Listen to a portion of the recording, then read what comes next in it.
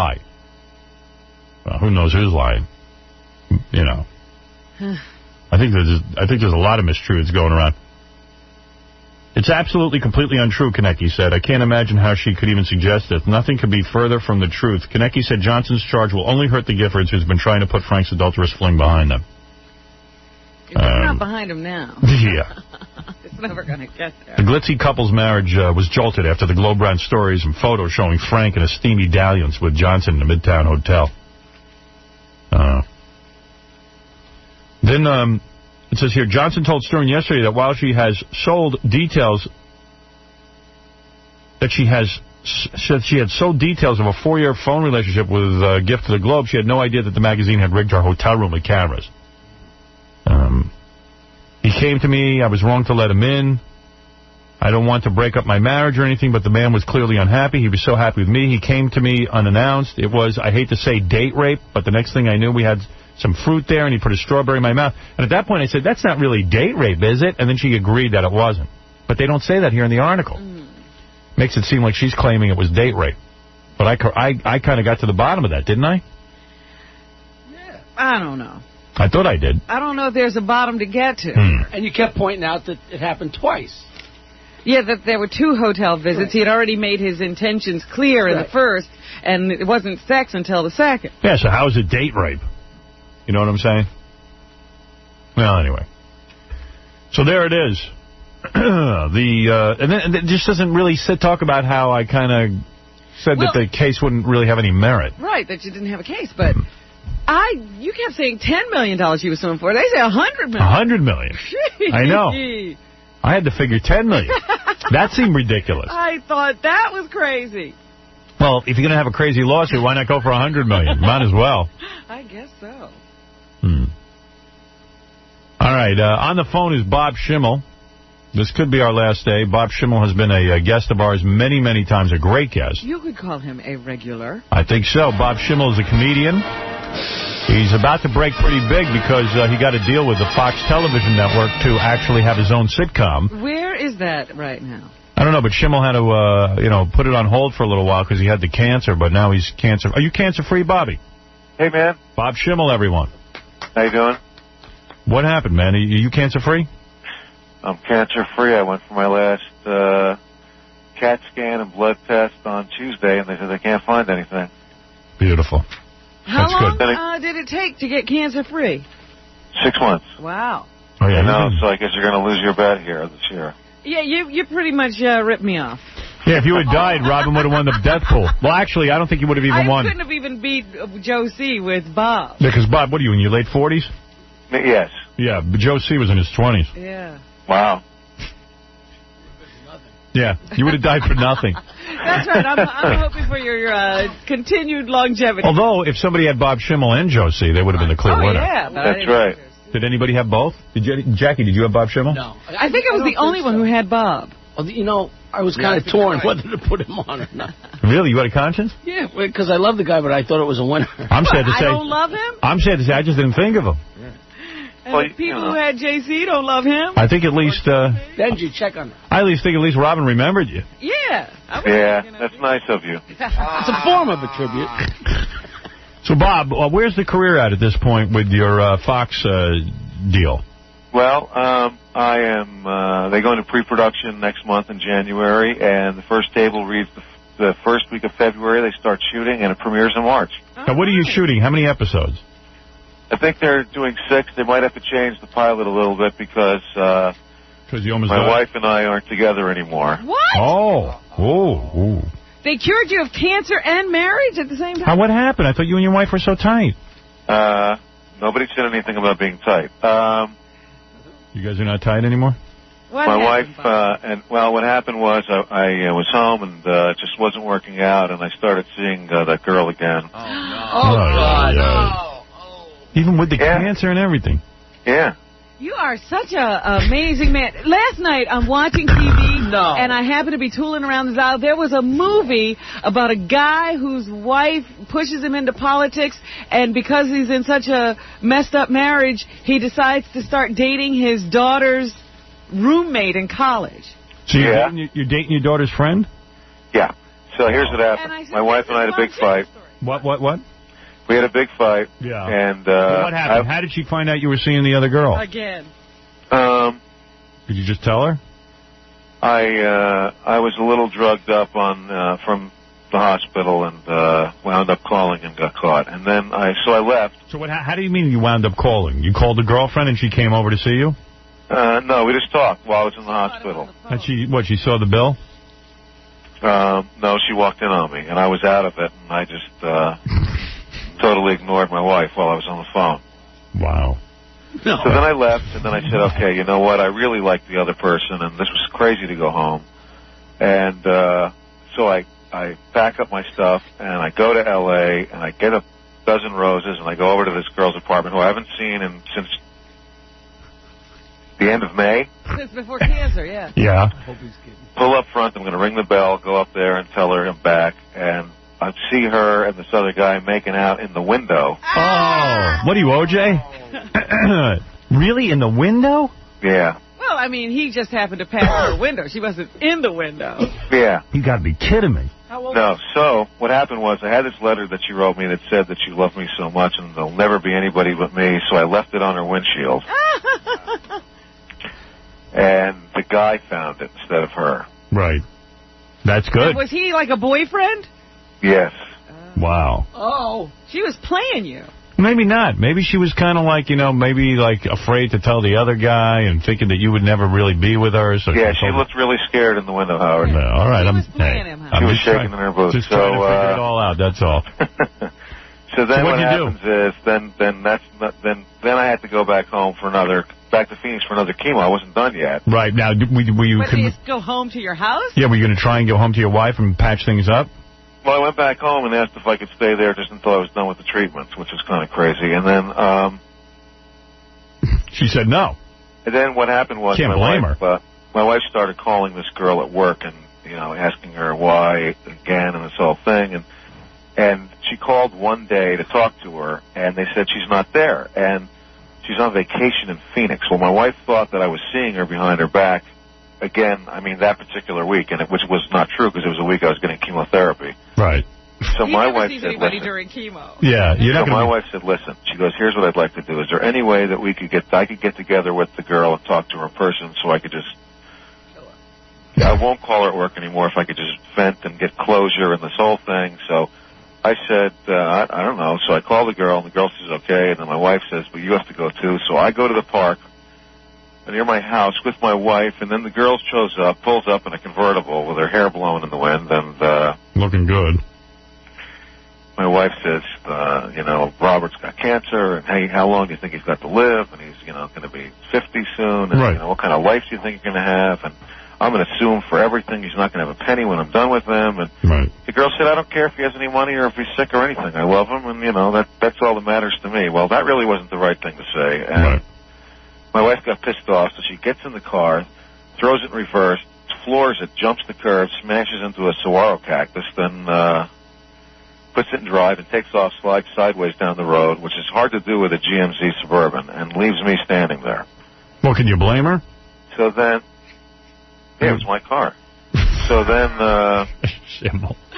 This is a great pilot, don't you think? Yeah, if you put this in your pilot. Oh, is this real? So then I walk home, and I get there, and my wife's in the house, and she locked all the doors and locked me out. And I wanted to get in because I didn't feel good, and I had to go to the bathroom because I'm on diuretics from the chemotherapy. Yeah, but come on. How much do you expect your wife to put up with? So then I banged on the door, and she said, you can never come in here again. And I banged on the door really hard, and I said, open this up. And she dialed 911 and told the police she was afraid for her life. The next thing I know, 3 cop cars come sliding up to the front of the house. Yeah. So are you in jail? Are you calling us from jail? So what, did they cart you off downtown? No, because 2 of the guys actually recognized me, and they one of them wanted my autograph, and like OJ. Nothing really happened. Yeah, right. So nothing happened. Nothing really happened for anybody to go anywhere. Boy, I thought I had problems just trying to work out my contract. Yeah. You don't know problems till you talk to Bob. Always stay in touch with Boy, Shiml, you're making me feel a lot better. So then the guy says, listen, you should go and don't stay here tonight. So I said, okay, I'm going to go back to L.A. So then I stay in a hotel that night, and my wife calls my cell phone and says, look, I know I was pissed off, and now I'm okay. And you know what? We should get divorced. And it would be a lot better if we mediate and not get lawyers because my lawyer's going to cost $20,000 and your lawyer's going to be $20,000. You're dreaming if it's going to be $20,000. It's going to cost you each. Well, she means a retainer up front. Right. Well, she happens to be right. My wife and I did that. She said if we mediate, we could just agree on everything, and in that way, all we do is go to court with the agreement, and then you just pay whatever it costs. And it's just basically a community property settlement. That's right. She said, so why don't we meet at some public place, and that way, we can't get into a fight, and we'll just talk it out. So I said, okay. So I meet her at the Cheesecake Factory. Oh, God. Nice. And just like your first date. The Cheesecake Factory. Yeah, go ahead. That's where we met, at the Cheesecake Factory. Bob, this is an amazing story. Yeah. So we get there, she has a glass of wine, and we're sitting there, and she said, I brought my list, do you have yours? And basically mine was, I didn't need a list, but it's really short. And I said, you go first. And she said, well, I get the house. So I said, check, please. And then... why? Let her have she's got to... Listen, you got 4 kids. What the house is $600,000. First of all, it's three kids. So then why don't you... So you could have 600... He's not really residing at the house. Wait. It's 3 kids? Left. I have a son that passed away, but I have my 22-year-old, my 22-month-old, and my 9-year-old. Well, the 22-month-old needs a roof. Yeah. Yeah, what do you expect her to do? And the 9-year-old, too, for that. You got 3 kids. But it's a 5-bedroom house with a casita. She doesn't need that many rooms. Oh, now he wants her to downsize. Oh, what a... Bob, listen to me. I would like her to downsize in more ways than one. But anyway... I say something? I'm not your wife's lawyer, but if your house is valued at $600,000, which, by the way, you should have an appraisal done of the house. Yeah. Because who knows? Everyone thinks the house is worth more than it is. Yeah. Let me tell you, man, I had my appraisal, and it was a little shock. So this... Right where you live. Right. So now then you listen to me now? It didn't work out. My wife jumped up and started screaming in the Cheesecake Factory. Right. Telling everybody around us that I'm screwing some 25-year-old, which is not true. She's 26, and she's actually going to be 27 next month. Okay. And so then I come back to L.A. Always the comedian. I know. Yeah, that's not true. She's actually going to be 27 in a month. So then I come back to L.A. Right. And then my kids really miss me, so they want to come and visit me. Of course.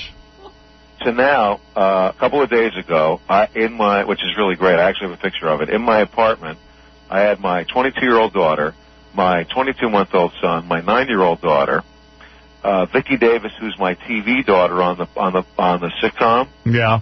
She came over to visit me because she hasn't seen me since I started chemotherapy. She came over. She's feeding my son a bottle. My 22-year-old's giving my girlfriend a manicure. Oh, my God. Because they're good friends. And they are. Right. And my manager, Lee's there talking to my 9-year-old in my apartment. Well, you certainly have things covered. How big an apartment does he have in L.A.? Oh, It's a 1-bedroom. He needs a lot of space. It's a 1-bedroom. With the dogs and the hamster, it's kind of crowded. Well, what are you suggesting? They sell the house and then move into something smaller, and then you guys will have some assets? Yeah. Yeah.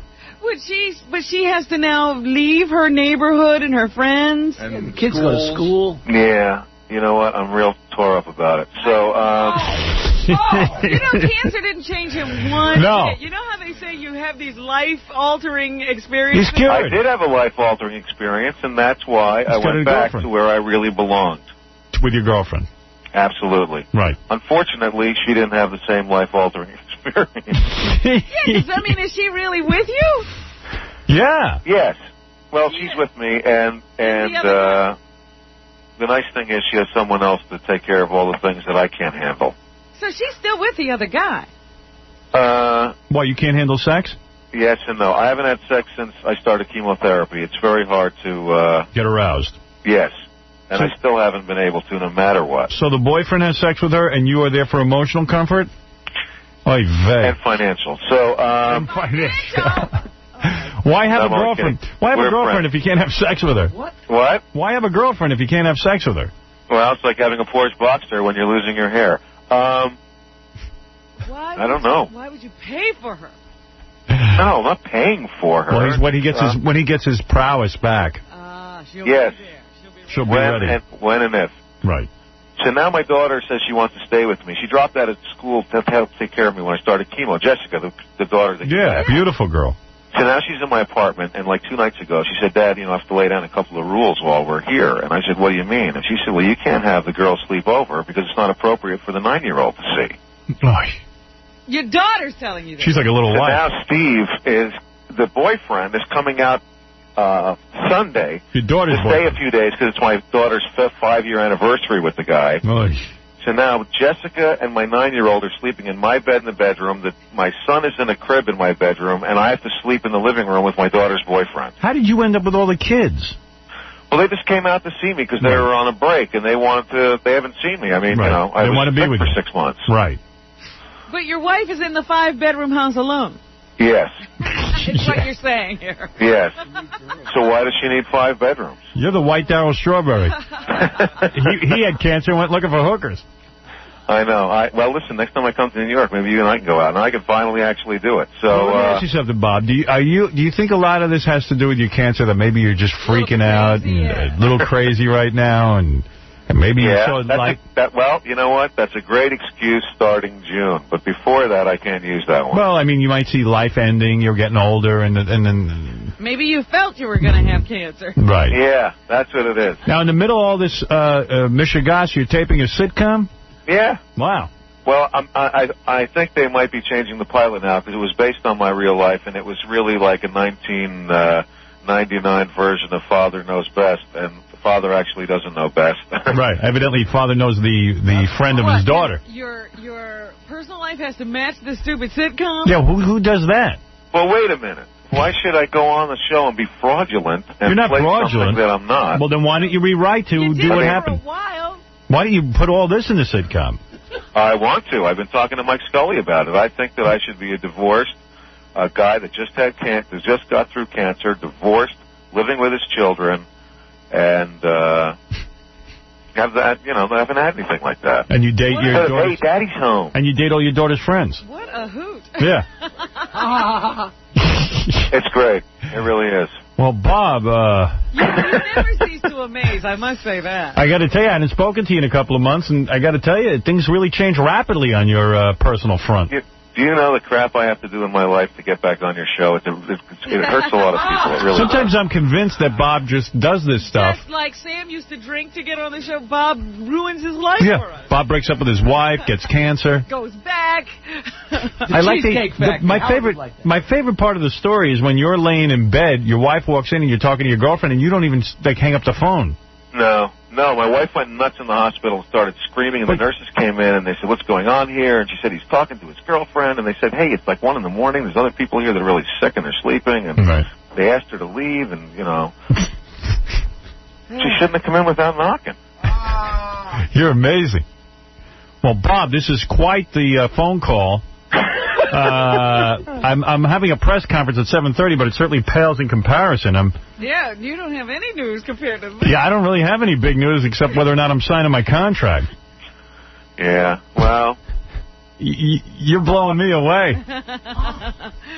You know, you guys predicted it, but you were off by 1 time on your show. No. 2 times ago, you said, next time you're back, you guys won't be together. Yeah, and we it knew was the next time I came back. Well, we knew your marriage was doomed. I mean, you didn't sound like a guy who really cared one way or the other. I tried and tried and tried. She harassed me while I was getting chemotherapy. I mean, I would... Well, what are you saying? I got to defend her. Harassed you. You were busy. In the middle of chemo, you think you would have turned to your wife, but you turned to the girlfriend. No, but not in the very beginning. And I remember being sick and retching in the toilet on my hands and knees, and she would say stuff like, "Where's your girlfriend? How come you're not throwing up in front of her right now?" Well, you could understand that, right? And I said, "Because you won't let her in the house." He's not kidding. Yeah, he lifted his head from the toilet. Yeah. How can my girlfriend help me if you're going to shut her out of everything? Yeah, she thinks you're going to hurt her. Come on, be reasonable. Get serious. You are the funniest mother effer I know. And anybody who says there's a comedian out there that's funnier than Bob Shiml's got to be drunk. Listen to this guy's comedy. It's about as black as it gets. And now the girl that I like she's friends with the other guy. Sure she is. Yeah. She just sleeps. Because she actually tried to convince me that guys can be friends with women and not have sex. Not true. And she won't believe me that there's no such thing, that there's always an ulterior motive. Hey, you can tell her it does happen, but only when the guy has cancer and is getting radiation. By the way, you can be friends with a girl and not have sex if you're John Goodman on Normal, Ohio. Yeah, right. Let me give Bob Shiml a plug because he deserves it. Yeah, you see him do his special brand of stand-up comedy. Because he needs a 2-bedroom apartment. At the pageant. He'll be at the pageant in St. Louis. For information, call... Tonight. Oh, that's right. At the Kalamazoo State Theater on New Year's Eve. Tonight's my first gig since I finished with this thing. Wow. 314-726-6161. Are you going to be doing this material? What thing is he talking about? His marriage? I got to talk about what's going on. On the New Year's Eve show, by New Year's, there'll be a whole bunch of new drama. What else could have happened? See Bob perform at the State Theater in Kalamazoo, Michigan. There's the only thing left is for the girl to be pregnant now. Yeah. You got to knock her up because you don't have enough kids. Oh, my God. I know. Well, you got to be back so that I can tell that story. Well, yeah, and it's all your fans in Kalamazoo, Michigan. KalamazooStateTheater.com can help you get tickets for the Bob Shiml performance in Michigan. You got to do a performance in New York. I'll go see that. Okay. Book something quickly. I will. It still could be my last tour, but I'm okay right now. Well, Bob, you've offered us up a heap of your personal life, and all of us have to say, thank God we're not Bob Shiml. Yeah. I couldn't take it. You're the only person I would do it for. I don't share that kind of stuff with everybody, but, I can't go backwards anymore on your show. I can't believe you do that stuff. Forget Can't believe I would do what? Wait a minute. I have genuine feelings for this other person. Are you in love with your girlfriend? I'm absolutely, totally in love with her, and I think that we have a long time that we could spend together, or at least until I run out of money. But, you know how many times I've been places with her, and they see her, and they go, hey, you're Robert's daughter. No. Any chance that you could bring her in with you? I would love to. If we re-sign a contract? I would love to. I'm thinking of re-signing. Actually, I'd like to bring her, Jess, and the TV daughter at the same time. Yeah, if you could bring everyone in. Everybody. Bring the boyfriend. My TV daughter, my real daughter, and my daughter's friend who happens to be my girlfriend. And bring the boyfriend. Bring the cops. Yeah. I'd love to bring the boyfriend, too, but... Well, all right, listen. How old is the boyfriend, Bob? The boyfriend is 28 years old. Has all his hair, too, I bet. And, what? Has all his hair, too, I bet. He has all of his hair, and I have none of my hair. I lost it all, from head all the way down to toe. Wow. How and he must have found it, because I saw him in the window, and he really had a lot of hair. Yeah, he was a very hairy guy. He had his shirt off, and so they were both topless in the window. Bob, I am so glad you got rid of your cancer. I'm sad to hear you look like E.T. Without any hair. I just have to ask, Bob, what's it like when you see the love of your life doing it with another guy? Rob. Well, it all depends. If it wasn't 6 months ago, I probably would have been able to get a little lotion out of my glove compartment and enjoy the situation. Unfortunately. All right, Bob, listen. We'll all go see you. I knew that would end the call. St. Louis, Missouri, 314-726-6161. Bob Shiml tonight at the pageant. He's tonight at the pageant and on New Year's Eve in Kalamazoo, Michigan. For information, go to KalamazooStateTheater.com. Hey, Bob, thanks, man. All right, and if you work everything out, I will bring her next time I'm in New York. I promise. I'm tempted to get it all worked out. Okay. Thanks, Bob. Yeah, okay, man. If you can't work it out, let us do that one show. Proving once again that he is not only the world's darkest, but maybe the world's greatest comedian, Bob Shiml. Thank you. Right. Bye, Bob. Bye-bye, guys. That's a funny mother effer. Oh, my goodness. It isn't so funny to the people he's doing this to. No. That ain't fun. There's a man who lives for his art. It's good for the rest of us. I don't want my wife to have the house. What does she need 5 bedrooms for? My son's dead. We only have 3 kids. We only have 3 left. And one of them's old enough to work, get her own apartment. I got a 22-year-old. He doesn't need 5 bedrooms. So I went to see my girlfriend, and I looked in the window, and she was making love to him, her boyfriend. So I left her a note, the boyfriend. Now we're dating. All I know is I begged my wife to let me in the house during my last cancer treatment, and she wouldn't let me. In the middle of throwing up in the toilet, she said, where's your girlfriend now? She harassed me. Well, you won't let her in the house. How can she help me? She wiped my face, at least. Oh, man. That is maybe the best 15 minutes I've ever heard. I'm floored. I was in the hospital getting my chemo, and my wife walked in while I was talking to my girlfriend, and I was so out of it, I ignored her. They got to make him a big star because, unlike other stars who hide things, he will just be open. He lets it out. Yeah. Jesus. Let it She shine. should have knocked. Yeah, the kids are pretty upset. We came to the Cheesecake Factory with our list. She wanted the house. I said, forget it. Check, please. Jack, please. I'm out of here. Why does that shocking guy that his wife would want the house? So crazy. Hey, that house is worth $600,000. She told the whole Cheesecake Factory I was banging a 26-year-old. And that's not true. She's going to be 27 in a month. Yeah. Is he funny or what? All right, we got to take a break. When we come back, I'll have more for you. We've got a jam-packed show, press conference where I'll announce what's going on with the show to the press and, of course, to my listening audience, who's been so loyal to me, right after these words. Hi, this is Bill, and I feel your pain. That's why I'd like to tell the American people about a way to reduce the stress in your life and help put a smile on your lips. Introducing my all-new Big Willie Pop. Suck on a Big Willie Pop, and you'll see why women everywhere just can't stop. Made with all-natural ingredients, my Big Willie Pop has a cream center that is a great source of protein. And moms, you'll be happy to know that once you unzip my package, your kids can suck on my Big Willie Pop all day. Hey, what do you have in your mouth? Nothing? Come on, you can tell me. What are you sucking on? Okay, don't tell anyone. It's a Big Willie Pop. Wow, can I taste? Yeah, here, wrap your lips around this. Hey, get that back. Get that back. You're sucking on it.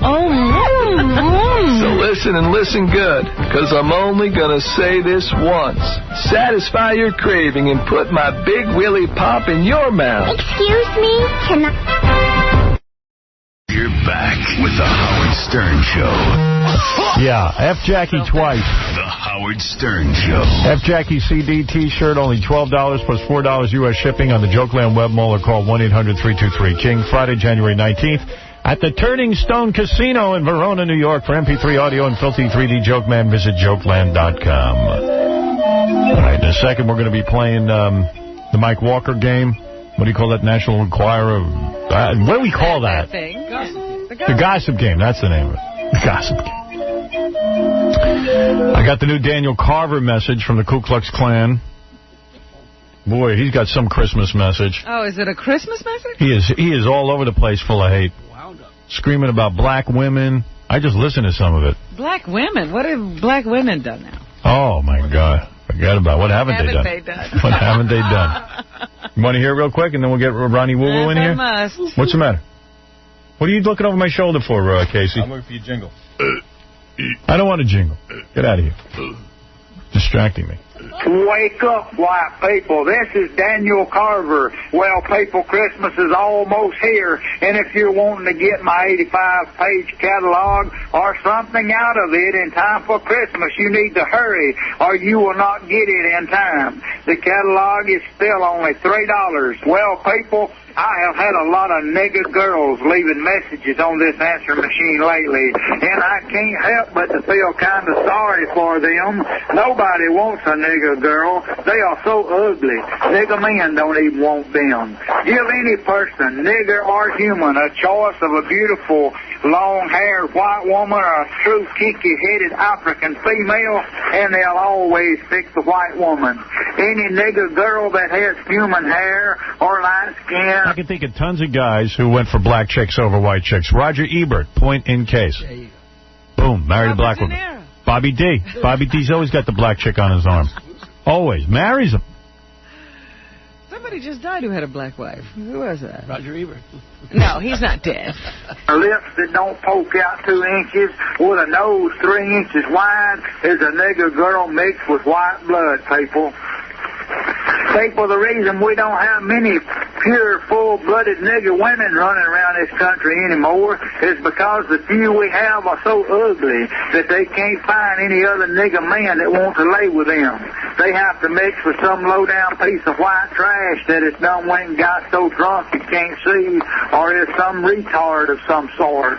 And then the result is another mongrel, neither black or white, but a mulatto. Well, people, it appears that George Bush has won the election. Maybe now we can get our military back. Slowly get faggots out of the military and back in the closet where they belong. Put some pride back in our military.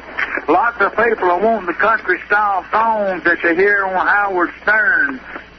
If you need these before Christmas, people, send $15. Somehow I work my way into the message. songs you play, huh? Right. Although he's got a better CD deal than Jackie. For $3 shipping, he'll ship you everything. Listen. Really? $3 to me for each CD that you want. I have 4 different CDs. Johnny Rebel, Rebel Yells, for segregation only, and the good old South. These CDs are $12 each with $3 priority mail shipping. How come he only charges $3 priority mail shipping? You charge $4, and you can only get... Because he probably doesn't actually send him stuff. Oh. No, he's doing better volume, I think, than Jack. That's possible. Jackie sent you 1 CD for $4. Daniel sent you 4 CDs for $3. Pay for the same $3 shipping fee will get you as many CDs as you want. And these CDs make great Christmas gifts. Imagine you get a racist CD for Christmas. Great gift. Even wake up some of your friends, people. Wake up, white people. Thanks. He is wound up. Sure is. A couple of quick phone calls, then we get right to the game with Ronnie Woo. And I'll tell you who Ronnie Woo is. You've never met him before. You've never met an individual like this. BB, quickly, go ahead. Hey, Howard. I'm calling. I have a friend of mine that when she was a child, she was raised by her father and a friend of her father. And right now she was diagnosed with AIDS. And the doctor had mentioned that... All right, you hit me up for something. What do you want? What do you want? Well, I would like to know if you could help me give her this PlayStation. I'm willing to purchase it if by any chance I've been looking all over the place. I'll give you Sony PlayStation 2, a $250 gift certificate courtesy of Buy.com. You've touched my heart. Go to Buy.com and enter the Sony PlayStation 2 sweepstakes. You don't have to beg me. Okay. Right? I thank you so much. All right, honey. Okay, bye-bye. Hold on. With all that going on, a PlayStation will help? Well, at least she'll miss me. Yeah, can you imagine? She got AIDS. She'd been raped 87 times. I can't put anybody on hold anymore. Did you lose the girl? No, I got her. She got a hat trick going. She got the AIDS. She'd been raped. She got cancer. Can I have a Sony PlayStation 2? Cheer me up. It'll cheer me up. Oh, God. That Sony PlayStation 2 is something else. Yeah, can you imagine? Jessica Hahn, very quickly, thank you. Oh, sweetie. It says here you just did 3... First of all, listen to this. As I'm on hold, I drank like a half a bottle. I've never done this. Have you ever seen me drunk? No. I didn't even start drinking until like 6 months ago. I've had 5 shots of tequila. Why are you doing that? I am so sad. First of all, I was shaking because of what I was going to tell you. Like, you guys are heroes. But it has to do with that story, but you probably don't have time. But then I got nervous. I just, took shots. How are we heroes? Well, do you remember in 87 when you said, pick up, pick up, pick up? That's the first time you talked to me during the scandal? Yeah. We back Remember on that? I had a news blackout, and I would only talk to you? Yes. Okay. And then at that time, I was, you just got on the phone, and you were so funny. And I had a bottle of pills and I never told anybody this, but if you're going off the air and if you're not, oh well. I'll be announcing whether I'm going off the air. I know that. Well, let me just tell you something. As you called, I thought you were a relative because the news media just calls in many forms. So I picked you up. Are you saying you were about to commit suicide and I saved your life? I definitely am going to say that. And second, can you say it quickly? Yes, I'll say it right now.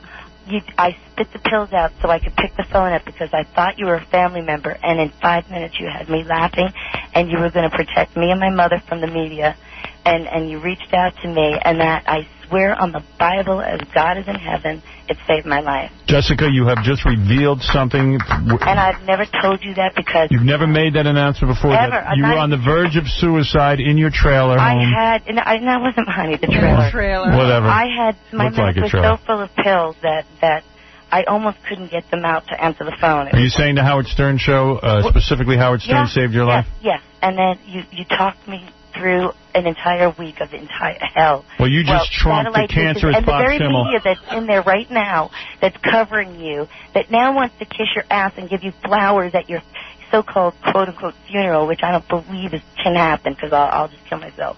No. But these people need to just start knowing what you're about. Can you imagine Jessica Hahn killed herself because I was leaving radio? Sweetie, it's not that would be great. I mean, well, I feel really sad. I mean, I would miss you, but no, you made I would look like a great person. Baby, you made me stronger.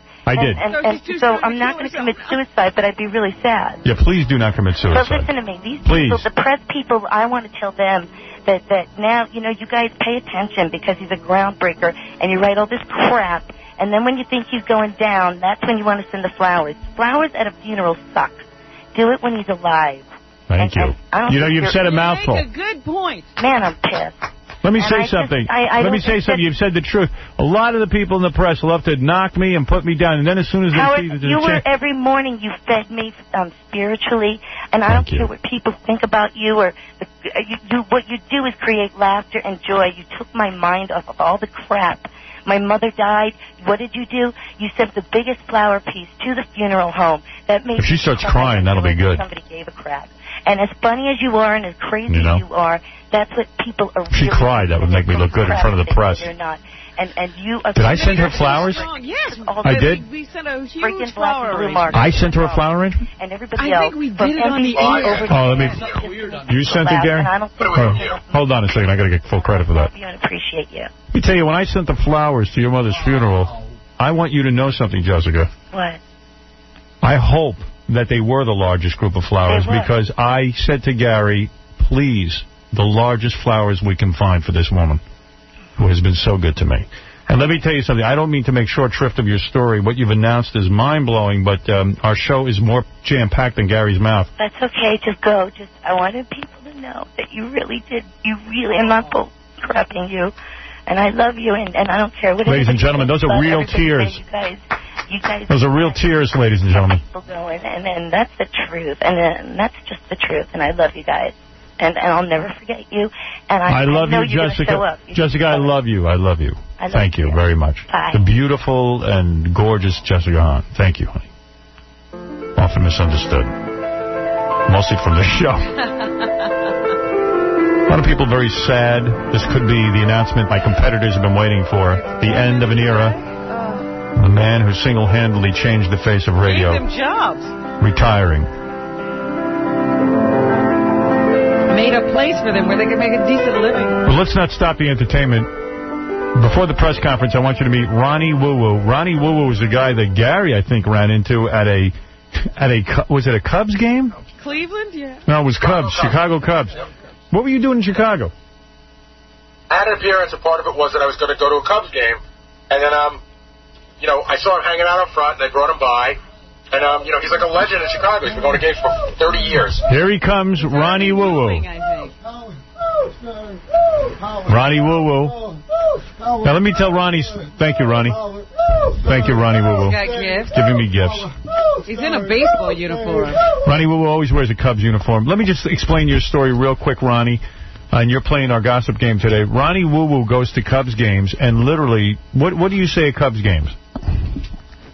Cubs win. Cubs win. Cubs win. Cubs win. World Series. Sammy. Sosa.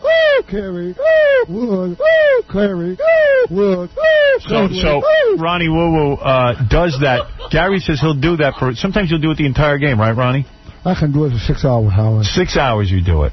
He's done it for 6 hours straight. He just does that over and over again. Do people think you're crazy?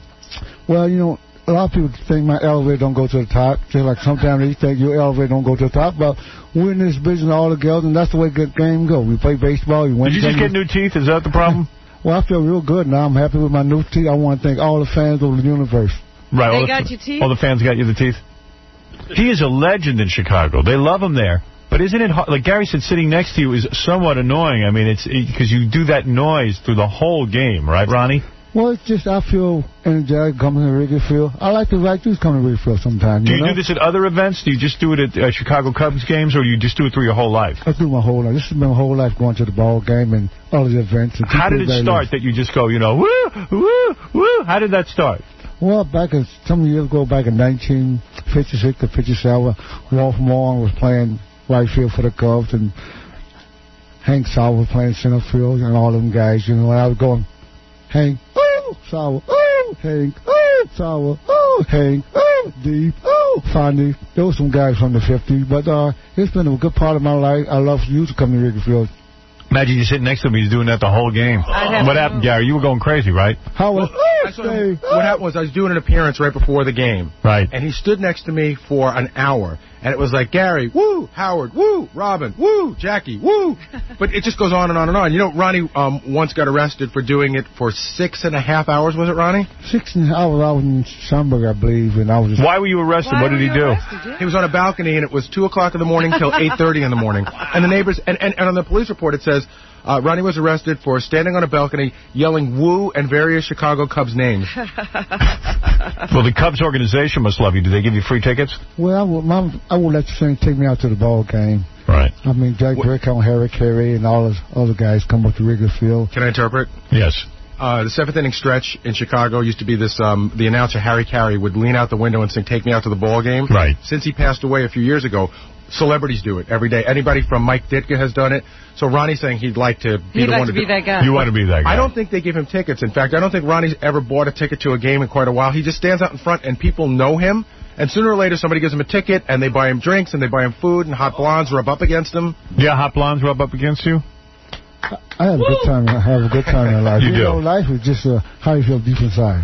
Let's go to Mike Walker. We're going to play a game now, Ronnie Woo Woo. You are our celebrity guest. If you can guess the wrong answer in this game, you're going to win $1,000 for some of the people. That is not a good explanation. Ronnie, there's 4 stories that you're going to hear. One of them's not true. You have to just guess it, okay? Which story? Now, which story do you think it is? True? 1, 2, 3, or 4? 3. 3. We haven't heard the stories yet, you. What's the difference? He's probably right. Well, Ronnie, woo, it's good to woo, see you here, woo. Howard, stay, Howard, stay, sign, the contract, sign, the contract, Howard, stay, Howard, stay. You go into a hypnotic trance. You do go into a hypnotic trance when you do it. It's almost comforting to you, isn't it? It's just part of my life, Howard. It's just part of your life. Good. All right. Let's go to the phone. Let's talk to Mike Walker. Mike. Howard. How are you? I'm fine, sir. How are you? All right, Ronnie Woo Woo from Chicago. Do you know Ronnie? Do you know Ronnie Woo Woo? I have heard of Ronnie Woo Woo. I've never actually heard him do his woo woo, and it's really something to hear. Yeah, and it's something to hear for 6 hours during a Cubs game. Yes. Well, let's go to the 4 stories. Mike Walker is such a great journalist, of course. His novel... Did you hear our story yesterday with Susan Johnson? Yeah, I didn't hear all of it. I heard some of it. Fantastic. I loved how she said she'd never heard of the Globe before, but she'd heard of the Inquirer. Yeah. That's pretty funny. That's a good commercial for you guys. Yeah. Well, anyway... Listen, I understand, of course, as the great journalist that I am... great disappointment I will not be at your press conference. I know, but, Mike, this is the kind of thing you want to cover. Well, I'd like to ask a question which you can answer at the conference, if you would. Can I get in my bid? Yes, go ahead. You'll be taking questions, right? Yes, I will. Well, I just want to know, after your long negotiations, what is the best advice you could give anybody now, in retrospect, about how to make the best deal for yourself? Well, I haven't revealed yet whether I'll be staying or leaving, so I can't answer that question. I know you can't. I'm hoping you'll answer it at the conference. Okay. Somebody write that down and ask that for Mike. I wrote it down. All right. I'm not answering it, but I'll write it down. And what is with this Ann H. accusation? Are you the guys who made the accusation? Yes. All right. So you claim that she gave the drugs to Robert Downey, but Downey's even saying that's not true. Well, she is the influence, and we are saying that is a rock-solid story. All right. You're going with it. We went with it because we believe that story to be true. Do you think there'll be a lawsuit? It's very hard to predict. People say things, and, the threat of lawsuits is something that happens every day with any, big, deep pockets corporation, like the Inquirer. Right. All right, 4 stories. Mike Walker, here we go. Ronnie Woo Woo, please pay attention. You know what? Let Ronnie Woo Woo win the $1,000 if... Bet you could use $1,000, right? $1,000. Sure. Yeah, if you get it right, I'm going to give you the $1,000. Wow. And the $1,000 is a cash prize. From? Oh, wait, it's not $1,000. We're playing for 2 airline tickets to anywhere in the continental United States. Oh, plus $1,000 cash, courtesy of HotWire.com, so you get tickets, so you too. get money and tickets. Wow. All right, Ronnie Woo Woo? Oh, he likes that. Let me hear a woo. How, $1,000, giddy up, All right.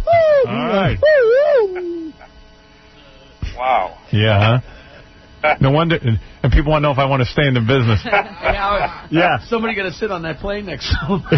Will you do that noise on a plane? Because you seem to be able to control it. Stewardess, woo! I was on a plane. I was coming in. I said, New York, woo! New York, woo! Howard, woo! Stern, woo! Howard, woo! Stern, woo! Woo! Woo! You did that on the plane the whole way? All the way. All the way. No. Wow. You'd be wishing for a crying baby. Yeah. All right, let's go to the 4 stories. The great Mike Walker. Go ahead. All right, sir. Story number 1. This might just be the weirdest fact yet to come out of the O.J. Simpson trial. Prosecutor Christopher Darden's new choice in dress shoes is Bruno Magli. Oh, that's weird. Okay. Weird. Go ahead. All right. Talk about bass-ackwards. Michael Douglas filmed the last scenes of his new flick Night Watchman first because he plays a fat, bumbling security guard who finally reveals himself as a svelte, handsome super criminal.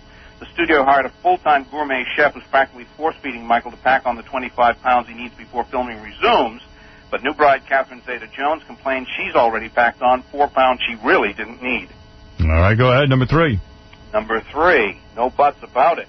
Cast and crew of Angelina Jolie's new flick Tomb Raider, starring her as a video game cyber hero Lara Croft, marveled that the actress knows no fear and insists on doing her own death-defying stunts. Sexy Angelina learned to box, fire guns, shoot arrows, bungee jump off a 3-story building, and actually injured her leg doing one stunt. But guess what's too scary, even for her?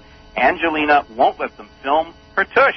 She uses a bottom double for nude close-ups. What do you think? It's a lousy tush? I don't think so. What do you think? All right, number 4. Well, there's no such thing, Howard. All right. Number 4. Don't invite Callista Flockhart and Cameron Diaz to the same party. Cameron is seething over Callista's recent spoof of her on Saturday Night Live.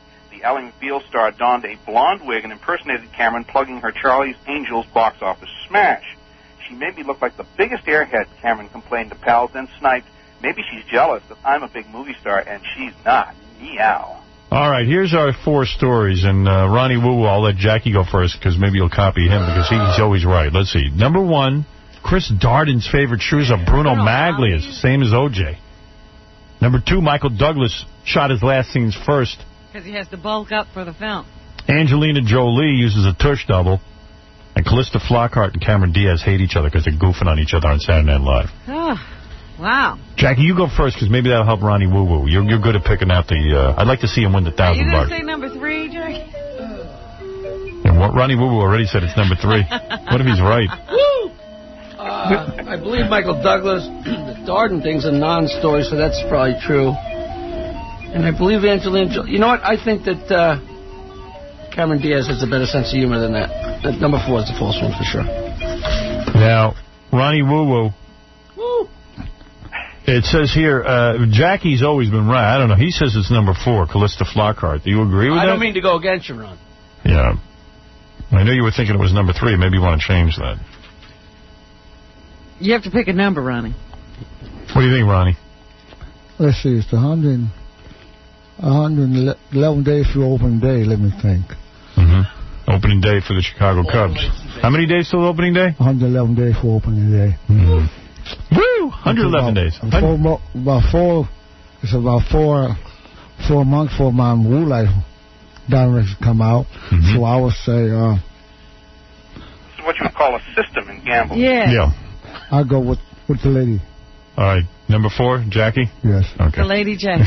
Thank you. Believe me, he's more of a lady than you know. All right. Ronnie says number 4. Robin, what about you? I want to win this week. I'm going with Ronnie and Jackie and saying number 4. I'm not that sure this one. Me too, because Jackie's always right. I'm going to walk you right into the sea. Fred, what do you say? You know, I got a question for Mike. Yes, sir. Her ass is naked in the Lara Croft movie? Yes. She's naked all the time, Angelina. Well, but you know something? Meaning, Fred, do you think it's Angelina Jolie? I think that's the false number story. 3? And the reason being, if this movie is being made for, like, kids and stuff like that, I don't think they're going to have a naked ass in there. All right, let's see. Fred says the Angelina Jolie story is false, that she doesn't use a tush double. And the rest of us say, including Ronnie Woo Woo. What, Jackie? You're really with me, too, huh?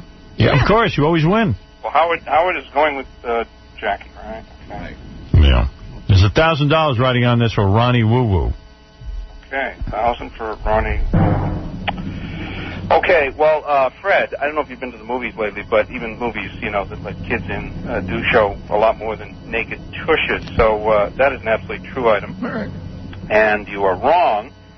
Everybody else, of course, has gone with Callista Flockhart, and Ronnie Woo, I'm really sorry to tell you this, but that is not a winning combination. But, yeah, I'm sorry. But, you wouldn't have been right anyway. You did pick 3. That wasn't right either. The phony item is the Michael Douglas item. Oh. There is no such movie as Night Watchman.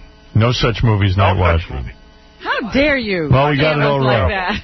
Ronnie Woo, what do you say to Mike Walker about that? You son of a woo life, woo life, woo life, Howard stay, Howard stay, Howard stay, let him stay, sign a contract.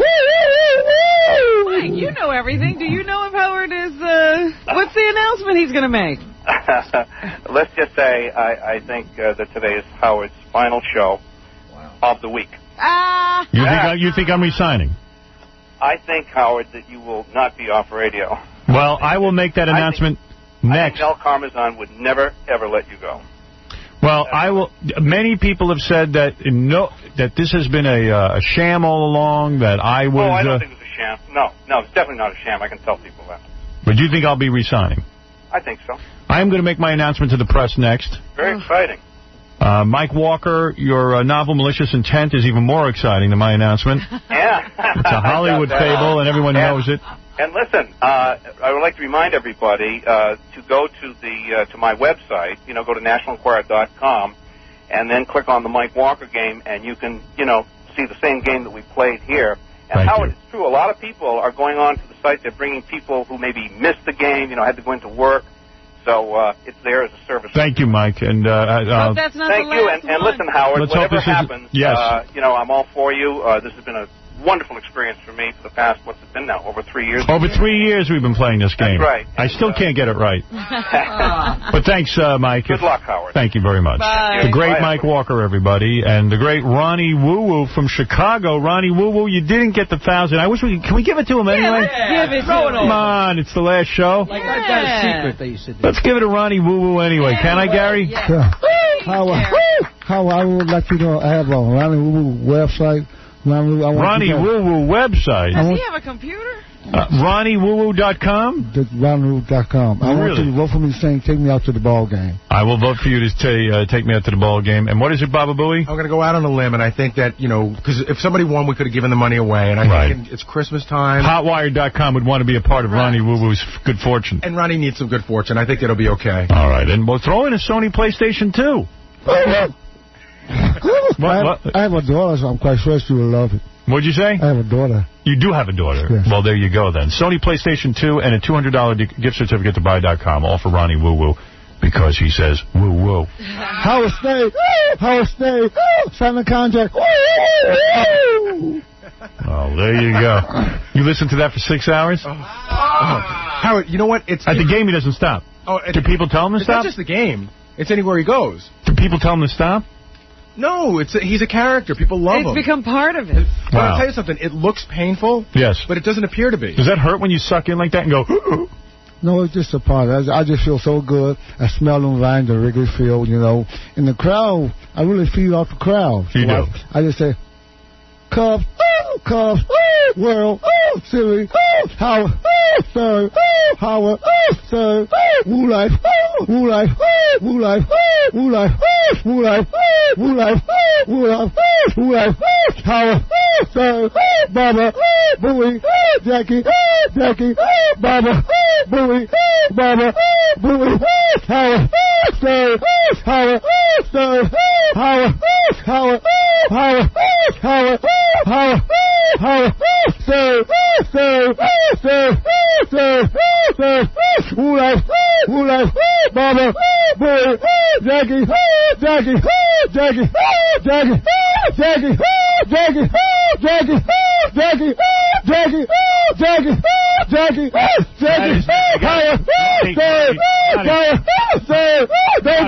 please say.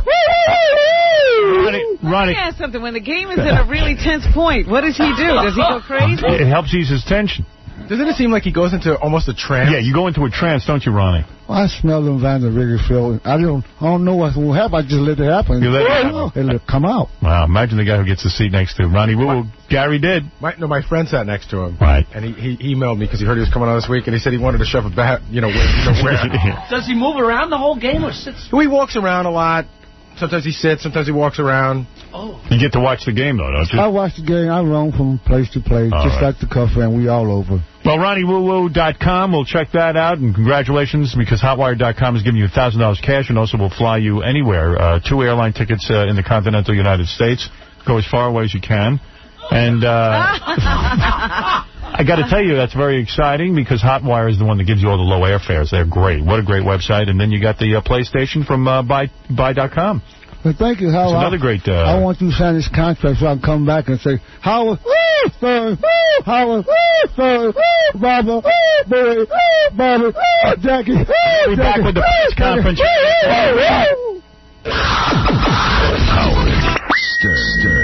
Howard Stern Show. Jefferson Airplane is flying high. No drug references, please. Once again, RCA Records has released a double album anthology. It's called 2400 Fulton Street. And the first single is a re-release of White Rabbit, which is also featured on the Platoon soundtrack. It's a great movie. Meanwhile, one of the airplane's descendants, the Starship, was poised to have another #1 single. This week, Nothing's Gonna Stop Us Now is at #2 on the charts, and the Starship is now working on a new LP due in late May. Before I go into a broadcast, folks, I've got a little information that I'm sure will be of interest to all of you. We're back. We're back with the Howard Stern Show. Well, here we are.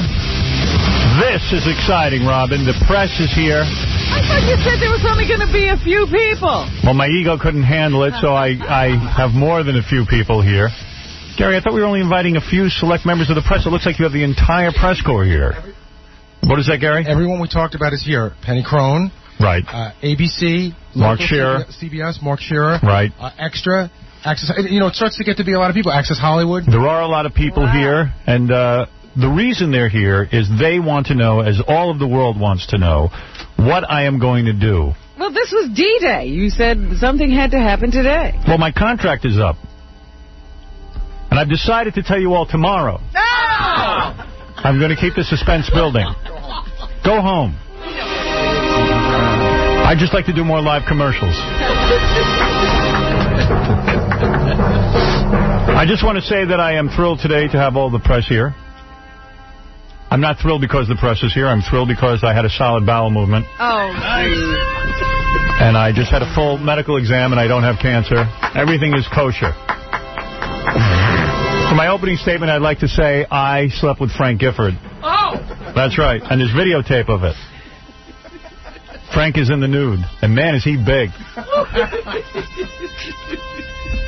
Actually, I know why all of you are here today, so let's get to it. You're here for free food. Well, guess what? There's no free food. Didn't anybody tell them? Everybody loves free food. Well, Robin, yeah. I'd like to take this opportunity to say I would love to see you with your top off. Now, the reason I've called the press here today is that there's been a lot of speculation about what I'd be doing in the future. And I want to... Speculation? What? Well, okay, so we started all the speculation. Now, as you know, 5 years ago, I signed with this company. Yeah. It was a little radio company known as Infinity Broadcasting. Infinity Broadcasting grew to become what? CBS and Infinity. CBS Infinity became Viacom, CBS Infinity. And now I don't know who I work for. Quite frankly, I'm confused, but I'm proud. I'm proud to be part of this huge corporation because I feel I've been here from the beginning. And now I have an official announcement. God officially changed his name to Mel. Mel Karmazin. He owns CBS, he owns Viacom, he owns Infinity. He owns me. Lock, stock, and barrel. I keep trying to get out. They keep sucking me back in. What I'm trying to say, ladies and gentlemen of the press, esteemed friends, colleagues, people I've worked with for the last 15 years here at this great company, I have resigned for another 5 years of radio broadcasting. Now, lest any of you... Thank you. Surprise, surprise. Don't say that, Penny. You are a yenta. Lord. Howard, she's... I am going to say something right now, and you don't have to believe this, Penny. In fact, no one's going to believe this. I'm actually attracted to Penny. I knew you wouldn't believe it, but it's true. No, let me say something right now, and this is the truth. Up until 4:42 yesterday afternoon, I had no contract with Infinity, Viacom, CBS. I was really on the fence. We didn't know. We had last-minute negotiations. Mel Karmazin sits here, the head of this great company. My agent, Don Buckwell, will confirm this for you. These men are not liars. I am a liar, but they are not. And I am telling you, at 4:41, and Mel, please take this with no disrespect, I wanted to kick Mel in the nuts at 4:41. But by 4:42, I was on my knees, kissing up to him like all of America does. Penny, you need a shave. Did you get the yes. Did you get the same amount that Mel? Did you give him what A-Rod got? Let me say something. I am not going to comment on the exact details of my contract, but I'm going to tell you something. How much? Mel thinks I got more than I deserve, and I think I got less than I deserve. But I'm happy. I am happy to be here, and I'm going to tell you why I'm happy to be here. I have a lot of radio left in me, number one. Number two, I still think there are things that we are going to do in the next 5 years. I laid out a 5-year plan for Mel, much like that guy from China, the one who started communism, Mao. That dude. I laid out a 5-year plan for Mel. I told him what I want to accomplish, and he said that we could do it together. So can you what? Don't. So can you? Just because I'm going to be at the side of a man doesn't mean I'm gay. Howard, you called this news conference. Yes, I did. It's a news conference. Yes, it's a back and forth thing here. All right, but you. All right, so can you give us a ballpark figure?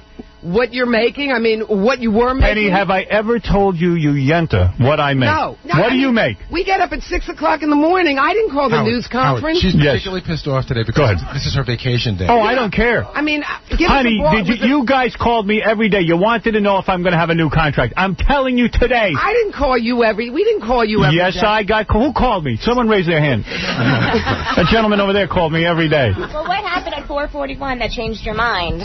Would you like me to help? Oh, Mel is going to help. Okay. Ladies and gentlemen, I'd like to introduce a man who is considered a great man. A man who, next to God, is the most important man on this planet, Mel Karmazin. Go ahead, Mel. Thank you, Howard. Yes, thank you. First, can I get a plug in? Because I know often when you have guests here, they get to do a plug, and I know Jackie does a plug. This weekend, Paramount has a movie opening, What Women Want, with Mel Gibson. I would urge all your listeners to go see it. By the way, got excellent reviews. Got excellent reviews. So the plug is over. All right, go ahead. So, sorry, Jackie. Let me. I'll give you some color on how this deal went down. Thank you, Mel. I handle this personally, and the reason I handled it personally is that even in my job, I'm entitled to have some fun in life. So I personally helped the negotiations. Howard and I probably had about 25 meetings together to discuss this thing. It started with the idea of whether or not where we would have the meeting. So Howard started to want the meeting at Scores, and I want the meeting at the Harvard Club. Right. So most of the negotiation was where we were going to have the meeting. Right. The first parts of the negotiation deals with, I'm not sure I want to get to work, I'm not sure I want to come in at 4:30, I'm not sure that I have enough money, I can't date, I can't do this. Right. And my sense was there was never a doubt, there was absolutely never a doubt that Howard was going to resign. The opportunity for him to have all of these beautiful women take their clothes off every morning is something that I knew he would not give up. So we put up the first 6, 7 meetings where he was not going to renew. The next portion of it starts to deal with the money.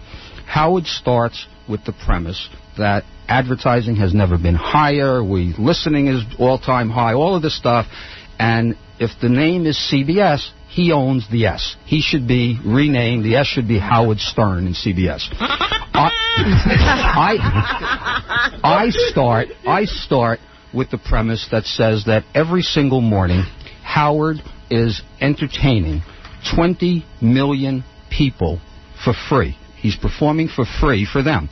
Why do I have to pay for it? So if they're not paying, why do I have to pay for it? That's true. Why should you have to pay? Right. I mean, if anyone is sort of trying to figure out what's the negotiation, he wants to own a good chunk of CBS, and I want to pay the same thing that everybody else pays to listen to him. So that's the bid and the ask.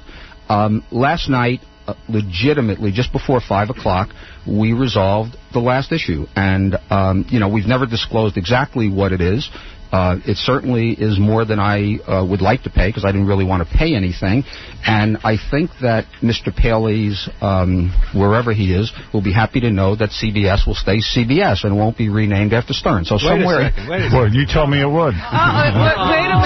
You didn't work it all out? Right. So we didn't get everything. So the sense is that we're really happy, and I think the people who've won the most have been his fans, and they're going to be able to enjoy listening to him every morning again. By the way, Mel hasn't revealed this, but Jessica Hahn and Gary the Retard are now hosts of the CBS Early Morning Show. I personally saw to it. Yes, and Vinny Favale, you're fired. Howard, yes, go ahead. Access Hollywood has a question. Yes, good. Access Hollywood. Hi, Howard. So you said that you have a 5-year plan. What's going to be in your 5-year plan? Are there going to be any changes? Yes, there are going to be changes. I have several ways of expressing myself through several different mediums, and I am going to be revealing that to my audience as the months go by. But I have several big projects in the making, and I'll be announcing those as they happen.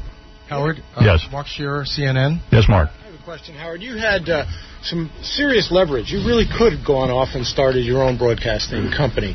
Was that one of your negotiating standpoints? Yes. Oh, God. Never thought of it. You mean I could have started my own broadcast company? Gee. I would have quit broadcasting. Actually, you're right. There were several options open to me. But I got to tell you something, and I said this to my agent, Don Buchwald, and I think Mel knew this. This is why I was at such a disadvantage. I love working for the company. The company stuck by me when I was fired from NBC. Mel was there for me several days later. He came to me and he said, Howard, I think that we can do business together. Where NBC said they couldn't sell you, I think I could. Where NBC couldn't turn you into a national media figure, I think I can. And I have to tell you that Mel has always been loyal to me and a good friend to me. And I know this is just business sometimes, but I do consider it a bond between us, that we got a lot going on in the beginning when this company wasn't so big. And the thought of leaving, now that things are so exciting, now that, Paramount Pictures and MTV and everybody's under this one umbrella, there's sort of a synergy going on. And I think that my plans for the future tap into the greatness that is CBS Viacom right now. So this is a more exciting company to be with. I can't think of a company that would be better for me to be at right now. My own broadcast company could never generate that kind of excitement. Howard, the dynamic of your show has changed from that of a married man lusting after women he can never have to a single man lusting after women I can't get. Right, that's true, Mark. Are you worried, though, that interest in the radio show might have dropped a little bit because of that? Mark, I don't worry about interest in the radio show. I believe if I come on the air and I do the show that I do, I've always somehow been interesting to people. In fact, some people have said to me it's kind of interesting that the dynamic of the show has changed. After so many years, all of a sudden it's a whole new ball game. My personal life is a shambles, it is true. And I wish it wasn't, but if it makes the show more interesting to people, that would be the only positive benefit to having a personal life that is an emotional wreck. Casey's got a question. Howard, this gentleman's from E.T. Go ahead. Howard, we were a little worried there you were going to be the next Kathy Lee Gifford. Right. Well, let me tell you something. There was a time I had to sit down. I did a lot of soul searching. I'm with a psychiatrist now 3-4 days a week. And I sat down with him and I said, I can't figure out what do I want to do. Do I want to continue in radio? Do I want to continue getting up at 4 o'clock in the morning every day? It was a tough decision. I really had to sit down and think about it. And in the final analysis, I couldn't see walking away from this, that this is what I wanted to do since I was 5 years old. I knew that I'd be on the radio. I knew I'd be seeing naked women. I knew it at 5. I knew this was my chance. And actually, this is what I think I was born to do, that no matter what my career has been in terms of books and movies and television shows, we have a syndicated television show, I have a television show on the E! Network, all of that stuff is great, but it all comes from radio, and radio is what I think I'm best at. Howard, back to Penny Crone. Yes. You know, this is a big, fat promo for you. I mean, yes. We're sitting here, Mr. Carmazon. Did you see what's over your head, Mel? What is that? See, I mean, you're like the CEO of what, CBS and whatever, right? Whatever. I mean, that's and Don Buchwald, your agent, and you, and everybody, you're touting yourself, and that's great, and that's great. But you're not telling us one thing. That's right. Tell us give us a ballpark figure of how much you're making. I have never done that, and I never will. And let me tell you something, Penny. You are starting to sound like an old crow, and I can't believe it. Well, you're starting to look like an old crow. I'm getting. Oh, well, you can be ticked off all you can be ticked off all you want, honey. But people, in fact, you work for Fox. The newspaper, the New York Post today, has on the front page, will Howard Stern sign or will he leave? It does not. Go look at the front page. You call yourself a journalist. And it says... Today may be Howard's last day. So it's on the front page. So I call you in here as one of the select journalists who I've had a relationship with, not physically, but emotionally. I call you in here, and you attack me viciously because I'm giving you the answer. I can't win with you. Next time... You came in here crying. No, I said you sound like an old crow. Okay, I apologize. Well, I apologize to you. Yes. But I can't believe... I'm sorry if I hurt your feelings. And Penny, why didn't you relax? I know this isn't your period, so I don't understand why you're so... Wait a minute. She was in here Penny, trust me, you can't hurt my feelings. Yeah. A couple of weeks ago, she was in here. No, I didn't say anything 2 weeks ago, but... you were crying 2 weeks ago. 2 weeks ago, you were crying. You came in here. I gave you an exclusive. I kept all the other reporters out of here. Boy, how people change in 2 seconds. I just want to know how much you're making. But I'm not going to tell you how much I'm making. How will I do that? What difference would it make to you? Give us a percentage increase over what you were making last contract. I would not tell you what I'm making over last contract, but believe me, it should have been a lot more. That's all. It always should be more, as Mel said. Howard, Extra has a question. Go ahead. Howard, even opinion polls for your viewers say this was a publicity stunt from day one. Why don't you and Mel come clean right now on there and just come clean with us? This was a publicity stunt from the beginning. Let me say something. I will swear on the life of my children that this was no publicity stunt, and that's the only thing I can swear on that's near and dear to me. Aside from my money. I swear on life of my children that this was no publicity stunt, that in fact, as of 4:42 yesterday afternoon, there was no deal. So if you think I was kidding, I wasn't kidding, and Mel wasn't kidding. Yeah. This is no publicity stunt, and I will never do that to my audience. When I was fired from NBC, they said it was a publicity stunt, and it wasn't. I'm not making jokes here. But if you were so adamant about willing to walk away, what changed it? What was the real bottom line? Was it the dollars? And if so, tell us. It was money issues. It was also money issues and other issues. Money? That was it? No, it wasn't just money. There were other things involved. Right, Mel? I can't think of that. Me neither. No, I don't have a plane or a jet. You don't have a plane or a booth. I have nothing. I know one of the issues from my point of view was that I was not going to pay for the psychiatrist. So as he was going to psychiatrists more and more often, so we took that off the table. While I might participate in a scam, I don't think Mel wouldn't. I don't think the CEO of a major corporation needs to be caught in a lie. He doesn't have time for our hijinks. I've been caught in lots of lies. There was never a doubt in my mind that Howard was going to sign. So, I must say there was not a publicity stunt, but from my point of view, it was never in doubt that Howard would sign.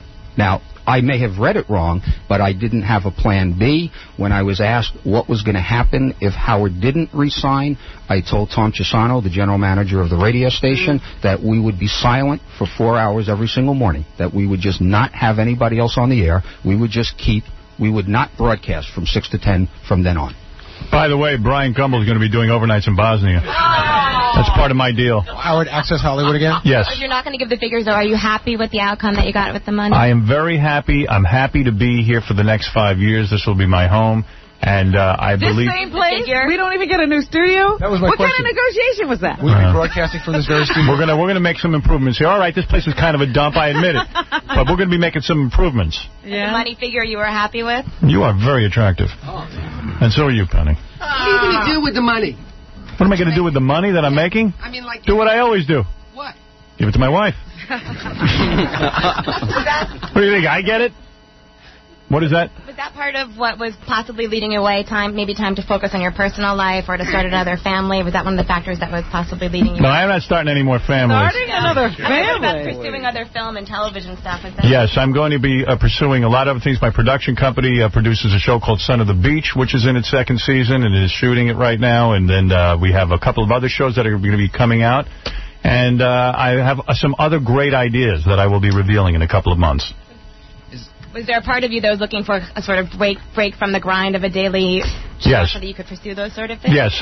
When I was sitting down thinking about, dude, I would not take money. I wouldn't take a dime from Mel if I wasn't committed to doing this for another 5 years. If my heart wasn't 100% into it. So I had to sit down and really think about, is this the kind of, grind that I want to go through on a daily basis? Because it does get to be a grind. People compare what I do to working a coal mine. Very difficult work. Who compares it? You. I do. I told my mother that. Howard, also in the room, the very famous reporter, John Slattery. I wonder. John Slattery. Yes. Very impressed to see him. John, you couldn't possibly have a question. Howard. Yes. And congratulations. Thank you, John. How big is it? How big's what? What? How big is that contract? Oh, the contract. You wouldn't tell Penny, but you might tell me. Well, you're a legitimate journalist. Of course I'd tell you. So come close. Is that all you wanted to know? Just a percentage increase. No, I'm not comfortable. I'm not comfortable giving out how much money I make. All right. What about after 5 years? What are you going to do? Do you have any plans beyond this? I don't. I mean, to me, I got to get through the 5 years, and to me, it's absolute.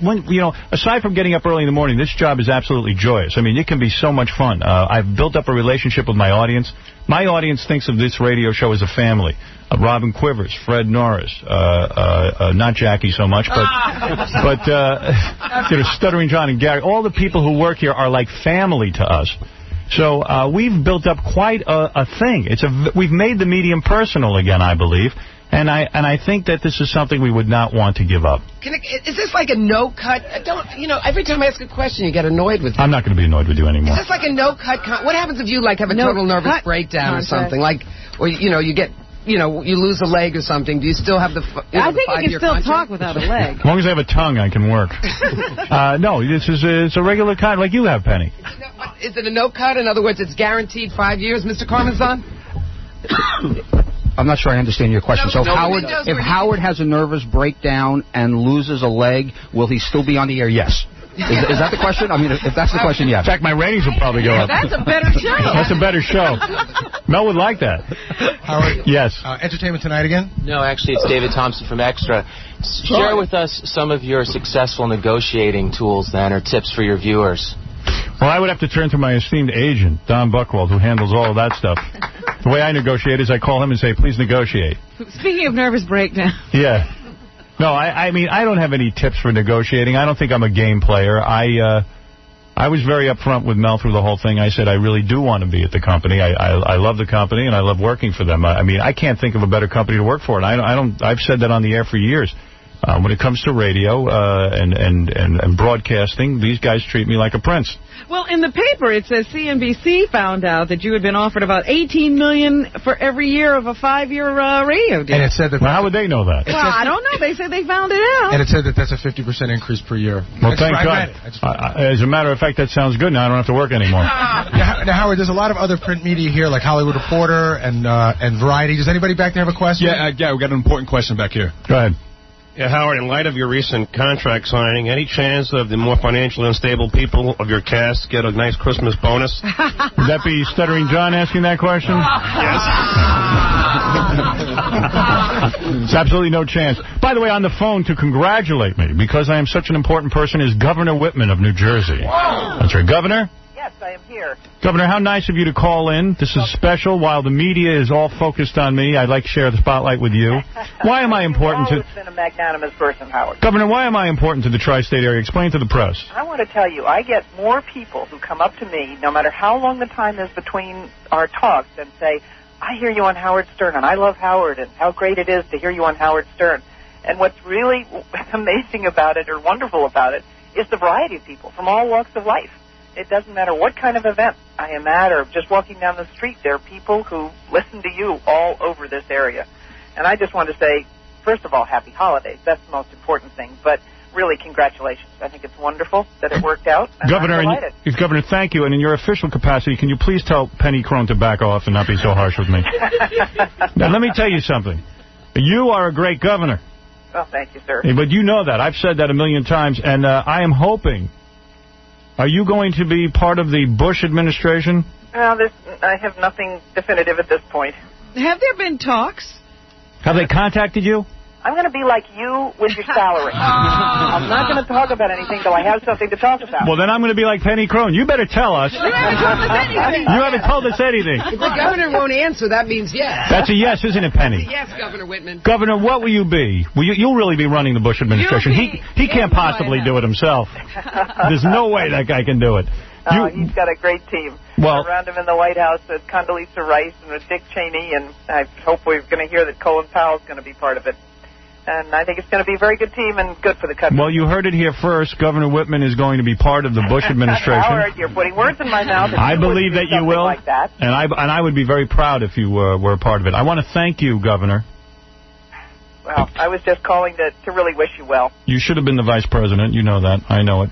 Mel Karmazin knows it. I think we've got a very good team in Washington. I know we have a very good team in Washington. Everybody's going to be surprised, and very pleasantly surprised, depending on what everyone on the Hill decides to do. If they decide they don't want to work together in order to have issues for the next campaign, then we won't get anything done. But if they really decide that party politics isn't the most important thing in this world and that getting something done for the people is, we could see a lot of exciting things happen. Weren't you shocked to see Al Gore drinking Heineken on the front page of the Daily News today? I haven't seen that picture yet. I'm waiting to see this one. Well, a little warm, I gather, too. Exactly. But listen, thank you, Governor. Okay, well, good luck to you in the next 5 years. Thank you. Bye. As you can see, this is a very important day. Howard, Mark, excuse me for 1 second. The governor. He's drinking that in. I'm drinking that in. Give me a second, all right? When you re-sign with CNN, the governor's not calling. Thank you, Mark. All right, go ahead. At the end of this contract, you'll be broadcasting in your 50s, right? That is correct, Mark. Is that a dignified thing for a man in his 50s to be doing? Doing this show? Absolutely not. But I have no choice. As a matter of fact, I'm a very young 50s. You can see, look at this face. There's not a line on it. Well, there's a few. Listen, let me tell you something, and this is to answer your question seriously. Doing this show was not dignified when I was 25. So who cares if I'm doing it at 50? Listen, Mark, you're 65 and you're still going. Come on, you're the entertainment reporter. You're moving into Imus territory.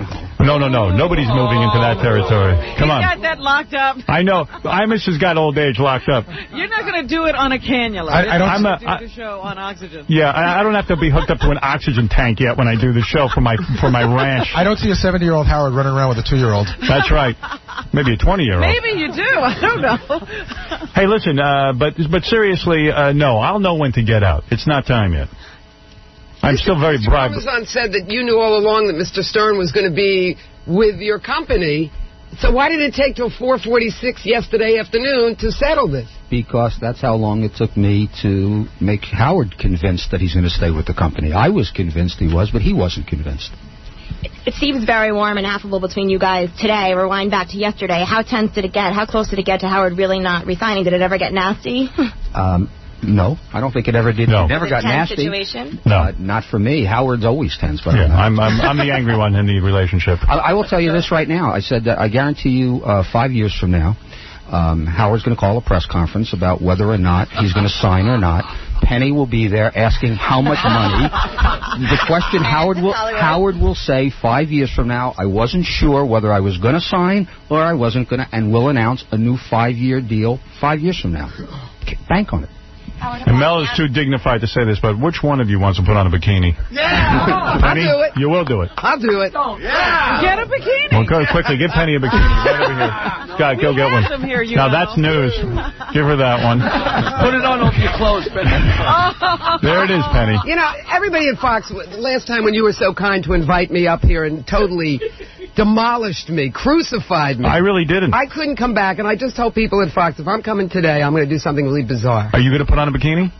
Yeah, over my clothes. Oh, well, no one wants to see that. You know, Howard, it's funny. She did that last report. You talked to her about that she had had a period in 20 years and stuff, and then they did the report that night, and there was no mention of anything. Then why was that cut out?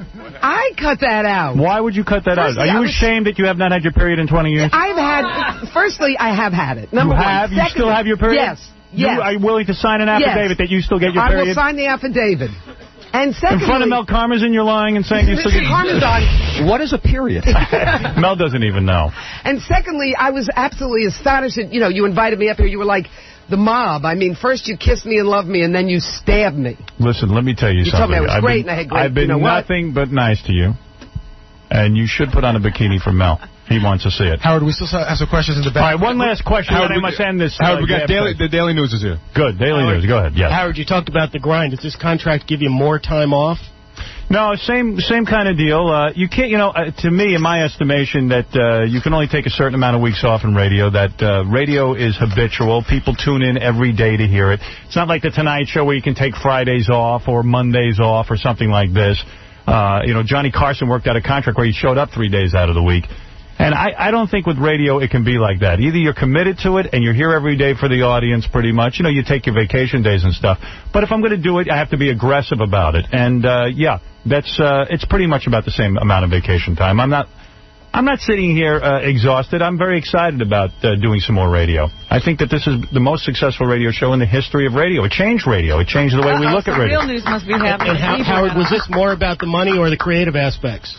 No, I'm very satisfied with the creative aspects. There's some things that I asked Mel in the future that I want to get involved with. Would he be a part of? And he's excited about that kind of stuff. He likes to see that kind of energy going into the radio show. I vowed to him that if I signed another deal that I am super excited about doing the show. So it's nothing creative. There's no creative differences. Basically, it was about a negotiation and about how much I'd work for.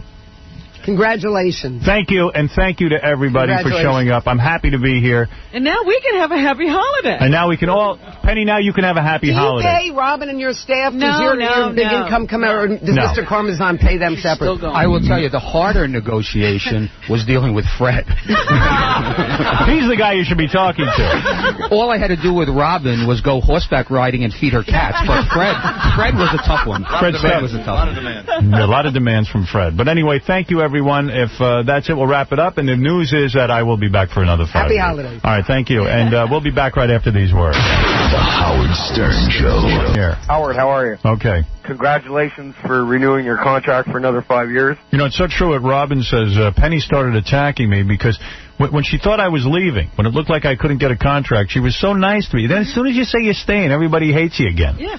First of all, you don't have to pull no publicity stunts. You're already popular enough. Yeah, I don't need a it would sound so jive if I made a publicity stunt. It's not a publicity stunt. I had a contract negotiation. We weren't getting anywhere.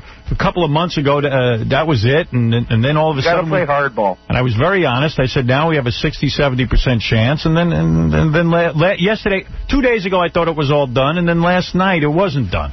Howard, we just want to know, is Jackie staying or leaving? Oh, I don't... You know what? Jackie's congratulating all of us, but saying, I didn't know if you guys were staying. Like, he's not a part of this. I called Jackie a week ago, and I said, things look good. But then when things started looking bad, I didn't want to go back to him and tell him it was bad. And then, listen, we're listening. I'm listening in Montreal right now, and I'm listening to Q107 through the satellite dish. Yes. I just want to make it known to people that they could listen to you in Montreal still. Forgive me for being from Quebec. I'm not French, and a lot of people really... I remember your first broadcast, and then when they took you off, it was a real... it was very disappointing. I have no problem with people... I'm listening to you through Bell Express View on Q107. I have no problem with people from Montreal. I never did. They should be able to take a joke. Yeah, and people in Montreal should be able to listen to this show. They're too touchy on that subject. Right, thank you very much. Howard, you still giving away PlayStation 2s? All right, you can have one. You can win a Sony PlayStation 2 right now by just saying what? Supercalifragilisticexpialidocious. Supercalifragilisticexpialidocious. You have a $250 gift certificate courtesy of Buy.com. You're lucky I'm in a good mood. Oh, thank you, Howard. You're awesome. You rule, and I'm going to continue listening to you forever. Thank you. All right. So what is it with Jackie? Well, now Jackie's got to work out some deal, and I told you from the beginning, Jackie will not. Jackie will get angry and bitter, and angry, bitter Jackie will come out. You can tell how angry bitter Jackie. No, you're not angry, but you know how you get. You think that I'm getting... I asked for more money like you did. Right, and you won't get it. No, but something will go wrong. What did go wrong? Something will go wrong. You will not be back. That is my prediction. I told the company you won't be back. I said, I hope he will be. I would love to work with you more. I'd like to work with you another 5 years. Not only that, you're a lot older than all of us. Might be too much for you. You are closing in. You know it's not dignified when you hit 50. Are you afraid Jackie might die in the next 5 years? Oh, you might want to sit on the beach. Yeah, maybe it's time. Getting to that age. Is it really dignified? Or he might want to make money for the next 5 years, so when he goes through his divorce, he has something left. Maybe he doesn't want to make money. No, he'll want it. Trust me. Why you think I'm working another 5 years? 2.5 of those years are for you. I would have been out, right. I would have been done. Congratulations, man. Thank you. Thank you very, Gary. Congratulations. I just want to tell you what's going on schedule-wise. We're supposed to be doing some evaluations, but Snoop Dogg is running a little behind.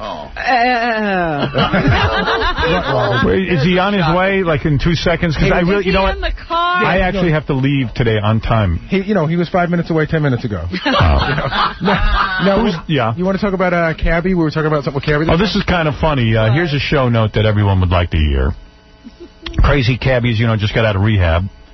And we decided to do a bit. We always wanted to do this bit. We wanted to find an adopted guy and find his real parents. And we finally got one. Well, we got Crazy Cabby, and he agreed to have a reunion with his parents on the air if we could find them. So we hired a company to go find his parents. Yeah. And then what happened? So we went to the Department of Health in the state where he was adopted, and he got a letter back last night. See, it's got to go to him. There's no way around it. And he opened it up, and it basically said that they don't have a consent form on file from his parents. So, which is not unusual. Lots of parents don't want to be. What it means is that they're probably not looking for him, and B, they didn't do consent forms when he was first born. But when he gave it to me last night, I felt so bad for him because he looked like a big kid who didn't get invited to the party. Yeah. You could tell like he was acting like it was no big deal, but you could see it bummed him out. Yeah. Well, here's the deal. First of all, when he meets his real parents, it's going to be a disappointment, unless they turn out to be like, Mary Tyler Moore and Alan Alda or something. You know what I mean? Well, I always think either he's going to be a disappointment or they're going to be a disappointment. Right. We know he's a disappointment. The guy just got out of rehab for like the third time or second time or something. But hey, some people could understand that. It's going to be a great reunion. Everyone will be running out of the room. But you think about your own parents. What if you had been adopted and now you were meeting your own parents for the first time? Take a good hard look at them. You're asking me? You, Jackie, Fred, me, Gary. You'd be in shock if you met those people. I said, you know what? Wouldn't go looking myself. I said, there's no way I came from you. This is a terrible... I say that and I know them. Right. But really, throw it on the flip side for a second. Say by some bizarre reality that Cabby's parents live in Bel Air and make a great deal of money and go to the, are very upper class people. They don't want to meet him. They're going to see a guy in shorts and tattoos all over, the naked woman tattooed on his leg. Right. And say, oh, love to meet you, son? Right. Yeah, so anyway, where do we stand with getting his parents? Now I got to really start from scratch, and I got to go back to the original agency where he was adopted, because it went through the state, but then through an agency, and it's going to take a while again, but we're still going to work on it. Okay, so you got a company that's working on it. Yeah. See, and nothing with Cabby is easy. Right. Melrose, Larry Green, you're on the... When are we going to do the evaluation? Because I really got to get rolling. Well, we could start it now without Snoop. Well, maybe we're going to have to do it. Maybe we have to teach Snoop a lesson. He can't be on the show and come late. You know what? You tell him he can't come on when he gets here. Well, you tell him. Do that? Oh, I can do it. I'll just have to wear my Kevlar. But you got to tell him that the show's over. We have a schedule. Yeah, we got a schedule. Melrose, what's up? Well, congratulations. I drove up from Palm Beach to get back to Fort Lauderdale so I could hear the show. And I'm so thrilled you're back on the air for 5 more years. We are too, really. And let me just say in all seriousness that we all love doing the show, and we wouldn't be doing it, we wouldn't have signed up for another 5, God knows.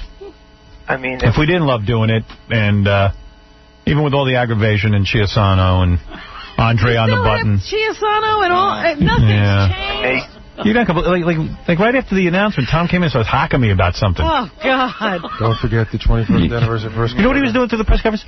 How long is the press conference going? You haven't broken. You haven't broken for commercial. I mean, this is our one shining moment. Man.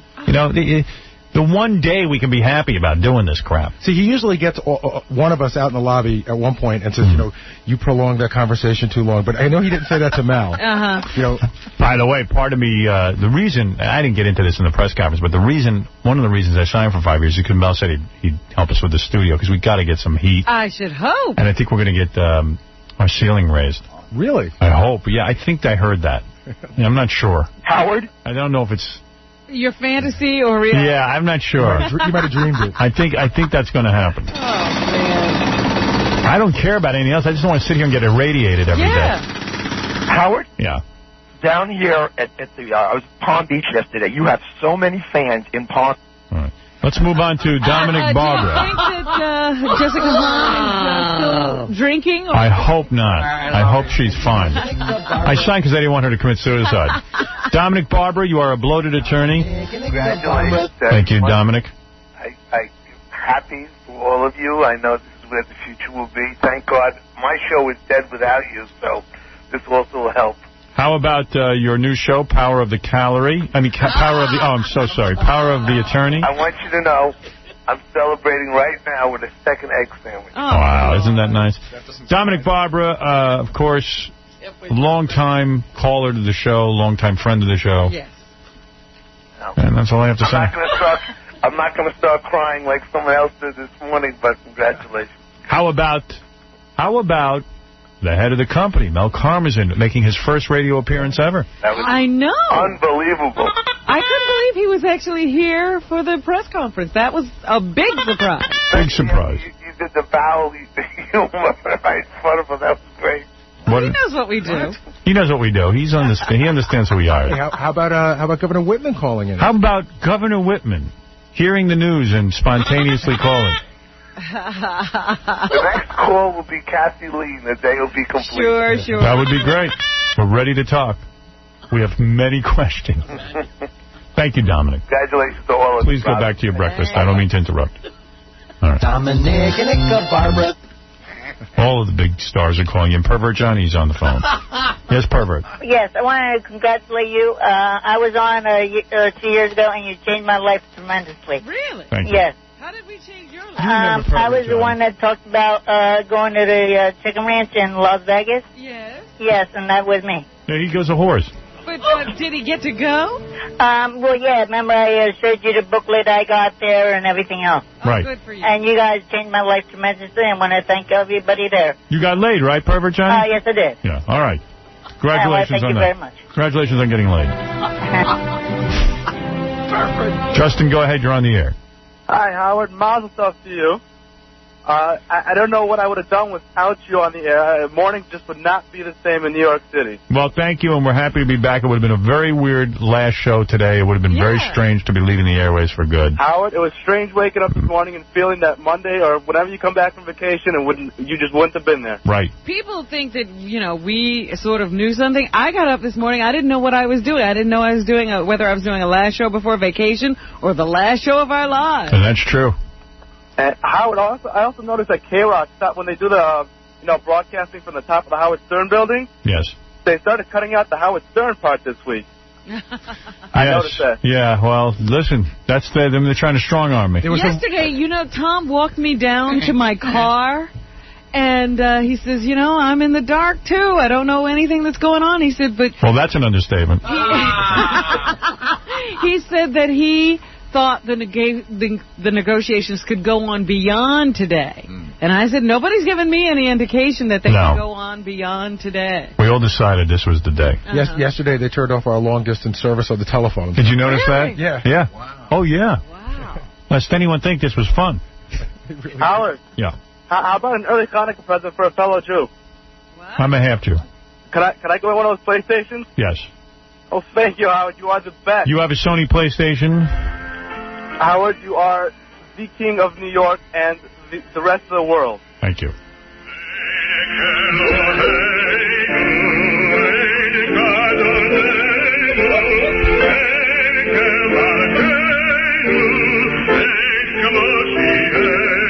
That's right. That's courtesy of Buy.com. Thank you, Buy.com. Friends last night.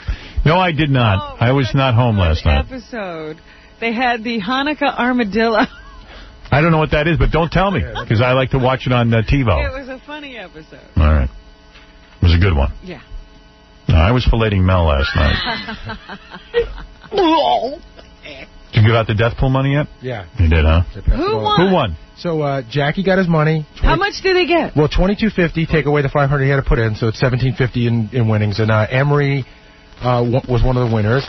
Jackie won $1,750. Yeah. Wow. Steve Kingston and Will Pendarvis were a couple. And three guys, it's Brian, somebody else in the E-room, and Ronnie, the limo driver. The three of them are splitting the money. Wow. All winners, but you took out 2.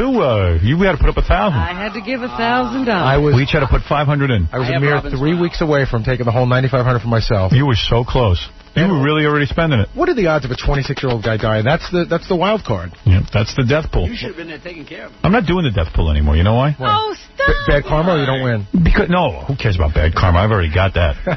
I mean, what bothers me about it is that I don't do the research. I don't like that you... So do the research. I don't know how. Joe C is research. You could have thought of Joe C. Those guys got lucky. I don't. You know what it is? You guys go death pool, and I never sit down and really put thought into it. You had phone calls into people. Would you have thought of Joe C if you'd have really thought but look how you knew Benjamin Orr. You looked up who was dying. Well, Robin went through the tabloids. That's how she got. What's that guy's name that died? The old guy, the actor, Richard Mulligan. Right. Well, that was Fred too. Everybody was looking at the tabloids, except me. And I was. You know what I did? I went, okay. I only had one good guy. Look, you won a death pool. It's not fair. Yeah, I won because I cheated. It's true. So what? You won. It is true. He won because I'm stupid. Right. I won on Gary's stupidity. You won because you cheated. Loophole. Yeah. A tooth hole. What I did was questionable. You think? Yeah. Well, first of all, Tom owned half of your thing. That was Gary. That was on Gary, though. Right. Gary did the wrong thing. That was a great one. Yeah. Gary sold me. What's his name? Walter Matthau. Walter Matthau for $100. The death pool ended, and Walter Matthau didn't die. And then we all got out. Everyone had the opportunity to stay out. Right. You follow what I'm saying? Yeah, I know. But okay, the bottom line is I bought Walter Matthau from you. Yeah. That's how I won. I like the game. Yeah, it's fun. I do it again. Although I have to tell you, this is a real... Some of the Howard, some of the stories about how people had to give me the money were very funny, but the funniest had to be our very own Vinny Favale. Yeah. I guess his wife handles all the finances, and he had to put his tail between his legs and go to her, and she's like, is this $500 for the death pool? She's pretty irritated about it. I hear Snoop Dogg is here. Oh, good. So maybe we could do the quick evaluation. Who's the other judges? Evan Metropolis, the boy wonder, the 18-year-old millionaire. Yeah. Bumblebee. And Al Bumblebee. Goldstein, the pornographer. The publisher of Screw. Yes. Well, why don't you bring those guys in? Okay. Bring everyone in. Al Goldstein, Snoop Dogg. This is his dream come true. We're making dreams come true today. Yeah. Al Goldstein, the publisher of Screw. He's wanted to do this show forever. Snoop Dogg. And Evan Metropolis, whose dad used to own Chef Boyardee and Bumblebee. They don't own it anymore? Yeah, I sold it all off. Kid's still worth billions. I guess, I don't know. I got to ask him. It's a good question. What's up? They're on their way in. Snoop's just literally starting the release in the hallway. But, you know... well, let the other two guys come in. Al Goldstein is Benji's hero. Not shtick. Like, Benji sat me down yesterday. He was just telling me, like, when he comes on, just what a thrill it is to meet him and how, like, he sort of followed his career. What he's done is great and all his First Amendment stuff. Like, Benji loves Al Goldstein. Well, who cares what Benji loves? Benji is Al Goldstein. Just get those guys in here. They're coming. I want to hear about Benji. What am I hearing that for? How many more years I got of this? You can't be happy 30 minutes after you did good. There's Al Goldstein wearing a Superman costume of some kind. What? He's just got a T-shirt on. Got a Superman T-shirt. Hey, Snoop Dogg is in the house. Oh, boy. And Evan Metropolis, who is a billionaire. He's richer than Al Goldstein and Snoop Dogg put together. Al Goldstein, let me get to you first. Thank you, Howard. The reason I asked you here, Al, is... you are a guy who has looked at women his whole life. You've made a living off of naked women and sex and all this kind of stuff. Howard. And a woman contacted me and said that she wants to be, I think, in Playboy. Right. And you certainly would be able to... Do you have the quality standards necessary to judge whether a woman should be in Playboy? Yeah, do you understand what the... Yeah, he's got the standards. Of course I do. Come on, Robin. I'd be better off judging a pastrami contest, but this will be fine. All right, so this is fun for you, and you're qualified to do Well, that. you know something? I'm opening a whorehouse in St. Martin's called Al's Bunny Ranch, and so I'm picking women for my whorehouse. Why are you calling it the Bunny Ranch when there's already a Bunny Ranch? It's going to be the Rabbit Ranch, because Dennis was going to partner, but Dennis doesn't want to be involved with us. So it's going to be Al Goldstein's Rabbit Ranch in St. Martin's. So Dennis seems to have not. He was interested. He's not. But it's what's with that breathing? Are you okay? No, health-wise? I didn't have coffee. Really? Because I'm worried. I'm a diabetic, so I'm fat. Are you a diabetic? Same way in that midnight blue. He breathes that way all the time. Yeah, so you're going to be opening... Robin. Between your thighs, I breathe that way. Are you going to seriously be opening... I'm a pimp. You're so excited. Speaking of... It's better to sell than to buy, Robin. How do you get women... And Snoop Dogg is an expert in this, and I'll get to him in a minute. Good. He's an actual pimp. He actually has whores. He has run He got hoes. He and I should merge. Well, before you merge, Snoop Dogg's not going to give away the farm here. You're new to this. You've never actually been in charge of prostitutes before. I'm a wannabe pimp. But can I do? How much does a guy have to pay for to have straight sex? Okay, it's going to be $100 to $500. We're going to have high-class women from Europe because of the Mann Act. I can't fly them in from New York. It's going to be Russian women, women from Yugoslavia. And where will this be located? St. Martin. It's legal in St. Martin? It's legal. It's the Dutch Antilles. On the French side, you get food. On the Dutch side, you get gambling and prostitution. Wow. And my partner is a guy named Jimmy, who's a bookie. Will you personally pick out the women? I will pick out the women. I will use You'll be there? I will be there. The Goldstein tongue is going to do a taste test.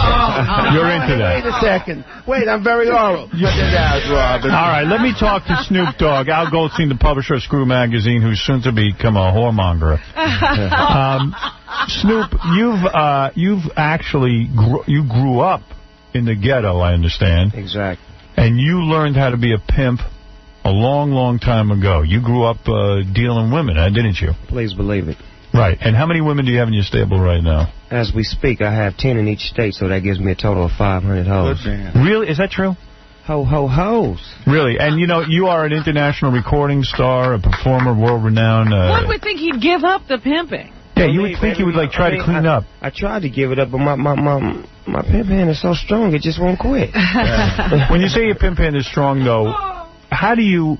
And I'm being serious now. How do you keep a woman in line when she's overseas? I mean, and Al's going to have to learn this. What do you do to keep a woman in line? When you're not right there. It's called AT&T. You reach out and touch her when you get home. If a girl tries to leave your posse or stable, does that mean you have to yell at her or? Nah, because it's rules and regulations to the game. If a female chooses, she chose. So if she chooses to not be with me, that's her decision, But if she chooses to be with me, she's got to stick it out. And when a woman becomes your personal hoe, when you become her pimp, that means everything that she makes and earns, she gives to you. I mean, everything is about me. I'm her every thought, her every wish, I'd make it possible for her to have something to eat and something to wear, but the rest is me. But Snoop, doesn't it make sense, though, that if she kept the money for herself, she would have a lot more money? I mean, for those and she could clear her mind. For those other cats, but not for me, baby. Do you understand the psychology of this? I mean, that's the key. The key is to control her mind. Anybody can control a woman's body. I would imagine you get the best-looking hoes because you're such an international star that women would want to be. I mean, if you were one of Snoop Dogg's women, it would be considered a great honor in the whore community. Yeah, it's a resume on your whole status, believe it. It's a definite resume. In a sense, Al Goldstein has that going for him, too. The man is internationally known. I mean, he's got to attract fine women, right? And Evan, you have to ask yourself, what am I doing here? Well, Evan, how many hoes you got? Well, see, that's not my business. Evan, by the way, doesn't need to be any... Not that Snoop or Al needs to be a pimp. No. But Evan's dad started the Bumblebee company. Tuna, that's same business. Same fish. Bumblebee company, and also your dad recently bought Chef Boyardee, and now what? He's out of the business? Well, I'll tell you. See, when we did buy those companies, Howard, as you know, a few years ago, you were the first person we turned to. Yes. And did wonders with the brand, and of course, we have sold that company this summer. And we did hold the champagne companies. Our group owned Perrier Jouet Champagne and Mum Champagne, which I brought for you today to celebrate, anticipating that Thank you. Could be good news. So give those right over to Snoop. You know it, please believe it. Snoop, I brought a little glass for you. I hope you can handle this. Right. Don't worry about nothing. So, you don't need a glass. Yeah, you do. So put it in a that paper glass bag. Is fine. Yeah, that glass you got it is fine. Exactly. So your dad sold the companies. We did this summer, and the group has been concentrating on acquisitions overseas. Give me a ballpark figure. What kind of money does your dad net when he sells Chef Boyardee and the tuna business? Well, I of course it was a public company and another wonderful company called ConAgra, which is a huge company. Honey, you're confusing me. Just tell me, how much money does a guy make? was close to $3 billion. The company. Wow, $3 billion. That's no chump change. Yeah, I need to get a loan, nephew. Yes. Forget the girls, man. The money's in those little raviolis. Yes, it is. It's like caviar. Who needs women? Yeah. Women. I like the big picture when you're doing business. All right, so you're still a very wealthy family, and you're still involved in the business world. All right, guys, here's what we came here to do, and let's get to it. Beautiful woman is going to step up on the podium, and that's not an easy thing to do. Stand up in front of 3 international playboys. And Kim, let me just say this is not easy to do. She needs an honest opinion. Okay. And that's what we want here. I don't think she wants us to pull any punches. Okay, here she comes. And I don't know her name. Oh, no. Howard, she doesn't want to use her real name. This is Miss Kitty. Miss Kitty. Miss Kitty, come on, step up and let the guys look you over. And what did Miss Kitty say she wanted to be in? Miss Kitty, you want to be in Playboy? Oh, excuse me one second. Material, but you know, I could lose some weight and stuff like that. It's always able to be fixed. Tell me what it is you want the guys to tell you. If you're good looking, do you want them to tell you? Do you think maybe with a little work, I could maybe one day be in Playboy? All right. So the question that I'm going to pose to my 3 guests is, with a little work, meaning working out and getting thin. I'm only 19. You know, it's still baby fat. All right. You're 19 years old. You got what? About a B cup? Well, yeah. Yeah, that's a B. You got. Very sexy outfit on. You got a bikini. You got high heels with straps all the way up to your knees. I figured you'd like them. I got them special for you. Yes, those look like hooker shoes, which are very sexy, right? Those are AFME shoes. Yeah. Now, you want to know from our judges. Now, do you want the truth or do you want them to sugarcoat it? You could tell me the truth. All right. Are you going to be offended? Are you going to get suicidal? I won't say that it won't bother me. It'll probably bother me a little bit, but, you know. All right. So I got to expect that. Did we do enough of a description for the audience? She's tall, blonde. She's tall. How tall are you? About 5'7". 5'7". You got blonde hair.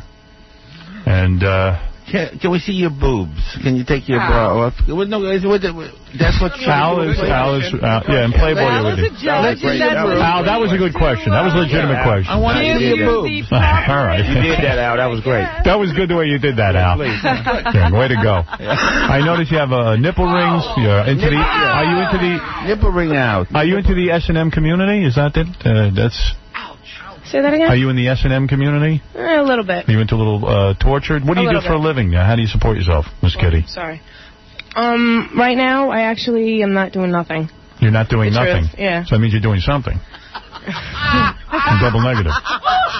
You're not doing anything? How do you support yourself? How do you make money? Oh, well, I babysit for my sister right now. She gives me good money. I got a baby for you to sit with. Come on. Come on over tonight. You work baby Al. All right. All right. Now, hey, the nipple rings have to go. Have you boobs? Really? Are the breasts your own? No. Playboy is not into kink. Hustler will go for the nipple rings. All right, talk to me about Playboy. Is she Playboy material? The problem with Playboy is they like the high cheekbones, and you know it's a negative. What magazine could she be in? Is she good enough for any magazine? Oh, Hustler.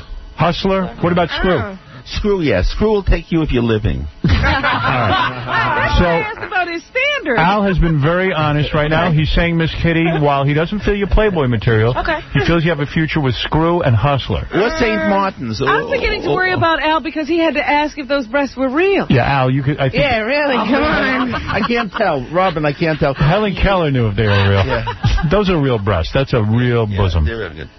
You'll be at the Rabbit Ranch. So you can put her to work at the Rabbit Ranch. St. Martin's, yeah. I would definitely. You would be a $500 an hour hoe. Is that right? You could make that's a compliment. I know. $3,000 to $5,000 a week you could earn in St. Martin's at my place. This man's a major pervert. How much do you take? A half. Oh. You take half of what the girls make? Yeah, that's not bad. That's reasonable. That's okay? That's minor pimping. That's good. We have a union, a pimp. Well, but Snoop, you take everything, right? I mean, I got to have it all. I mean, I give her, 2-3%. All right. He's tall, thin, black man. I'm a Jew. What do I know? Snoop, talk to me now. Al Goldstein says, as an expert in this area, the man has published lots of porno. He's gone to jail 900 times over porno. He's fought for your right to see naked women. And we thank him for that. But Snoop Dogg, you got it all going on now. Tell me, could she be in Playboy in your opinion? Can I see those cheeks? Turn around, please. Turn around and show Snoop your butt. They didn't let me wear a thong. Why? They didn't. I had a special outfit for you. They wouldn't let me wear it. I'm sorry to hear that. Probably for television. Why don't you just stuff the... make it a thong. Make it a thong. You know how to do that. Is that good? All right. They did you a favor. All right. Go ahead. Snoop Dogg, you're in the house. Well, okay. Thank you, Fred. Snoop Dogg, you've read Playboy. You know all the women. You have white hoes. You have black hoes. You have it all going on. You know what magazine she's perfect for, Howard? Go ahead. The Source magazine. What is The Source? A hip-hop magazine. Is that right? No. Great magazine. Could she be in Playboy? She got a little more work to do. I think a few more sit-ups, you know what I'm saying? Yeah. Thank you, Snoopy. I love you. And you'll be all right, baby girl. But you young, that is baby fat. You probably need a little bit of love in your life. I'll holler at you when I get out of here. Oh, what? He'll put you to work. Maybe you can get some of that sticky, icky. Oh, wait. You are talking the same language. I seen him recently in the Up in Smoke tour. Do you speak... And I have to say, I love M and Dre, but you ripped it. You did the best. Do you, you're saying that Snoop is the man. Honey, I noticed you're speaking jive talk, black lingo.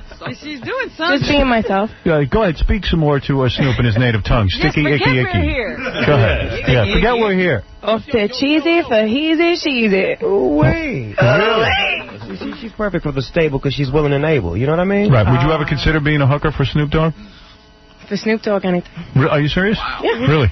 This is how he gets it. I love Snoop Dogg. My nephew's going to go have an application when we get out of here. Look at you. Take care of That's how you do it. Uncle Snoop.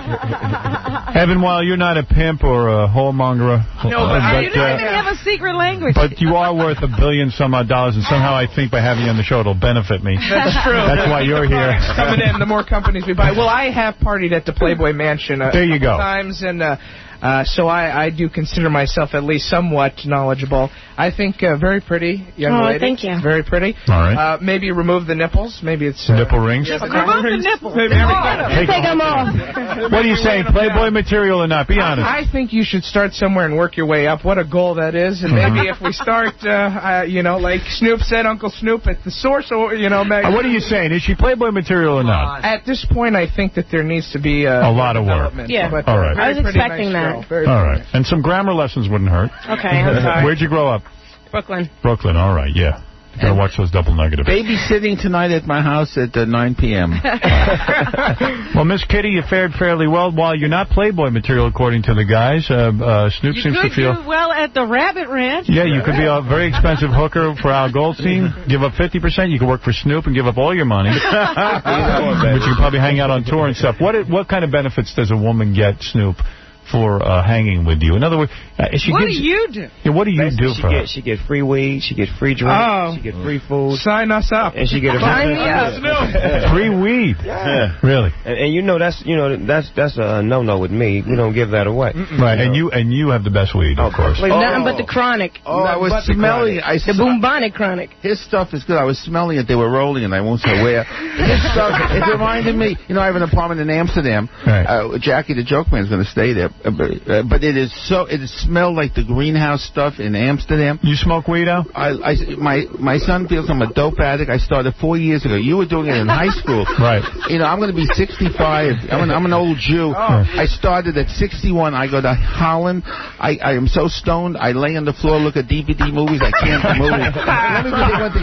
I get my first Social Security check January 10th, $1,451. I'm going to spend it on pot and pussycat. Wow. I put the word cat in. That's very nice. Well, I am called Miss Kitty. Right. Oh, you got half that $1,451. Let me, by the way, give my guests a great plug here. First of all, coming soon, look for Al Goldstein's whorehouse in St. Martin. And my website. 22. I'm sorry. Let me do it for you. For more information on Al Goldstein, you go to screwmag.com. Thank you. 22,000 films.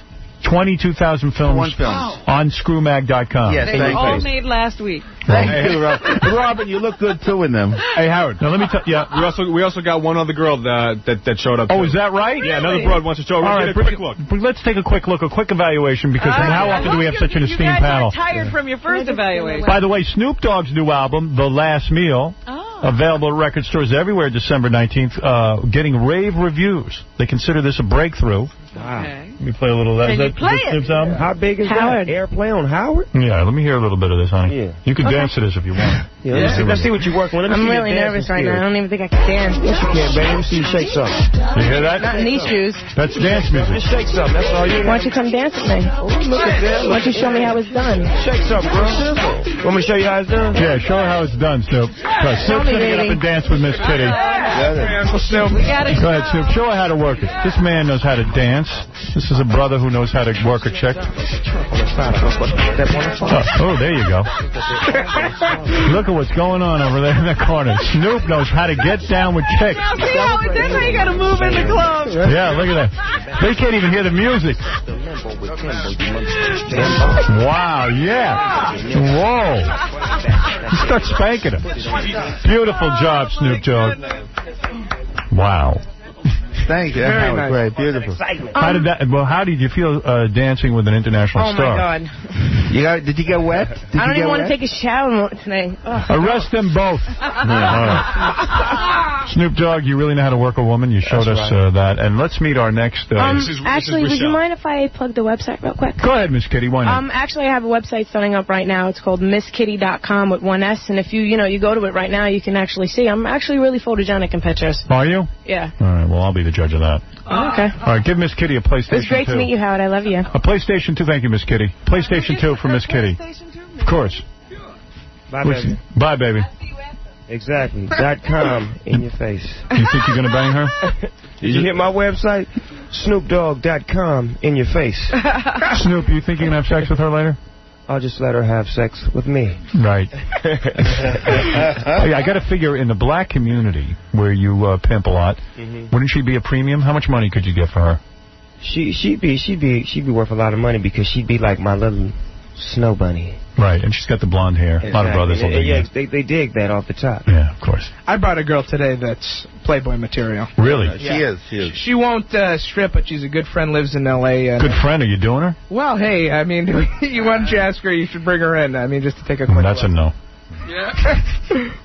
Snoop Dogg will have her out on the couch in 2 minutes. You don't want to bring her in here. My uncle. All right, let me meet the next girl. This is quickly. Rochelle, Howard. Please, I'm in a rush. Where is it?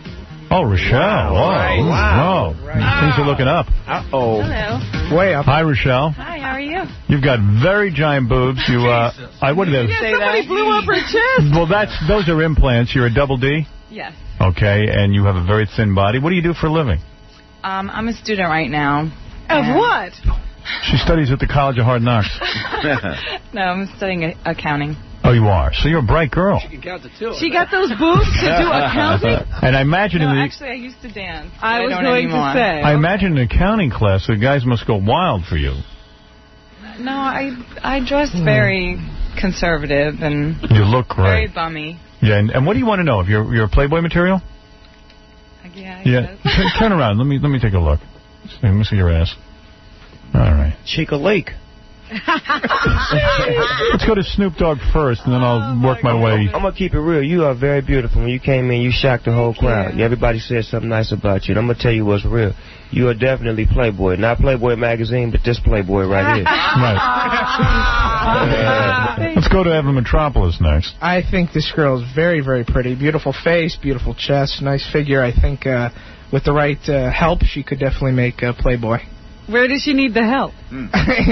Connections. Introductions. I like the boobs. Oh, she did say she would get topless, too. Yeah, Al, you're probably going to need to see her topless. Yeah. Show me the boobs. Show me the boobs. Let Al see, because... Al Goldman line. Yeah. Goldstein needs boobs. Goldstein Goldman. Goldstein. The Jew. Al the Jew. Just don't say kike. Don't say kike. I'll say that. Go ahead. Let me see those. There they go. Nice. Wow. Yeah, you were sexy when you did that, the way you pulled them off, Oh, too. boy. Yeah, you're a sexy girl. Let's go to Al Goldstein. Is she Playboy material? Be serious, Al. A lot closer. She's in the running. I hate fake boobs, but Hefner doesn't mind them. But those are great. What I need is your legs around my head, and I have to do the face test. No. You like her, huh? I guess I'm sorry that. I'll go to jail. Okay, sorry. Me and you will be in jail together. You say that? Not anymore, Even no. the Latin word? Please, I get so screwed. Sorry, That's all right, all right. Okay, I'd like to service you. Can I say that? Service you. I'd like to service you for 3 hours and then run to a buffet at the 2nd Avenue Deli. Yeah, I think you're a good-looking girl. You got nice legs. You got a nice body. Who wouldn't want to go out? How old are you? Can we ask that? Sure. How old? I'm 26. 26. Okay. Well, you're a little quick. You're a little too old. You're a little too old for Al Goldstein. Yeah, why did you wait for... Well, you look great, and I think everyone's saying that you are Playboy material, and you can win a Sony PlayStation, and you just have. I'm going to give you Sony PlayStation 2. And a $250 gift certificate from buy.com, just because I like your boobs. Thank you very much. All right, thank you. That's Rochelle. Yeah, Rochelle did the damn thing. Would you like that, huh? I like that. Shall we love you, baby? Bye-bye, Shell. Do my books, honey. Do my books. Bring in the girl who Evan Metropolis brought in. Oh, yes, let's take a look here. Spectacular. Spectacular? Scale of 1 to 10, a 10? 10. I want Uncle Snoop's and Uncle Al's true opinion on this. This is a 10. Really? She's a swimsuit model. Great, beautiful woman. I didn't see her boobs. She's a 10. She's 10. Playboy. She's Playboy. Let me see Playboy. Where did you meet her, Evan? Well, I met her actually in New York. She moved to L.A. I'm spending some time in L.A. She lives right next to me. She was out in the Connecticut home last night getting ready for the show today. He's worth $1 billion. Oh, yeah, she's nice looking. You're a hot-looking chick. What are you doing with Evan? Are you doing him? Well, he's $1 billion he's worth. I would do him for $1 billion. He's such a wonderful guy. You like him? We're really good friends. And you go on the private plane with him and all that? No. You haven't? Known her for a couple months only. How old are you? You in your 20s? Younger than that. Old enough for you, Howard. What are you, 19? Not really. How old are you? I don't say it. You don't say how old you are? Actress? No. What are you, an actress? No. What do you do? Personal assistant. Oh, you're a personal assistant. Mm-hmm. I think I'm looking for one of those. I would have been back to New York. Well, so you're hanging around with Evan, and Evan, you're not having sex with her? Hey, listen, I don't know what happened. I just am in a daze with her, which is great. Yeah. Are you having sex with Evan? Are you? We're yes very or no? cuddly people. We're friends. All right. Well, that's great. The kid's got $1 billion and he's got friends. He is a doll. He's such a wonderful person. Well, it's nice looking at you, I'll tell you that. Snoop, you like her? Yeah, she's definitely cute. She's very classy, too. Class act, yeah. She's Playboy. Classy. Yeah, 5+5. What's classy, the leopard pants or the gold belt? Just the whole Howard, I'm going to let you borrow this belt. Thank you. Well, let me tell you something. You are a beautiful woman, and congratulations to Evan. If that's what you get with $1 billion, I wish I had $1 billion. We'll share it with you. I'm not kidding. Snoop Dogg, the album sales going well? Everything is beautiful, man. My new record label, Doggy Style Records, is taking off, you know what I'm saying, straight backing up in the house. Well, no one can deny you're a great artist. And what's going on in the rap community? Are you at war with anybody? Is everybody cool? Oh, everybody's cool right now. There's so much money and so many beautiful women. It's just all fun times right now. Were you at the Source Awards this year? Yeah, I was there. Did you have to beat up some brothers? No, I had to do nothing. You know, they don't. Snoop Dogg's a player. You know, all that. You didn't have to kick a brother's ass? No, I ain't had to do nothing. I'm a player. You know what I'm saying? You didn't have to beat up anyone? Not to. And are you at war with? Is your posse at war with anyone? Is the Dog Pound at war with anyone? We at war with the weed man around the world. I gotta bring the prices down. You know, a lot of the rap stars are at war. Right? Yeah, that's right. And the weed is too high. Exactly. Remind us again, who killed Biggie Smalls and Tupac? Go ahead. Reveal it now. You know the truth. The Pope. Was it the Pope? He advised me not to speak on that. Right. But you know the answer, right? I'm sort of, kind of, coulda, shoulda, woulda. See, a lot of the rap guys know. They know what's going on. They know. You took care of business on the QT. Is that correct? Please believe it when I tell you this, nephew. That's right. Thank you, Uncle Snoop. I'm learning as we go. He's got Bumblebee behind him. That's all we need. Exactly. Al Goldstein, once again, you've said a lot. Thank you. Can I mention screwmag.com again? Screwmag.com for Al Goldstein. Best porno. Thousands and thousands of films. Howard, even you could whack off. I will watch it. Oh, believe me, I'm trying to have no problem. Evan Metropolis' website, he's got a website, flicksnetwork.com. Well, I was the executive director of this company, and we've since sold that, too. So. Wow. Okay. Yes, thank you. All right. Great and company. Snoop Dogg, you are a great artist. And, of course, The Last Meal is the new album. Everyone go out and get it. Available at record stores everywhere, December 19th. We have to take a break, but thanks to my panel, we've learned a lot today. Yeah. What did we learn, Robin? I don't know. I'm at a loss. I'll have to take some time to ruminate over what we've learned. And Al, you got to lose some weight. I'm worried about your health. I know. I'm breathing heavy. You're breathing heavy. But you're smaller than the last time I saw you. I thought you went to a weight loss clinic. Wait. Get on the microphone. Get on the microphone and say this. I went to a place. I found a biscuit place there. At the weight loss clinic, you began eating. A mile away, there was a biscuit place and they in let North you Carolina, off the so I was ground? eating biscuits every day. You're kidding me. You cheated at the weight loss? That's terrible, I know. And I haven't seen you at Nobu in a while. No, I haven't been there in a while. Why? But, well, I've actually been there. You haven't been there when I've been there. No, I go to Second Avenue Deli and Pastis is fun. Have you been there? Yes, but I would think that you would avoid those places. Like Nobu, I could see is good for you because it's not that fattening. It's healthy. That's the problem. Yeah, that's the problem. That's why he doesn't go there. Yeah, that's the problem. He doesn't go there anymore. And how's the love life? Have you found someone? Yeah, you got a girlfriend? Yes. By the way, congratulations. Yeah, I had some issues I'm going to bring in. Screw magazine? Yeah, for you. I'm going to hand out to you. I got T-shirts for you. Merry Christmas. Congratulations. I'd be proud to walk around with the Screw magazine T-shirt. Oh, it's even better. I got one myself, so you're going to love it. Really? Thank you, Al.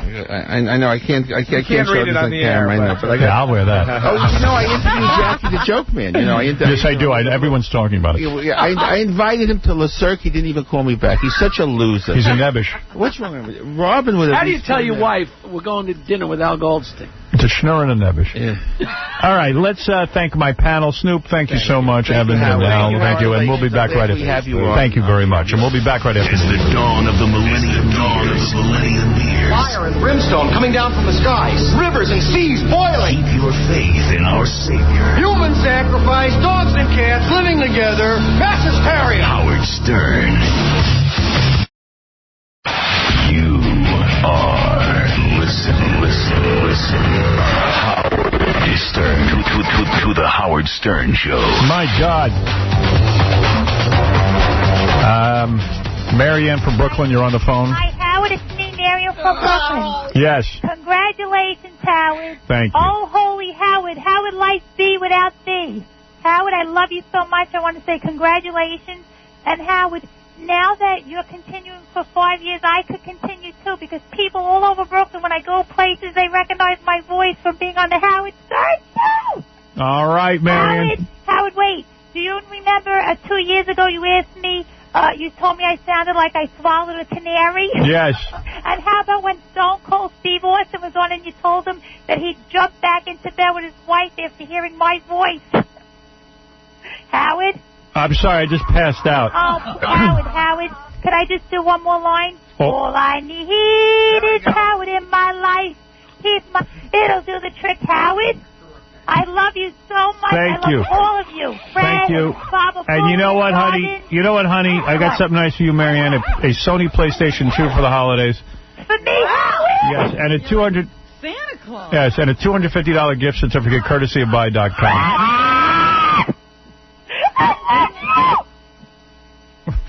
Howard, I love you so much. Howard? Are you married? Yeah, I got 2 kids and I'm married, Howard. Oh, your husband must love you. All I need is Howard in the morning. He makes me feel so horny. Oh, what would I do without Howard on the and CBS TV? I would be very blue not to hear you fart, burp, and drool. All I need is Howard in my life. Howard? All right, Marianne, and congratulations from Howard, I buy.com. love you. You're the best. Thank you. Rock on, Howard. I love you. Thank you, Marianne. That's the beautiful Marianne from Brooklyn, who obviously excited, Robin, about the big announcement that we're going to be back. I guess so. That CBS Viacom Infinity has signed us for another 5-year deal. Mega deal. Schmega deal. Wow, that was something. Jackie is the only one not signed. When will we find out if Jackie... I don't need a safe with Kreskin to tell you he ain't going to be back. Saddens me, but he won't be. It's nice to hear it said, Joe. It does. I would hate for you to leave. Shut up. So sorry I talked to you. So much synergy in the room. You know, now we have CBS, Viacom. I saw Mel talking to Snoop Dogg. Are you kidding? Yeah, they just put 20% interest in Snoop's whole business. Pete, go ahead. All right. All I need is Howard in my life. Hello? Yes, Pete, say it quick because I got to go. Yeah, Howard, I just want to congratulate you on your 5-year thing and being on the air 5 more years. I've been listening to you for like 15 years now. And what I want to know is I need a PlayStation 2. Why? Because my little brother's got terminal brain cancer, and he would love it, man. He's not even got 1 left. Terminal brain cancer, not good enough. What are you talking about? Howard, he's going to be dead in like 6 months. That's what I'm talking about. Who's going to use the PlayStation after he's gone? I am when he's gone. Oh, you will? All right. You have a Sony PlayStation 2, $250 gift certificate, courtesy of Buy.com. That is a great website. Go to Buy.com. Support them. Thank you, Howard. I love you. Thank you. Okay. There you go. And enter the Sony PlayStation 2 sweepstakes. Thank God I got rid of those because everybody wants them so bad. And you hadn't been giving them away, and this is the last day before Christmas. People were willing to jump out of buildings for these things. They're so hot. Buy.com. Bunch of good guys. Don't forget our TV show this weekend. Got a brand new one. Erica the Gymnast shows off her breast implants. Wait till you see this, babe. Mr. Methane and Name That Fume with Gay Ramone. Stripper Jeopardy is out of sight. I think we got a couple of new animations and the FME Awards. Robin, what's in the news? Well, Howard Stern has announced that he has re-signed with Infinity Broadcasting for 5 more years. Is that the headline, Robin? That is the big story. Just off the AP wire. Wow.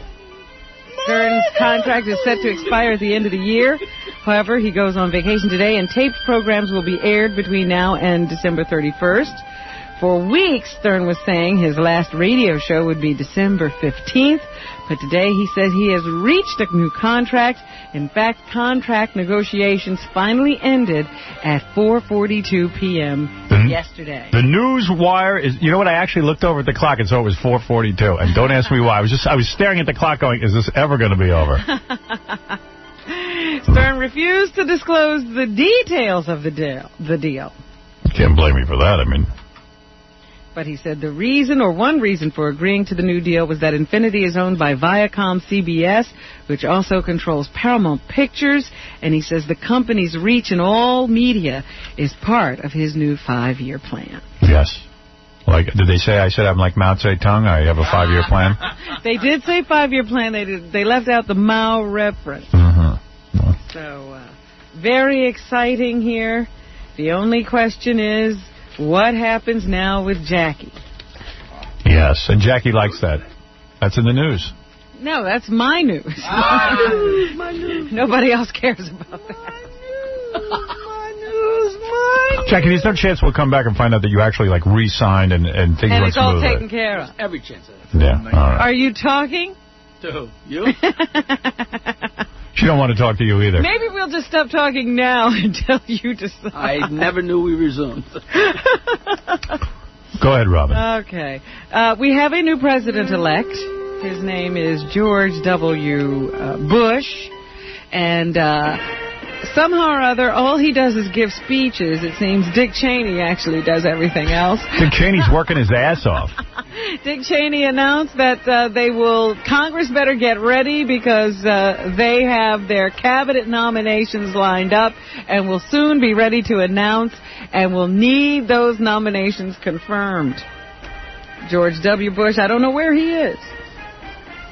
I know Al Gore's drinking Heineken. Al Gore had a big party. They say there he was partying and drinking while Tipper played the drums. With celebrities. Yeah, celebrities. And they also say in the paper today that one of the things Bill Clinton will do before he leaves office is give Barbra Streisand some national medal. Yeah, try to bang her. See if that needle nose needs me. He will be awarding or rewarding his friends before he leaves office. He was also saying yesterday, I guess, if George W. Bush actually manages to work with Congress, he was trying to deflect. He said, well, maybe some of the venom between the two parties was released during his 8 years in office. Right, Robin. Things that you don't know about W. This was in the paper yesterday. He truly loves peanut butter and jelly and bologna sandwiches. He does? That's one of his favorite things to eat. He likes to bring Laura, his wife, coffee in bed every morning. Oh, pussy. He does like golf, but he's not rabid about it. He's the guy who feeds the dogs and the cats every morning at his house. What a tough life. Any guy who's sitting around feeding dogs and cats, Ain't a super motivated guy. Trust me. Secret Service code name is Tumblr. His wife's code name is Teacher. He's great buddies with Bobby Valentine, the manager of the Mets, even though he fired him when he worked for the Texas Rangers. Casey, what is it? Donald Trump is on the line. Oh, the real Donald Trump? Yes. Hold on, Robin. We are being congratulated. I hope. Donald? Howard. I mean, Mr. Trump? How are you? I'm fine, and you, of course, are a super developer, a casino guy, and a whole thing, and obviously you want to say a few words well, about... Well, I just wanted to I listened this morning, and I would not have known what to do if you were going to be off the air, Howard, believe it or not, around 7 in the morning. The whole country was sitting on pins and needles. It wouldn't have been a good start of the day, Robin, believe me, if he wasn't on. So I'm very happy that Mel did the right thing and paid up. Well, let me tell you something. Also, a lot of people were concerned because I think me leaving the station would have affected the stock market. Well, I think maybe the stock would have dropped in half if you left, Howard. I don't know. Hey, listen. Maybe it'll drop in half when they see what you're getting paid. I don't know. Never mind me. What's really important is what hot piece of ass is lying next to you today. Well, right now I'm in the office working very diligently. Well, you have a hot piece of ass lying next to you in the office, don't you? Don't I wish, Howard? Don't I wish? Are you still with Melania? Are you still with Melania Knaus? Yes, I am. Let me tell you, I saw a picture of her the other day. Right. Where the hell was it? I don't know, some magazine. She was wearing short shorts. What was it? The FHM calendar. Like FHM calendar? That's what it was. Oh, yeah, that's right. She did that, I believe. Right. Oh, she you does believe. She does a lot of those things, and she's great. She's really beautiful, and she's very nice. You're not kidding. You're not going to marry that broad, are you? I think has it been discussed, Donald? Oh. Everything gets discussed. Why did I see you wearing a marriage equals death T-shirt the other day? Now, you always have to have those prenups, Howard. You found out about that, right? Oh, yeah. Huh? No, but I mean, you're never going to get married again. Well, I love the institution of marriage, Howard, to be honest with you. I know you do. You know, when you have somebody and you're married, it's a little different. And I do love the institution. What I don't like is if you have to dissolve it. Right. It gets very nasty. It's not a pretty picture. I guess she's sitting right next to you. No, she's actually not. But it's not a pretty picture. I found that out with Ivana. I found it out to a much lesser extent with Marla. Right. But Ivana was quite vicious in her going after me. Don't I remember? I had to stick up for you. You did. You really stuck up for me. I did. Howard. But listen, now you're happy. Melania leaves you alone and obviously sexually pleases you. I know you've been called one of the best. You've been called a coxman. You're one of the best in bed. Really? Yes. You remember the quote? That may have been the most complimentary quote I've ever had. Forget about making lots of money. It doesn't mean anything. That was the ultimate. That headline is the best. Well, that was the number one selling paper. That was a nice headline. I very much appreciate the post. He is really JFK the Third. You know, we lost JFK Jr. Yeah, sadly. Donald Trump has become JFK the Third. Wow. You think? With his playboy attitude, absolutely. Absolutely. Well, I have a good time. He was a great guy. He was a great friend of mine. That was a terrible thing. That was unbelievable. Thank God it wasn't you. Well, I guess you could say that. It was terrible. Yeah, no, it really was bad. And the thing is, though, on happier note, I will be back for 5 years. That's great. And of course, you know, you're always welcome on this show whenever you want to be. Well, I know that, but you know, I just selfishly, I would have really missed you, and I really felt that there was no. I think they had no choice, to be honest with you. But I look at your ratings. And, you know, for the people that I look at the ratings are huge. I know. I just felt they probably had no choice. I would love to see the increase. You know, I heard Penny before. Yes. You know, just trust me, Penny, wherever the hell you are, it was huge. What are you doing over the holidays? Are you having... I'm going to go to Florida. I'll be in Palm Beach. You bang everyone. You never banged Penny Crone, did you? Oh, no. No, I like Penny a lot. I would not bang her. You would not. All right. I wouldn't do that out of respect for her. You don't want to ruin her. Donald, thank you so much for calling in. The great Donald Trump. Well, I love you. I love you both. Have a good time. Congratulations. Happy New Year to you. I'll see you soon, Howard. That's Donald Trump. Thank you. Bye, Robin. Everyone, all the big stars are calling in. Everyone relieved that we're back, Robin. Well, I'm relieved, I'll tell you that. Congratulations to you, Robin. And congratulations to you. And I mean, as much as sometimes it might be nice to think about moving on, I really still enjoy our time together. Oh. Well, I agree with that. Hear, hear. I'd miss it. Here's Jackie impersonator. Yes, Jackie impersonator. Oh, hey, Howard. Oh, I need a new contract. There he is. Pretty good. No PlayStation.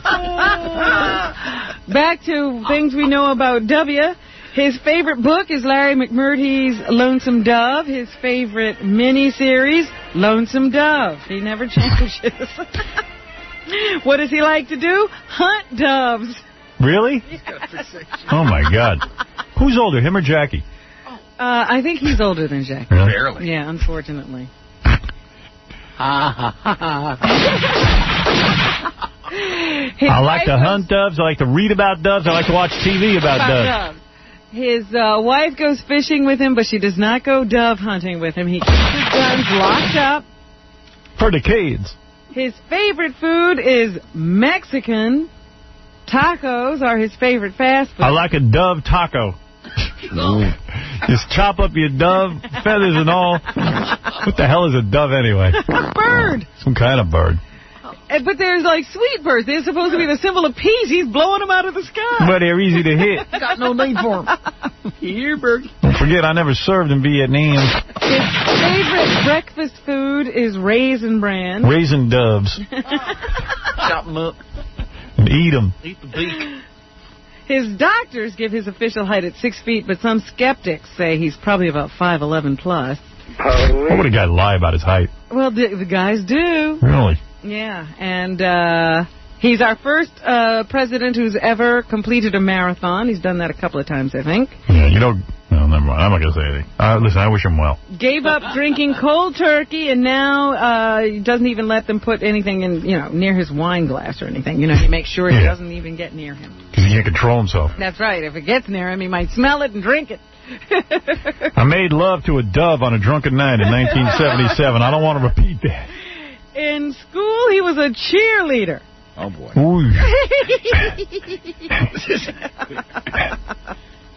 Which lock He does speak Spanish well enough to carry on a brief conversation. And his best gift was his father's unconditional love. Oh, I bet. Yeah. Guy's drinking for 20 years. You tell me if he had unconditional love. Maybe that's how you get to do that. They have been floating ideas for what Mayor Giuliani should do once he leaves office because he couldn't run for another term. He should run for president in 4 years. Well, that's a long time away. Oh. They were saying maybe he would think of running for governor against George Pataki. I don't think he would. He doesn't think he would either. And let me tell you. They did a poll, and they just said, forget about it if you were thinking about it, because Pataki would kick your butt. People like Pataki, but and the shame of it is that Giuliani would have been a great senator, and the shame of it is that Giuliani's a great mayor and would be interested in running for mayor again. Oh, yeah. But they got these goddamn term limits. All right, I don't want to talk about it. So, we don't know still what Mayor Giuliani will be doing once he leaves office. Senator Joe Lieberman, who, of course, lost the vice presidency but will be returning to the Senate, was on Larry King Live last night, and he says Republican and Democratic senators will have to find some common ground with Supreme Court nominees because he thinks there'll be some rancor over those once it's time to select somebody for the Supreme Court. Number one, Robin. There have been justices nominated who didn't have clear positions. Well, I'll tell you, I'm glad he's not the vice president, so I'm happy about that. Long live Dick Cheney over Lieberman.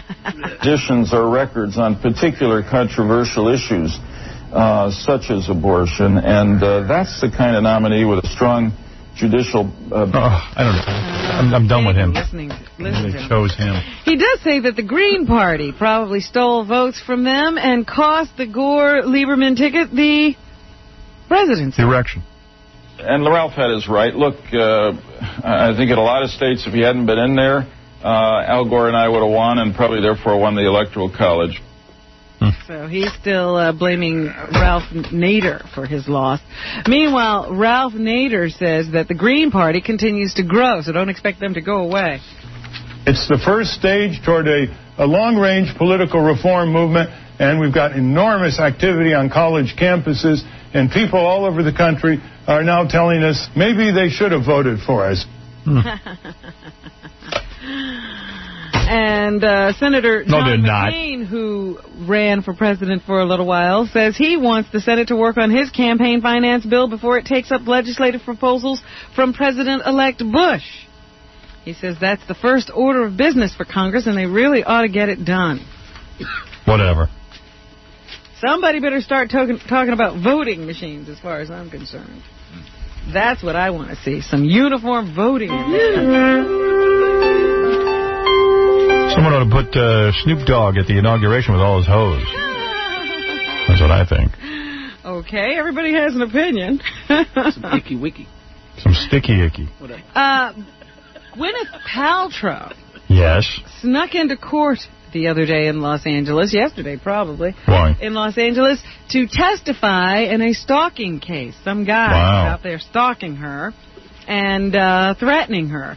And they managed to get her in secretly and quietly without the press knowing because of a little loophole in the law that protects people who have been the victims of some kind of sexual crime. Because this guy had made sexual threats, they were able to sneak her into court, let her testify. They said she was very courageous, and her testimony was compelling, and got this guy convicted.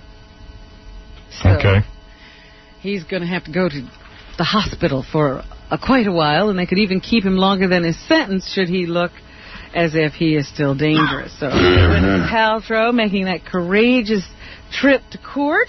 I wouldn't stalk her. He must be insane. Meanwhile, out in Hollywood, we're looking forward to the movies that will be coming out for the holiday season. One of them opening December 22nd is Traffic, which has an ensemble cast which features Michael Douglas and Catherine Zeta-Jones. Yes. So here's Michael Douglas to talk about what's going on with him. How does his father feel about his new wife, Catherine? Oh, he hates it. I don't like it. He's crazy about Catherine. I said in my toast at the wedding, it's revived all of his old flirting techniques. He's just turns into a rascal. That's great. His dad is hitting on his wife. What a family. No wonder they're so unstable. Every time he's around her, if I hear him use the line one more time, I'd marry her, but my wife won't let me. I said, you got to get a new line there. It's always weird when your dad flirts with your wife. I marry her, but my wife won't let me. Yeah, like Catherine Zeta-Jones wants to marry that mushmouth. Yeah? Hey, look at my dad. He's still got the piss and vinegar. No, poontang. You wonder why Michael is up to his tricks? Look at his father. That's right. Chip off the old block. What did he think of the Gore-Bush election? I think it's going to be a good cleansing period. I think next elections people will be much more conscious and responsible about voting. What are you saying? I think our electoral college will be reviewed and kind of cleaned up. All right. What are you saying? He thinks. And is it great being a father the second time around? No! It's just a great time. It's a great time. 22 years ago, I was much more involved with my career. Right. We got to hear this again? And how he ignored his first set of kids? Probably. Thank God there was only my one. attention spans were split between focusing on a new child. Now that he has a limited career, he doesn't have to worry. He has no career. I'm worrying about establishing myself as an actor because 1978, I hadn't even done Romancing the Stone yet. So, but yet, Fatal Attraction, Wall Street. So my acting career wasn't there. Now you feel satisfied. You love acting. Oops. Sorry, kids. Work, but you don't have that need to prove yourself. All right. I don't want to hear that. I've heard that a million times. Crazy Cabby, yes, go ahead. I just wanted to congratulate you on your new big deal. Thank you. And ask you if I can have Jackie's job. Well, let me tell you, my prediction is, first and foremost, that I would like to see Jackie return with us. Okay. That would be a great thing. I think Jackie's a real asset to the show. That's what you're going to ask Santa? That's right. I would love to have Jackie back, but I will tell you what, Crazy Cabby. I can almost bet the farm that Jackie won't be. Okay. But I will be after a week of him. What's that? screw everything up.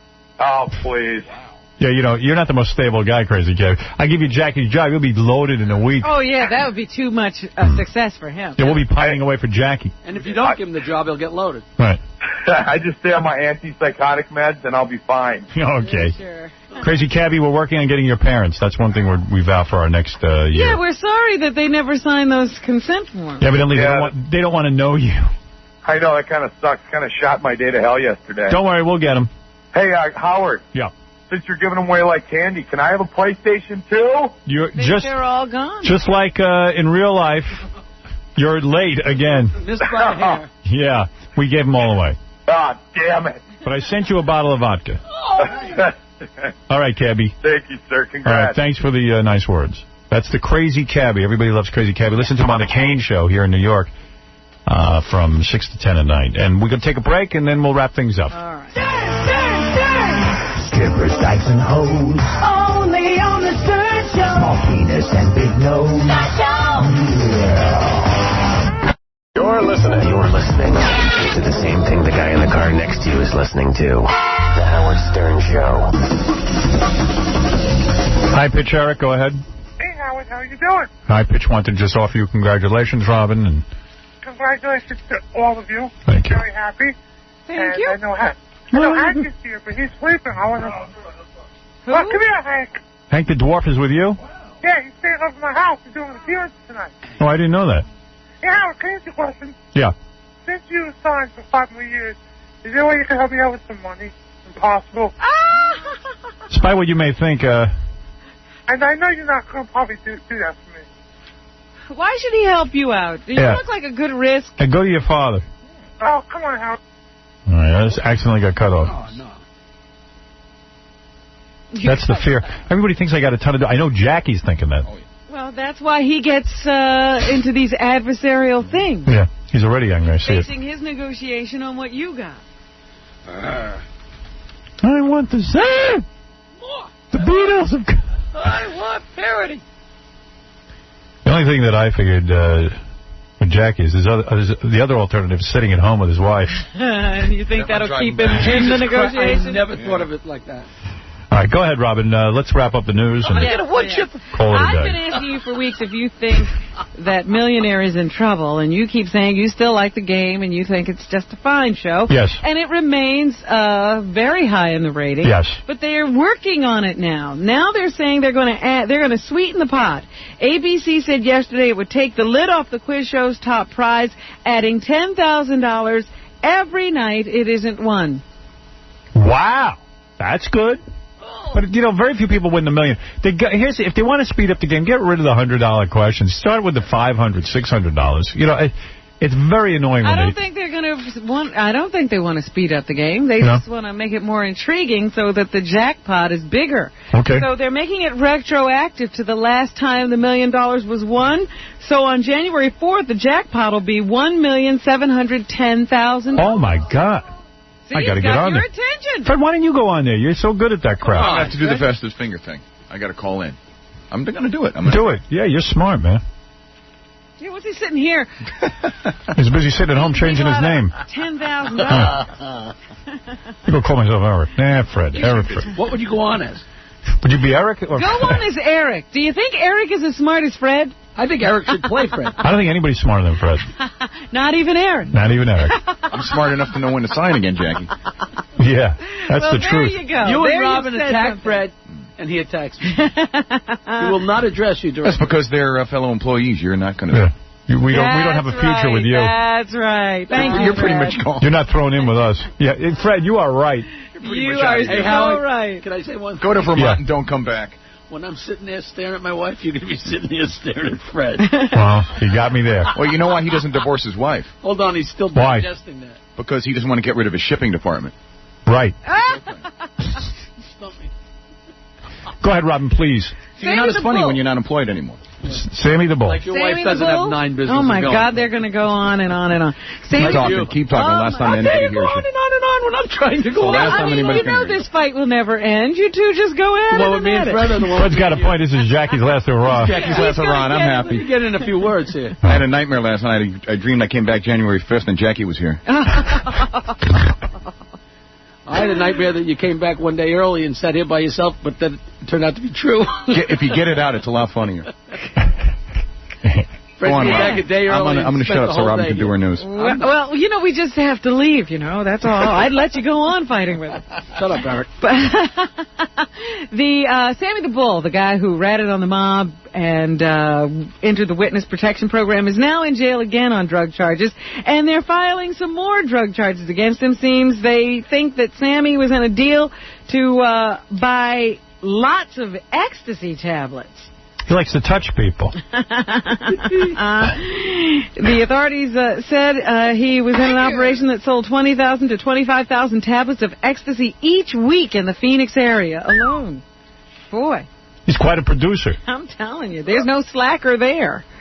And the celebration for New Year's, of course, we have to get ready for that. They dropped the big ball there in Times Square. And who's going to push the button that makes the crystal ball descend this year? Rosie O'Donnell. No, Muhammad Ali. They just that's funny. I wonder if they will be able to do that. I can't get it. They said that Mayor Giuliani is a longtime boxing fan and will help Muhammad, who is suffering from the Parkinson's disease. Hey, that's the wrong ball you're touching there, Muhammad. The button. It's my cancerous thing. Oh, dear. All right, Howard, here's a question for you. If you are a large passenger and the airline looks at you and says, you need more than one seat, what are they supposed to do? I don't know. They should make you buy 2 seats. Should they give you the seat? No. Ask Al Goldstein. He knows. If an airline determines that a passenger is big enough to fill more than one seat, it can charge more for more than one ticket, a judge has ruled. So there you go. I agree with the judge. A 300-pound woman alleged that she had been harassed and discriminated against in May before she boarded a flight in Reno, Nevada to Burbank. But yesterday the judge threw out her suit. Al Roker buys the whole row. And speaking of weight, one of the Spice Girls, the ex-Spice Girl, Jerry Halliwell, is speaking out about overweight. She's going to Overeaters Anonymous meetings to lend moral support to sufferers of eating disorders. Good. That's a good thing to do. She's been taking breaks from recording her next record to attend meetings in Los Angeles, according to the British press. They say that she goes into the group and just sits there with her head down, listening to the people in the circle talk about their eating problems. Good. She's sporting a new short hairstyle and was said to have kept her eyes focused on the carpet, as I said, as she listened to the others at a meeting on Tuesday. One of the guest sheets noted that she has abstained from overeating for a year, so I guess she, too, is an overeater. Good, Robin. That's an important story. Well, you like to know when the stars are there lending support to others. Chubby Spice. A lot of people are buying these scooters for kids during the holidays. That's a big item, a favorite item for under the Christmas tree. And they are saying... I thought a nightlight is the most popular item. Well, that's a good gift, too, if a child is born. Scooters are hot right now. And there's a warning out there because they're seeing an alarming number of kids in hospitals. People don't realize these scooters are very fast, and they are dangerous.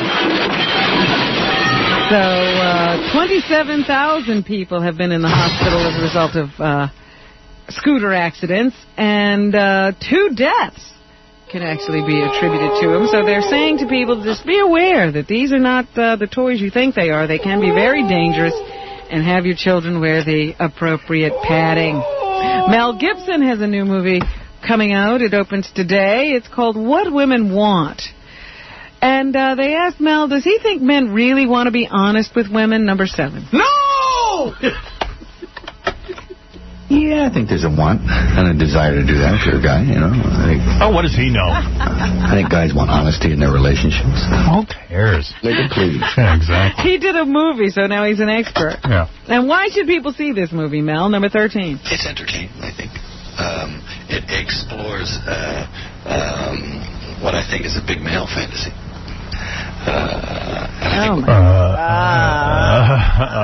Can't the cracking. It's like a car starting in the morning. Sting has provided music for the film The Emperor's New Groove. But once they recut the movie, they dropped some of his songs. So I guess that's a little bit of a problem, but he's okay with that. They also asked him if he always wanted to be famous, number 8. My ambition was to be a musician. And still is. It's the same ambition, just to get better as a musician. Fame and celebrity came along as side effects of that desire to play music.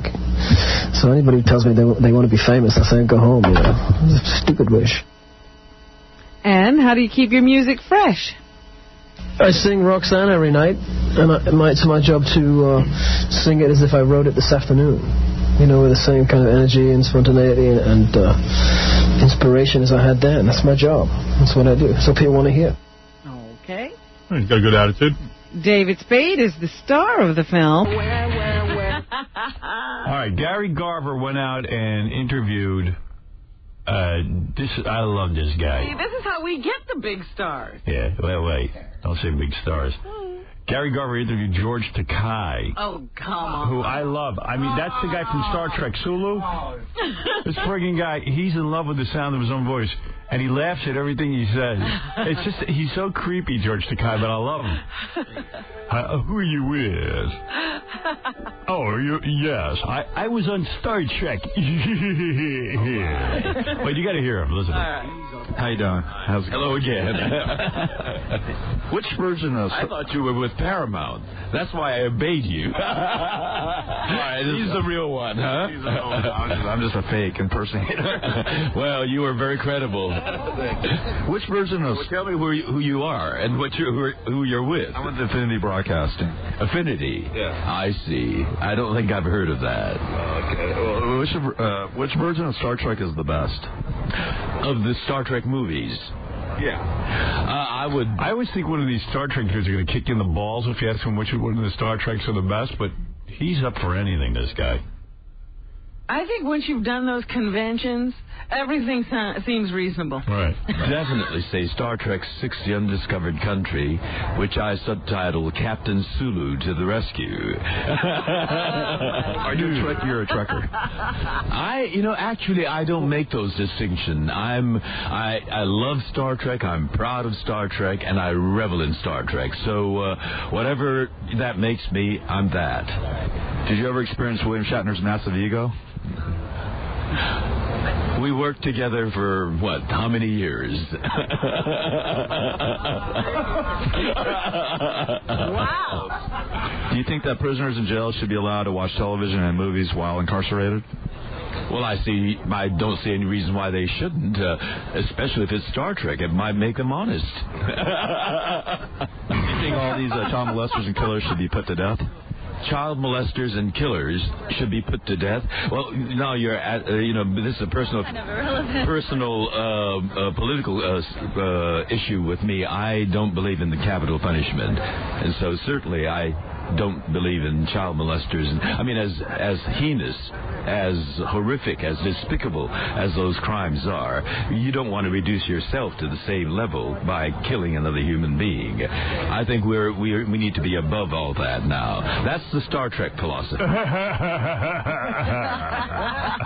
I love this guy. I can listen to him all day. He's funny. I love him. George, he's on Son on the Beach coming up. Oh, good. We do one of those Chinese things where you dub in people's voices and stuff. Oh, you feel like it's all off track? Yeah, there's this giant chicken that's attacking the beach.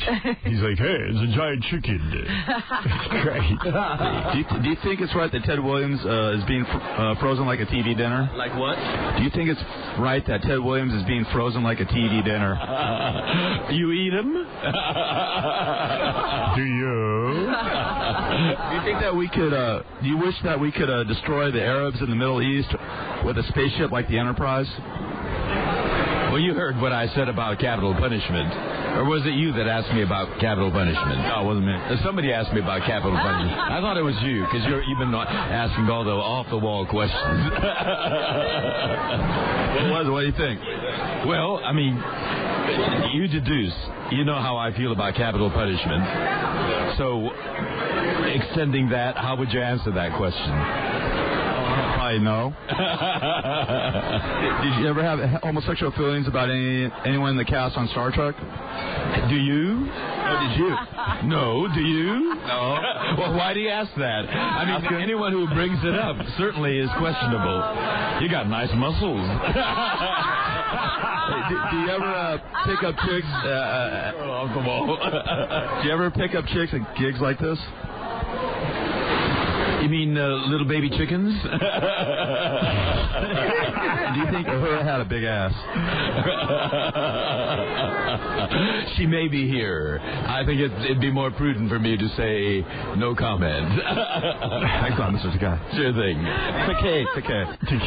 Oh, George Takei. That was great. Heartily laughing at everything he said. Yeah, it's great. You mean little chickens? While he was there, he ran into what? I don't even. This is a Star Trek convention. Yes. You've got nice muscles. Do you? While he was there, he ran into Ricardo Montalban, who evidently goes to these Star Trek conventions because he played Wrath of Khan. Of course. If you were walking across the lot when Star Trek was being filmed, you get to go to these things. I heard it was kind of sad because Ricardo's in like a wheelchair. I think he can't walk. Yeah? Yeah, what happened to him? He had some kind of thing happen to his legs. I don't know. He's got that rare sickness. It's called being 110. He's suffering the Wrath of Khan. Oh, Ricardo can't walk? He's here, so let me say no comment. He got a cancer of the toupee.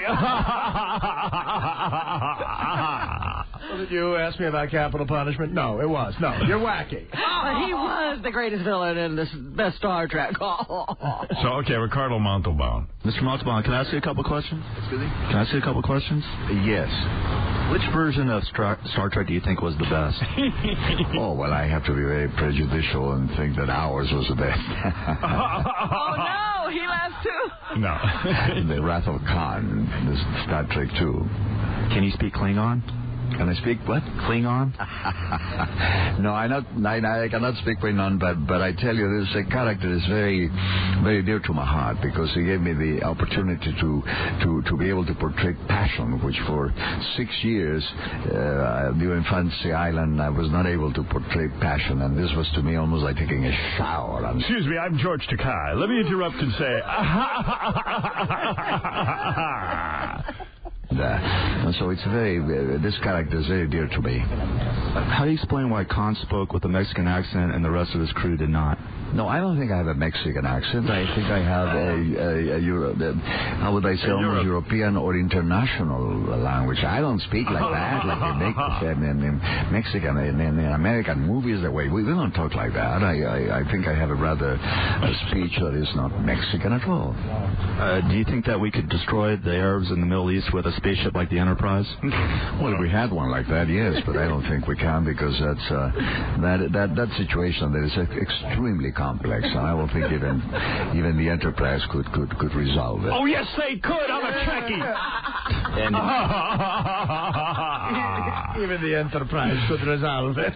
I don't think even the Enterprise could solve this problem. Perhaps the ship Sigourney Weaver was on an alien could solve it. But we don't have one like that. To think the Enterprise, I don't think so. Even the level of sophistication that the Enterprise has could not solve the Middle East problem. Now, you take a ship like, well, never mind a ship, maybe Terminator from the future could solve the problem.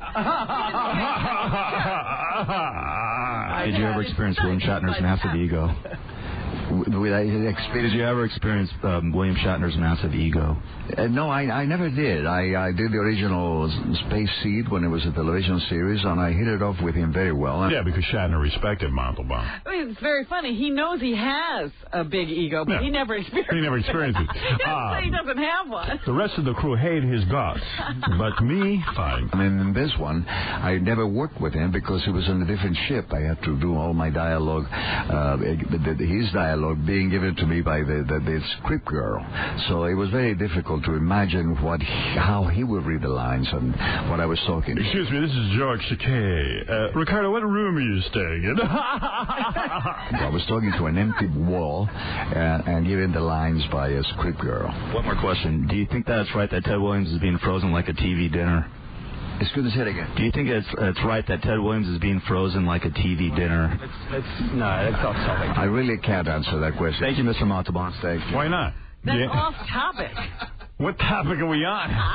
Whether the Enterprise could blow up the Arabs in the Middle East? You put an Enterprise in every question. It's not off topic. Do you think it's right that, like in Star Trek in the future, Ted Williams could be frozen? Then you'd be on topic. Let's go back to this other question. What ship could solve the Middle East problem? I can't answer, you see. I'm in a wheelchair.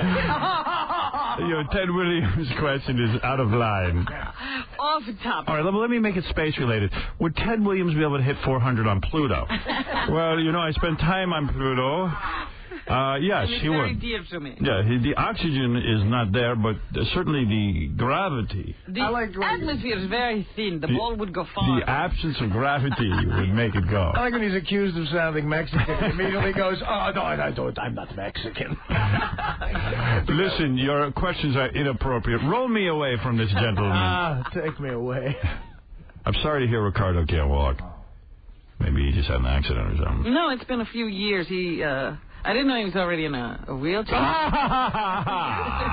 It's not funny, Mr. Takei. Scrambling around on a walker. I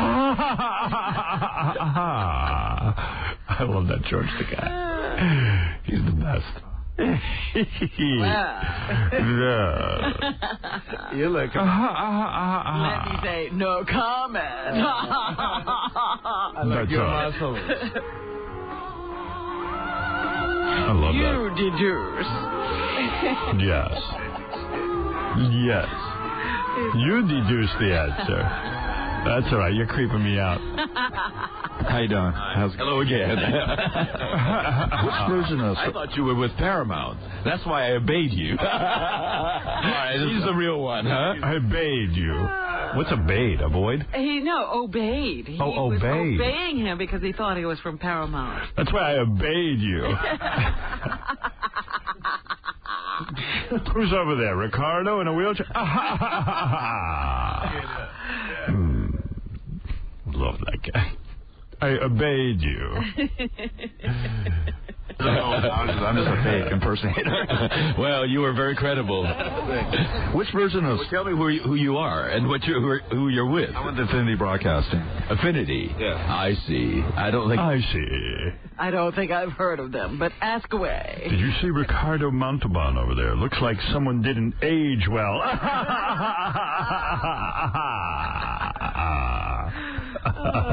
I've heard of that. Which version of Star Trek is the best?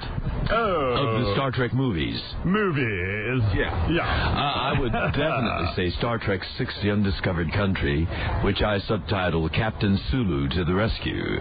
Are you a Trek? You're a Trekker. Look at Hahn over there. Not so powerful now, is he?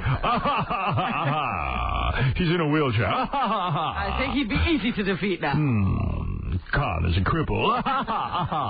Maybe they put one of those worms in his ear. A little taste of his own medicine. Yes. What we did was we held him down and put worms in his ear. That's how we dealt with Hahn. I guess it's a lot better to eat rice like my people do than tacos. Ask Ricardo what it's like to be a Mexican who can't walk. Oh, Ricardo, how are you going to cross the border in that chair? Ricardo, maybe Bones could heal you. Oh, Bones. Oh, Bones is dead. Look what we have here, a Mexican rolling bean. I don't make those distinctions. I love Star Trek. I'm proud of Star Trek, and I revel in Star Trek. So whatever that makes me, I'm that. Did you ever experience William Shatner's massive ego? Oh, We worked together for, what, how many years?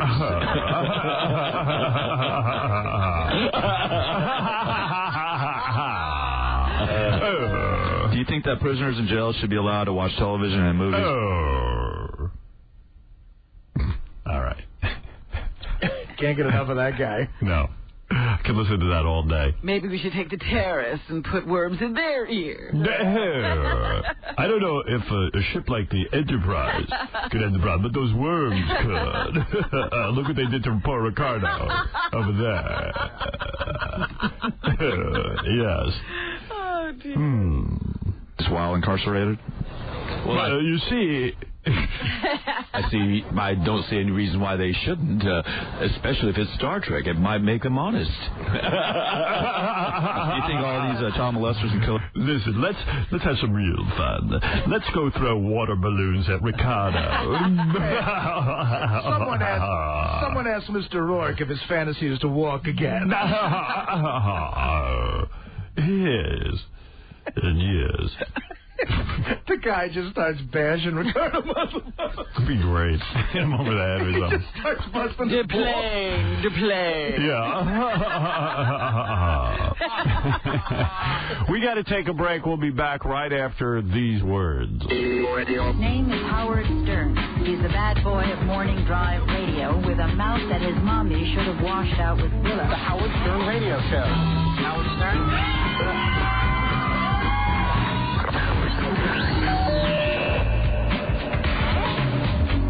92.3 K-Rock. K-Rock. I want to make a political statement that all of my brothers and sisters have been subjugated by the white man. You have violated my wife. Well, you stink. You know what you are? You will never be a greatest jockey. You're the Antichrist. What? And now, the winner of the People's Choice Award at the Czech Film Festival. I'm sorry, what did you say? I said the Czech Film Festival. Oh, right. Yeah, that's pretty huge. Howard Stern.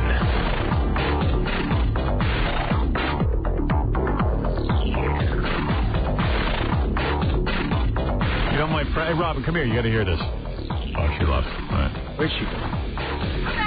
Okay, hurry up. Sit down. Sit down when I got something going on. Hunter's on the phone, my friend from California. Uh-huh. He's drunk right now, supposedly, with Sean Lennon and Bijou Phillips. Oh, no. Hunter. Yes. Where are you, buddy? I'm at my friend Sean's house, and I'm not drunk. Oh, you're not drinking? Well, I'm drinking, but I'm not drunk.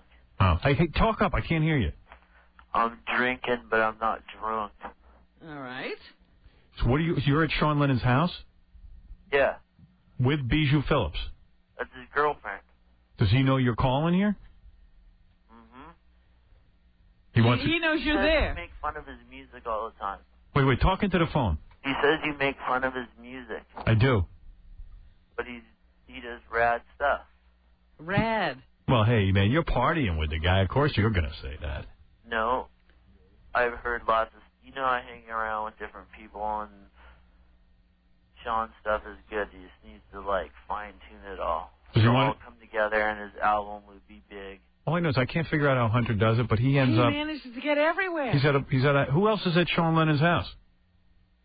My friend Melissa, and this guy Paul Stukin, and this other girl.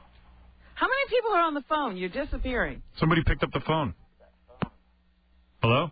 Yeah. Oh, that's better. Who was that, Sean? No, it's this guy Paul. Let me speak to Sean Lennon. All right, hold on. It'll be like a minute. Yeah, I don't care. You can say whatever. I don't care. Thank you, Hunter, for the permission. Hey, Hunter's cool, man. At least he goes to a cool party. He calls in. He's so funny, though. He says, you'll have to talk while I get Sean. Yeah. He's producing. I can handle that. I could handle it. Yeah, guys, mix it up a little bit while I get Sean.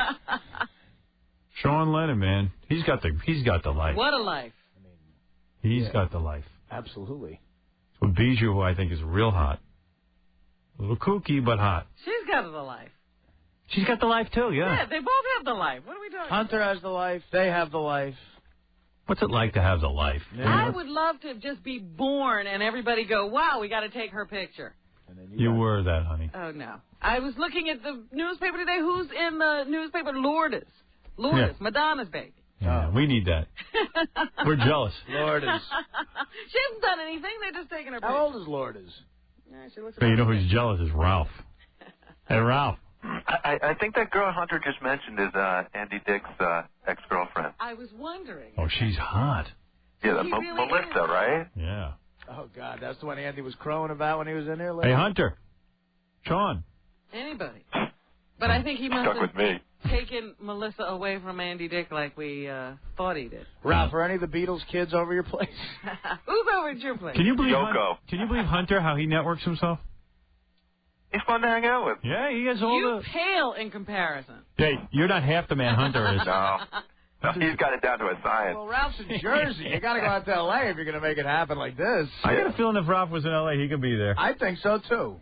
Well, he has gone to Disneyland with... yeah, I settle right in when I go to L.A. Not Melissa, but Rebecca and John Stamos. Yeah, he went to Disneyland with them. That was pretty good. Stayed in the same room. But Rebecca was completely covered up head to toe, but... Oh, wait, hello? Howard. Yeah. Are you saying mean things? No, it's Ralph on the phone. We're saying you're the man. You're the man. That's not Hunter. That's Sean. Oh, Sean. No, it's not. Who is this? It's Hunter. Hunter, why are you back? Hunter, talking to the phone. I'm talking into the phone. There you go. Are you there with Andy Dick's girlfriend? No. Who is that, Melissa? Who's Melissa? Paul's friend. That's not Andy Dick's ex-girlfriend? No. But What's up with her? after that thing on the air, Mm-hmm. he came to Bijou's birthday party and was mad and wanted to fight me, and they made him leave. Oh, Andy wanted to fight you? Yeah, he showed up with 5 guys. Where's Sean Lennon? He's sitting right here, but he's afraid you're gonna say mean things. We promise not to. Tell him to hang up on me if I say something mean. He says. What? Let me talk to Bijou. Yeah, Bijou's been on the show. Yeah, well, can you imagine what's going on over at this party? He says he's... 6, 7 o'clock in the morning. 6:30 in the... Wait. 6:44 in the morning. You're good, Hunter. That's right. Look at Hunter telling time. I tell time good. Where's Bijou? Sleeping. Oh, well, put Sean on. Tell him just to say hello. Put Sean on. Hold on. Hunter teases you. Meanwhile, Julian Lennon's at his job at McDonald's. Hunter's in the mansion. I'm going to throw them all in a cab and send them over to the Betty Ford Clinic. Well, wait a minute. Let me ask you something. This is Sean's house. Yeah. Sean Lennon, son of John Lennon. Not Yoko's house. It's Sean. No, Sean's house. Well, Sean's got an allowance. I want to know how that whole thing works. Apparently it's a pretty nice house because he's got a guest house there, too. Really? That's probably So where Hunter stays? I don't know. Yeah, Hunter moves into the guest house. Hunter Kalin. I wonder what Sean Lennon does all day. Who does his music? He hey, wouldn't you? Does Bijou. Yeah, that's what he does. Does Bijou all day. Bijou's a handful. Oh, yeah, she's like a job. Yeah. Yeah, but they probably think they're doing music together. Bijou's a full-time job. Right? Ralph, you rapped her. Oh, yeah. Most chicks in L.A. are. Yeah, but Bijou's double trouble. Yeah. I don't know. Hello, anybody she's an on the actress. phone? I mean, she's the whole package. How does she make money? Papa John Phillips? Oh, Papa John Phillips didn't leave any money. But she doesn't seem to have a problem. She's acting now. She was good in that Larry Clark movie. What was that? Bully? Yeah, she was good in Bully. I love how this bit turned into us talking to Ralph Right, about Bijou's career. Yeah, it's deteriorating. Hunter's passed out on the couch. Hunter. You know what's funny? Yeah, we're waiting for Hunter to return. He's unconscious. He fell asleep. He's got a whole radio show waiting. Hunter's got blood rolling out of his mouth. Hunter, Couch. let me rein this in a little bit. Hunter there? Yeah, right here. Oh, there Hey, Hunter. Yeah, What happened? coming over here. What? Here he comes. What's It's a going big on? house. Takes him that long to walk over to the... What's it, a mansion? Hello.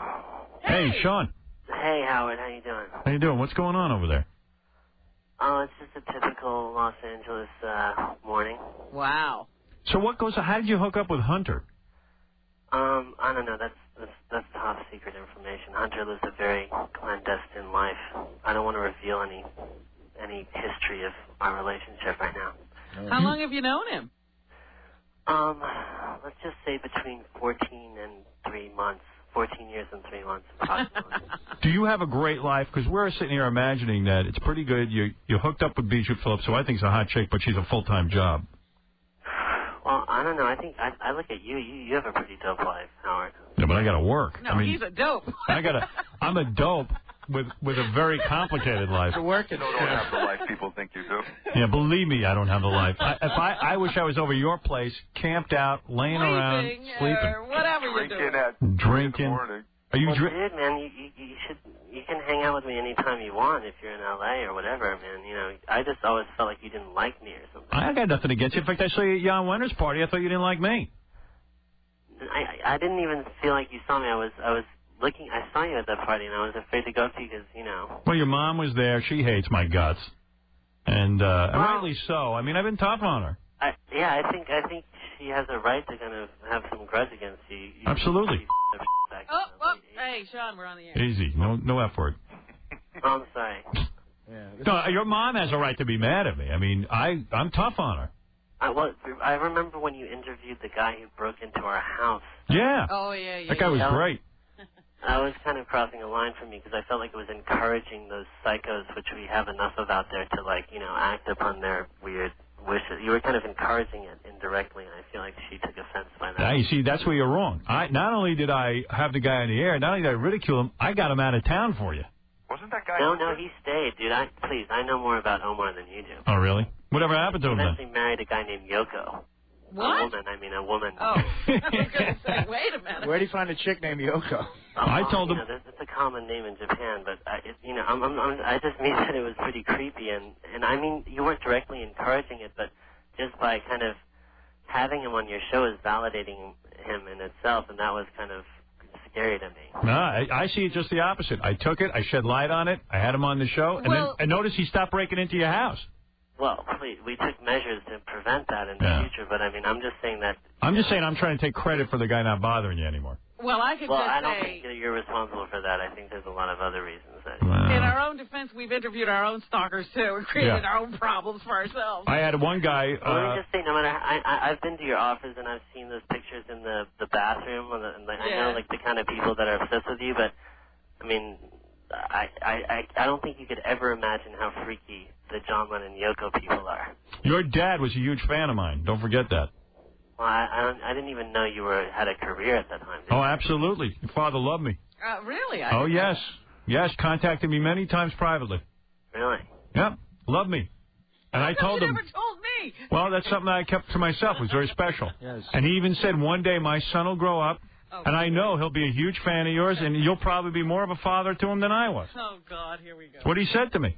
I mean, honestly, it's easy to appreciate what you do until you start, like, you know, pointing your finger at us. Yeah. Me personally, then it's harder for me to take. Of course. I'm funny until I pick on you. Yeah, but you happen to be famous. That's right, you're famous. And let's face it. I'm not especially famous. I'm what I call a fringe celebrity. I'm not really... Yeah, but you got to understand something. Yeah. If it wasn't for a guy like me, you'd have a perfect life. Who wants that? You need adversity. Everybody has to have some adversity. Come on, man. We're building character. At least it's something. But anyway, I saw you at Jan Wenner's party. Yeah. I was there. What did you two do? Did you not stay in the same room? What happened was You were hitting on some chick, and I was just kind of hanging out with my mom, which is embarrassing enough. I wasn't hitting on any chick. That was Patty Smythe from John McEnroe's. But you know what I have to say, Howard? I don't know if you've ever noticed this, but when I was watching the Andy Dick episode, the recent one with you, you and Andy are kind of like, you're like twins or something. You have a very similar, like, facial thing going on, like the nose and the sunglasses. Like, if Andy put on a long black wig, I thought he really looked like you.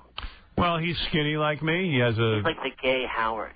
Well, I'm actually like the gay Howard. I don't want to know about that. So how'd you hook up with Bijou Phillips? I basically bribed her. She's a great piece of ass, I'll tell you that. I know Bijou. I know her very well. Why? Did you guys have some history I don't know about? No history. I know her father. You just hung out, right? I hung out. I probably could have banged her, but I didn't. She's too young for me, and also I knew her father very well, and I felt responsible in a way for her. Honestly. Yeah, well, if you, I mean, I know that you were friends with her dad. Well, I've known her since she was like 16. But it took you. We kind of like are part of like an extended rock and roll family. So. Sean, would you say she's high maintenance? Yes. I don't know. Aren't all relationships high maintenance? I mean, well, Bijou's very high maintenance. You just got divorced. Like, what happened with that relationship? Ask away, I'll tell you. 25 years, long relationship. But could Sean really tell if somebody was high maintenance? He's got nothing but time. Hey, let me ask you something, Sean. How does it work? Oh, well, what do you think I am? You think I do nothing with my life? No, I'm just saying you get to choose whatever you want to do. Yeah. Like, we have to, we have to be here. I'm saying. You don't. You're like a huge millionaire celebrity, Howard. You've got more money than dude, I had to work for that. I lost half my money in a divorce. I didn't always make a lot of money. Trying to make it up. When I went to NBC, I wasn't even making. I was making under $100,000 a year. Well, that's more than the average American. Well, yeah, but it's not like I'm some millionaire celebrity my whole life. I mean, it's not like I was either. I mean, I was, my parents were, but it's not like I. Not the F word. What? No F word. Oh, I'm sorry. I keep forgetting. You can't say that on the radio? No, you can't say that. Can't you bleep it? But then we lose half the interview. I'm sorry about that. No, but I'm saying, you got a trust fund, right? In other words, you have money set aside as a cushion. I mean, and rightly so. Your mom's worth probably $500 million at minimum. No, that's an exaggeration. I mean, you have to remember that there's 4 Beatles. Right. And there's lots of family members, and there's EMI Capital who took most of it anyway, and then there's Michael Jackson who took the publishing, and in the end, it really, people think my mom has a lot more money than she does. But I've read her financial profile, and she's a financial genius. She took the money. I've read my financial profile in the New York Post. When I was like 15, I was one of the eligible bachelors of New York, and they said I had like some amount of money that was ridiculous. But you do. Because you're going to inherit all that money, because Julian ain't going to get it. No, all right, that's actually really not true. I know Julian says that he doesn't get any money, but he actually has a larger portion of the inheritance than I do because he's the first son. Yeah, but he will get, when Yoko dies, when your mom dies, you will get the mother load. If she doesn't disown me. I mean, you don't know. She won't. She loves you. You two are close. She's wild about you. You sang at the John Lennon tribute thing. Yeah. Well, that was a kind of an unlikely thing for me to do. I don't know why I did that. All right, we'll be back right after these words. Howard Stern is American as apple pie, served by a lesbian waitress couple. 92.3 K-Rock. K-Rock. Ooh, when two girls get together and talk on the phone, you never know what they're going to talk about. Hear it all on 1-800-44-STERN. Call now. They're waiting for you. 1-800-44-STERN.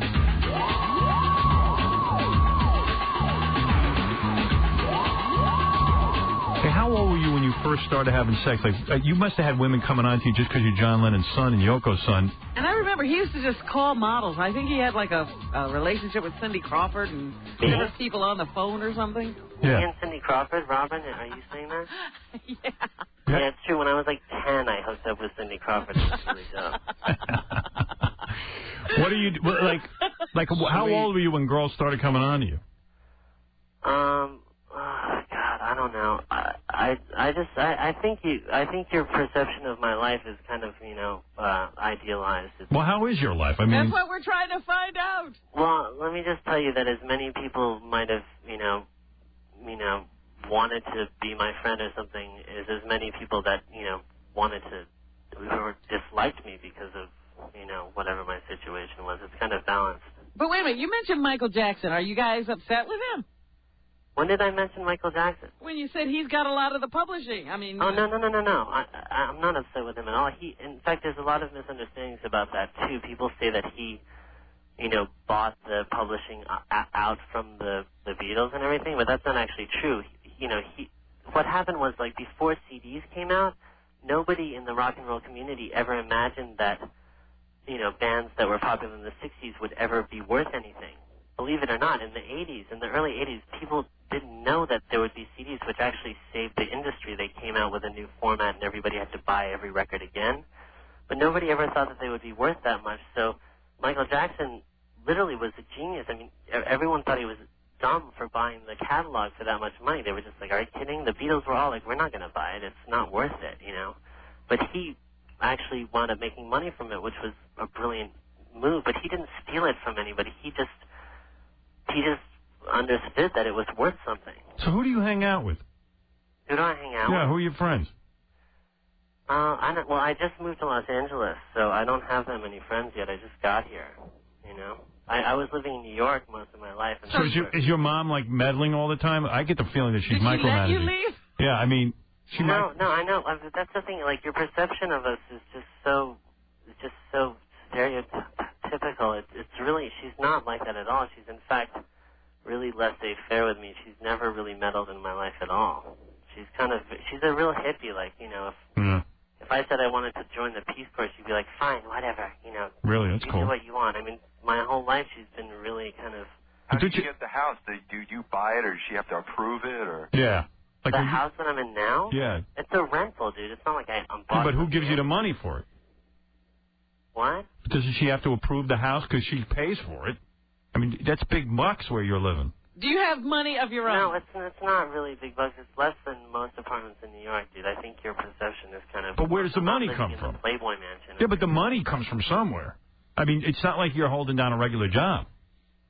Well, I mean, you know, I'm trying. I'm a musician. No, I understand, but I'm just saying, doesn't your mom control the purse strings in a way? It's kind of frustrating. Why can't she just give you a bunch of dough and let you do what you want with it? If she's such a hippie. Well, I don't know. I mean, talking about this money stuff is really kind of not really that interesting to me, but... You know. Well... Yeah, because you got it. You got it, man. You got the life. Dude, I'm not putting you down. Howard, you think it's a put down. You have way more money than I do. But dude, I got to work. What? That Nobody sucks. gave it to him. I want to do what you're doing. You I want have rich parents. I want Bijou sleeping upstairs. I want, like, Hunter hanging out. I want to have a party. And you want to work on your music career. I want to work on my music career. Hunter, dude. He's a high-maintenance friend, too, man. I've hung out with Hunter. You should only know. I tell you something. You see, you think I'm putting you down. You know, this is the only life you he knows. I have a transcript of when my first record came out. Yeah, I put down your music. Yeah, but I'm not putting your me, lifestyle that's down. All that I have. You're talking about, like, you know, my trust fund or whatever. But what really defines me as a person is my music and my attempt to be an artist, and that was way more. See, but you can afford to do that. I ever heard, and you know, you said that I was like not F word. But that was bullshit. Like I'm a. No, F word. F word. You know, you're going to beat the record that was just set. Sean, listen to me. I'm into talking to you about this, but you can't use the F word. I'm on the radio. But I thought you were like anti-establishment and well, like, you know. That's what you think. See, your perception I'm not anti-establishment. You didn't give a hoot about, you know. I remember when I was in school growing up in New York, you got fired from like 5 radio stations between 1st and 6th grade. Right. So what are you saying? So what are you getting soft now? You never said the F word. No, I can't. I can't. You can say anus. Anal? Yeah, you can say anal. Can I say clitoris? Can I say vaginal? Yes. Can I say anal vagina? Yes. And can I say oral stimulation? Interesting what words you're bringing up. Yeah. I'm just curious. Anal vagina. I'm worried about how the radio works. I've never heard of one of those. No, but you can't use the F word. You can't use the F word. It's not my rules. It's the United States government. I didn't get fired for using the F word. I got fired. I thought you were a fired. rebel and you didn't care about the establishment. Well, if I could gotta stay on the air. I could be a rebel all I want. If I use the F word, I'm not going to be on the air. All right, bottom we're line. getting to something here, Sean. That's the difference between Howard and you. You can say the F word, he can't. Right. Well, clearly I can't when I'm on Howard's show. I mean, you know. Well, you understand there's broadcast laws. And I never bucked the broadcast laws. Well, I'm curious about... People wanted to put me away for my ideas. And I like you for that, but I'm just curious about the logic behind the conspiracy. Well, you have to talk to the government about that. Yeah, here, I'll explain it to you. The government controls the radio? Yeah, dude, you've been living in a glass shell. Dude, you don't know anything that's going on. Your mom is sheltering. Don't say the F word again. In a glass shell. Yeah, but you don't understand something. Don't stop the F word. Do you know? Wait, Sean, do you know what the FCC is? Yeah. Okay. The government has a law about the 7 dirty words. I know, and I just think it's completely hypocritical. Yes, but if you keep using those words, they're hitting a button on me right now and censoring it. It's not even getting out over the air. Nobody knows you. It's habitual for me to use the F word. I'm sorry, it's not something that's conscious for me. But you can control it. Come on. No, but I'm saying I haven't said it since this most recent blunder, have I? Yes, you did. But no, I didn't. Yes, no, you I did. didn't. Since the last time I've been saying words like anus and penis and stuff, I haven't been. All right, but let me. But no, I want to point out to him that is the difference between you and Howard. You can have all of these highfalutin ideals because you don't have to make a living. That's true. I got to make a living. That's the difference. I got to know the laws. Yeah. But anyway, I never made fun. I'm not making fun of your lifestyle. I'm just saying, if I didn't like your music, you can't be mad at me for that. Let me just say that you have way more money than I do, and you could retire now, and you don't have to work anymore. You're doing this as a choice because you want to. Because I'm an artist. A certain lifestyle, but you could retire in Kentucky right now. Why are you using the F word? Why are you using the F word? Well, because I said it's habitual for me. It's but you got to not use it. Where did you go to school? Let me ask you something. Have you ever not liked someone's music? Yeah, definitely. All right. So you can respect the fact that I'm saying, hey, the music ain't turning me on. Mm-hmm. All right? Okay. Doesn't mean you're a bad guy. Doesn't mean you're a bad kid. Keep making music. Doesn't mean you shouldn't. You should keep making music till you find music that whether the public likes it or not is irrelevant. But you can't hold it against me if I don't like your music. Well, why hold it against me? In a theoretical condition, I understand that everyone's entitled to their own opinion, but when you're judging me personally, I can't help but not take it personally. Well, yeah. I mean, listen, there's going to be a lot of people who don't like your music. There's going to be people who like your music. You got to get used to it when you put yourself out there. Yeah, no, I doesn't mean they don't like you. Yeah. It's got nothing to do with you. I don't even know you. Yeah, no, I understand. And I appreciate your, I guess, it's like a kind of your explanation for your opinion or whatever. But yeah, I mean, let's face it. I mean, that's just an opinion. But the thing is, I'm fascinated in you in terms of your life. I mean, the fact that you have complete freedom as an artist because you're listen, you don't have to worry about rent and all that kind of stuff. That's cool. I just wish my life was as you perceived it because it's really not as. Well, what's difficult about it? I think just being a human being is difficult. I mean, that's true. Like Prince Charles, for instance, or his kids, like you think their life is easy because they have money? Like no, absolutely not. Everybody has pain and suffering and to deal with, and just because I have enough money to rent a house in L.A. doesn't mean that, my life is, like, picturesque or something. Well, Yoko should make it picturesque. But my point is, life is hard But Howard, you seem like a smart enough person to understand what I'm talking about. It's like, do you think the Shah of Iran is, like, ultimately content or something just because he makes $1 billion a minute? Like, no, it's not about money. You know that. It is when you don't have any. Well, I tell you what. Yeah, it is when you don't have any. But then you have a horrible. If your concept was real, then all rich people would be happy. But no, you have miserable people in the That's not what I'm saying. It's not about that. That's not what I'm saying. That's not what I'm saying. Right, but you're saying like my life is great. No, I'm just saying it starts out pretty good. I mean, you had a horrible pain. You lost your father at a young age. That sucks. Yeah, exactly. And everybody has their own to deal with. I've never. No, not the S word. I gotta go. I gotta go. The S word isn't that. You curse too much. Excrement or what? Yeah, you curse too much. I can't. The S and the F word, you're killing me. Like everyone has their own excrement to deal with. You know what I mean? That's okay to say. I know. And I've never met anyone, rich or poor or whatever, successful or unsuccessful, who is really content. I've only read about, people who are actually content, like Jesus and Buddha, but I've never met anybody like that. Have you? I'm very much like Jesus and Buddha. I'm probably the most evolved. I'm the most evolved man that you'll ever meet. You're like the Shah of Iran. Now, what's up with your hairstyle? Is that just like a fixture in your like persona? Is that just like what defines you aesthetically? You never felt like getting a haircut or anything? Well, it's the same as your father. I mean, your father went through various haircuts. I have shorter hair now. I've had long hair. All revolutionaries, true artists, are always evolving with their looks. Their hair is very important. My hair is really important, just like your dad's hair. I never noticed your hair change at all. It was always the Joey Ramone thing. No, you're wrong. My hair has changed over the years. In fact, if you bought my book, you would see that my hair has evolved through many, many different phases. Somehow I thought you would send me like a complimentary copy of your book. I didn't know I'd have to buy it. I mean, hey, listen, I'm honest about it. I don't have a pretty face. I'm not a pretty boy. Well, so the reason I grow my hair is to try to make myself look more attractive to the opposite sex. Don't forget. I don't have a famous name. I don't have any of that. I didn't have that coming up. Like a stylist or a consultant or something. I have a person who does my hair every day. I got a whole team of people around my hair. I'm not ashamed of that. You do. You're trying to embarrass me, but you can't. No, I'm I'm not honest. trying to embarrass you. I'm just curious. I've never talked to you before. I've thought about it a lot. I mean, Well, we wanted you in here many times. Yeah. I was in there, dude. I was in there with that kid Jake who was using your office. I did a whole performance in your office and everything. Really? Yeah, and I saw that weird, like, that corpse doll thing that you have. Hey, we all have to get laid, bro. Well, it was very interesting. If you didn't do his hair that way, that's all he'd have, is that doll. But if only you knew the little notes that my friends are, like, writing me right now. You know. Well, hey, that's okay, man. I don't care. Steal the notes people are writing me. What are they writing? I want to know. What are your friends writing? No, I'm being nice enough to ignore their comments. Well, whatever. Hey, listen. Next time you see me at a party, you don't be afraid to come up to me. Come But in you here. neither. You could have come up to me. You know? Nah, I'm Howard Stern. I can't do that.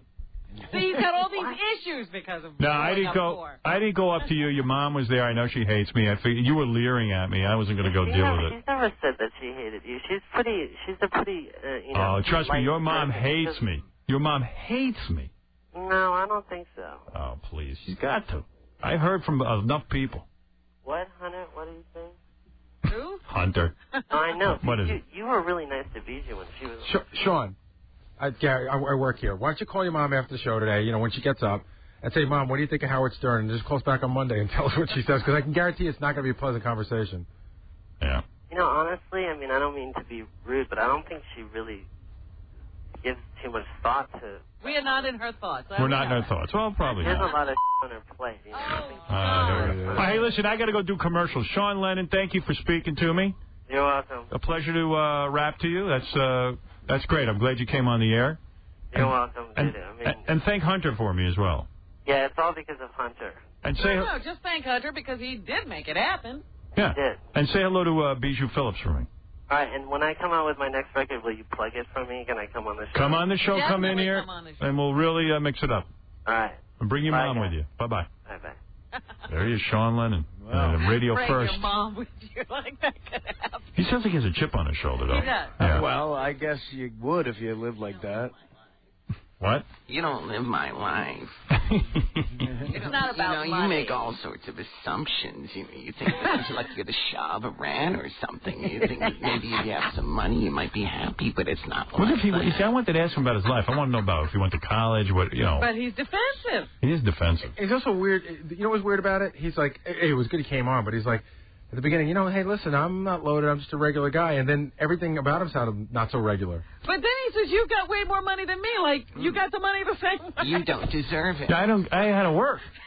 But anyway, his perception is I hate him. I don't hate him. No.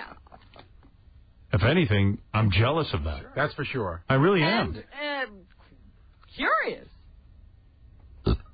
Extremely curious about that lifestyle. I got to do some commercials. I was going to do news at 9:30, but that was the news, Howard. I had to take that call. Absolutely. That was the news today. I want to thank my boy Hunter from being at that party and calling me from over there. Yeah, cool. Many props. To Hunter. Good move. Isn't that how Charles Manson got into the Beach Boys house? Yeah. So Hunter's the man. Many props to Hunter. Thank you, Hunter. All right, we're going to take a break, and then we'll be back. I'm going to bring something up that bothers me. An aluminum plaque on Highway 295 honoring Howard Stern. Well, I'd love to have his numbers right now. I know what you're saying, but I still don't like it. Brock, to the Batmobile. Hello, this is Adam West, also known as Batman Bruce Wayne, millionaire philanthropist. I'm picking up my bat phone and calling 1-800-44-STERN. I have a little sexy story to share about Catwoman and me, so you stick around.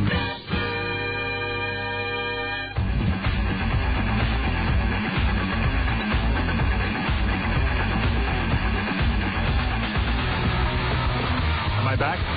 Okay, we're back. All right, now I'm real excited. Yeah.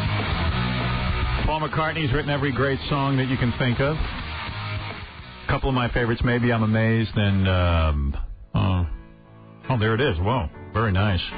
High-level production. I'm a little nervous to meet Paul McCartney. I am. I mean, reason I had long hair was Paul McCartney. A lot of people could say that. And thank God for that, because have you ever seen me with short hair? If they had had never come along, you would have short hair. Yeah, I love the Beatles, and I love Paul McCartney, and this is very exciting for me. Ozzy's out there meeting Paul now. Yeah. It's like a summit meeting. It's like a summit meeting. Whoa, look at this. Oh, my God. Look at you. It's really him. It's wow, this is exciting. This is exciting. Hi, Paul.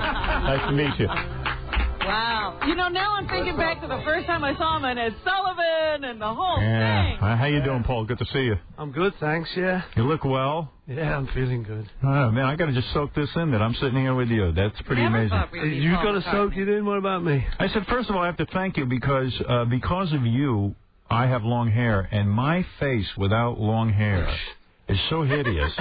It fills out the rest of my head. You know what I mean? I have a very narrow face. That looks good. And when you guys grew your hair long, of course, I went to my parents and asked them if I could get rid of my crew cut. Yeah. And I owe that all to you. Cool. And not only that, I'm a huge fan of yours, but I have a million questions. Yeah. A zillion questions. Yeah. Well, they warned me not to do this show, you know, Howard. And I said, oh, it's going to be cool. How does that work? Like everyone? Yeah.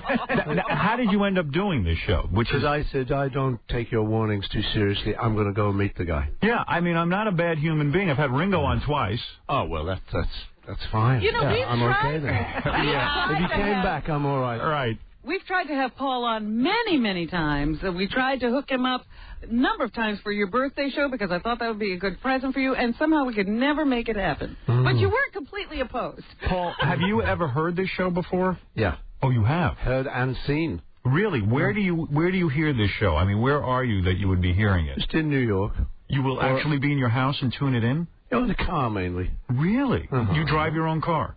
Not in... I do, actually, but not now in New York. Right. In fact, that was one of the guys, George, my driver, he said, don't do it. He said not to do it. Don't do it. He said, it's down and dirty. What do you think that I would ask you? That, I said, I know it's down and dirty. No, I've actually been very complimentary to you. I've always said, first of all, and Robin doesn't agree with me or can't believe it. It's a myth, and you're believing it. You've got to be the most loving man that I have ever known. No, but in all seriousness, the fact that you as a rock star, the biggest rock star on the planet, who could get any girl you wanted, the fact that you married Linda, stayed married, and from what I understand, you were apart from her for one day. Aside from that jail thing. Right? Yeah. Well, that was the day. Well, it was 9 days, actually. Oh, okay. That's what I always wanted to ask you. Why bring pot into Japan anyway? Tell me about it. Listen. I mean, you think I ask myself that, like, every day now? You know what it was? It was the times, Howard. Right. You just had it with you. Cast your mind back to then, when everyone was doing all that. But it does seem amazing that someone would bust anyone for pot anyway, and I guess you forget. Well, no, in Japan, we were warned. They said, look, whatever you do, don't take pot in. They said, you know what it's like in America? It's kind of, sort of loose attitude. Right. Britain, a bit looser. Don't go into Japan with it. It's 7 years hard labor. And the terrible thing was, it was just stupid. I had some stuff, and it was just arrogant. I just thought, you know what? They'll never boss me. Right. And I can't believe to this day that I did it. It was just like, and the shot. Because how did they find it? Yeah, how did they find it? But it was right in the suitcase. And it was not even, It wasn't even under anything. You packed it. I packed it. And was it a lot of pot, or was it just... It was way too much. Really? Honestly, I mean, and I got there, and I said, well, what's the thing? They said 7 years hard labor. Wow. And were you afraid... Don't remind me. Were you afraid they would set an example with you and actually put you in jail for 7 years? Yeah, I was looking at my kids speaking Japanese and being brought up in Tokyo. While you visited them once a week. I'm serious. So when you go over to Japan, you miss your wife for 1 day or whatever. 9 days. Yeah, whatever it is, 9 days. And the fact of the matter is that you're the Beatles, you're Paul McCartney, you could have any woman you want. The fact that your marriage lasted, the fact that you could not only love her that much, but you could feel that love from one person, that you didn't need the love of 30 women or the whole world. One person's love was enough for you. I find that mind-blowing. Well, I do. He did have kids. I think he loved them, too. Yeah, but that's not the point. No, but you're right. Don't think I don't sort of think that. It's like before Linda, it wasn't thus. Right. It was the rock star thing. And Was it really, though? I mean, you banged tons of women. I wouldn't put it quite that way, but I had relationships with many very nice people. A relationship because you wouldn't use people. In other words, you didn't want to it was the typical male chauvinist, that kind of thing. Yeah, you had one night stand. Yeah, it was a lot of that. But then when I met Linda, it just was different, and I think both of us had got that out of the way, and we were kind of fed up with it, and so you know what? We fell in love. Right. That's all it was. And it lasted. And it lasted, yeah. That's pretty amazing. And then I figured when you got single, you were going to go nuts. And the only person I heard that you dated besides your girlfriend now, your fiancé now, was, who the hell was it that you were dating? Oh, Bo Derek. No. You never had her? No, I'd never met her. You didn't? No. It was right away to Heather, and then you fell in love again. So maybe you're just one of those commitment guys. I think I probably am, but it is strange, a couple of people say, well, she's the first one you met, I don't know what is going on. It was 15 months, after Linda died, and to tell you the truth, I wasn't sure whether I was just going to kind of become a monk. Right. Because there was that idea, that, wait a minute, this was the woman you loved, you'll never love another, you'll never be able to find anyone as good. And, right. I mean, I don't think there's another rock star on the planet who took his wife out on tour. You normally would go away from your wife so you could have sex with other chicks. I know. You put her in the band. Yeah, man. I mean, that's amazing, right? Mm-hmm. Well, like I say, we're in love, what are you going to do? And John Lennon is the peace and love guy, but yet even with Yoko, he bailed on her. I mean, he had to go out and have his wild weekend or whatever the hell they called it, right? He went off with May Pang. You were really the peace and love guy. I suppose so, I really, I'm like you, I'm a bit amazed at it, but I got lucky. And I think you're right, I am that kind of commitment kind of guy. If you're lucky to find someone who satisfies you in all ways, then you stick with her. But isn't it true that you knew Yoko first and you passed her off to John? Well, now, the terrible thing is, man, time and memory. Now, I was just listening to the show coming over on Ozzy. I can't remember yesterday. Yes, right, yeah. I love him. Did you meet Ozzy out in the hall? Yeah. You did? Yeah. He was very excited about meeting you. We finally met. Yes. He's a cool guy. Well, did you understand a word he said? Oh, sure. You did. Yeah. He talks lovely. I love the way he talks. Do you like Ozzy's music? He's great. Oh, yeah, he's great. I love him, yeah. So when you met Yoko, yeah. She claimed she didn't know who the Beatles were, but meanwhile, she knew who the Beatles were because she met you. Yeah, well, the thing is, I have, my version of the story. What is your version? My version is that we were in London, and Yoko came around to my house, knocking on the door. Someone said, there's this Japanese lady outside there. And I said, okay, let her in, because I was very that those days. Why would you let a Japanese lady in? I let everyone in. Okay. I let Mr. Kite in. Really? I had Jesus one night. Really? Yeah, it was a guy who was delusional and thought he was Jesus came to your door and you let him in. Maybe. Or maybe he was. Right. I don't know. Maybe he was. I never made up my mind on that one. Right. But in those days, people who came around like that, I was living on my own, so I would just say, well, come on in and have a cup of tea, we'll have a talk. Right. So this is before Linda, you're single. Yeah. And Yoko knocks on the door. My recollection, against the allegation, is that she came in and she said, it's John Cage's birthday, and us artists want to collect a bunch of manuscripts to give him for his, whatever it was, 60th or something birthday. Right. And I thought immediately, I don't really want to do this. Right. I thought, because I don't like to give away the stuff, I like to keep that stuff where we wrote, yesterday on the back of an envelope. Right. In other words, you don't auction that stuff off and stuff like that. You say, hey, I wrote this. I want to own it. Give it to my kids maybe or right. something. Means something to you. So I wasn't that keen to give it away. But I just thought, you said, but my friend John might. Right. And that's my recollection that I then said, and he lives here, and she went to see him. Did she offer herself to you sexually? No. She did not. Did you get the impression that she was there in order to score a Beatle, so to speak? No. I didn't. It was all above board. You're saying that with a smile. That there was she knew of the Beatles. I don't know. But of course, if she knocked on your door, she knew you were a Beatle. And if she wanted a manuscript of what? Of John Doe? Right. Yeah. So didn't you in fact laugh at her years later when she said, I didn't know who Jean was, I don't know Beatles, I never heard. You knew that was not true. I don't know, man. I tell you, live and let live. It's too sort of, life's too short for all that stuff. We've been through. But you also have to share, you have to call her regularly to do Beatles business, right? So you have to get along with her. Yeah, to some degree. So exactly. if in fact you said here today that Yoko in fact wanted you sexually, and in fact knew who the Beatles were, it would probably screw up your business dealings. I'd be dead meat. Yeah, you would be dead meat in those meetings. No, it's, we haven't got the greatest relationship, that's true, but we get on. We're okay. You do? Yeah, sure. Yeah. Why were you not at the recent John Lennon tribute thing? Were you asked to be there? I was asked to be there, yeah. I had other things to do, number one, but the thing for me is it's kind of difficult. I think anyone else, like Elvis Costello or somebody like this, going up and doing John stuff is one thing. Right. Me doing it, it's a different thing. It's would have been weird. It's a bit weird for me, tell you the truth. Sort of get up. The only time I ever did one of John's things was I went back to Liverpool, and it was kind of return to the old home city, and I finished with Give Peace a Chance. Right. And so that was like really great to do on my own terms. Right. But sort of part of one of those sort of package. I think it's beneath you, actually. Well, I don't know about that. I do. But with some of those lesser stars, you're the number one guy. When the thing that bothers me.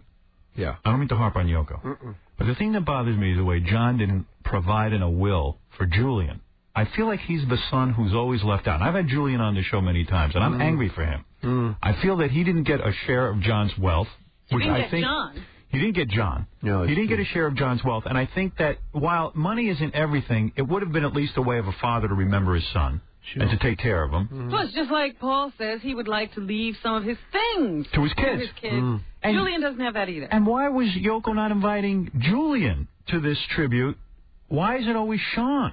I mean, do you know what I'm talking about? I really do, Hal, but the thing is, tell you the truth, I really don't want to get into that. Oh, I do. Because, I know you do. And you know love what? If we weren't over 6 million listeners, I might talk to you, baby. Really? But I'm not going on air in public doing You don't want to ruin your whole relationship with Yoko right here? Really and then, exactly. Because to me, if you did it, it would be great. Wait a minute. Yeah. Maybe it's a great idea. Why not have it all out right now? Let me tell you, baby. Right. Here's another weird thing. I'm jumping all over the place. When I heard the story that Brian Epstein gave oral sex to John Lennon. Now, did you know about that was going on at the time? I heard that story afterwards. Yes. My theory is much, unfortunately, it's not quite as sensational. What happened was, Brian being the manager, John was very political animal. Right. And Brian was going on holiday to Spain. Right. Now, he asked John. I think he fancied John. Yeah. Why not you? You were the good-looking one. No, that's what I wanted. Yeah. Were you upset? Tell you the truth, I would have gone. You would have. Are you kidding? You would have let. You would have gone on vacation with kids. Any kids at the age we were would, and they offered to go to Spain. Yes. Whoa. Why not? With anyone. Right. It wouldn't matter who. And I think John. This is my theory. John went with Brian, and I don't know if anything happened because I wasn't there. Right. There's rumours there was. I suspect not. But I know what John Willis said. In my mind, John Willis said, "Listen, you want to deal with the Beatles? Deal with me. Right. I'm the guy. I'm the leader. Just do it all through me." And I think John would take that opportunity for like a little political manoeuvring. I could see that. Yeah.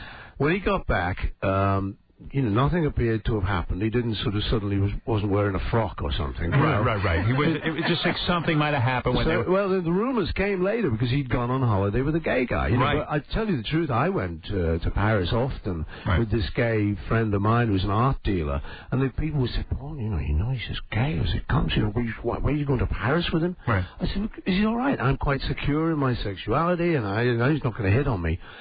Gay guys must have hit on you in your especially the early Beatles days. You know what? No, it's really. I'm shocked. I wonder why, Howard. You've never had a gay experience? With me? No. Even when you were young, no towel snapping incident or sword fights. Nothing. Towel snapping, maybe just a little in the shower. Bit of sword Well, fight? I'm just wondering if he had gone on vacation with Brian and Brian had made some overtures. What would have happened? What would I have done? I don't know. I don't think you would have gone for it, I'll tell you that. No, you know what? Let's face it, I had plenty of opportunities through the years to do all that.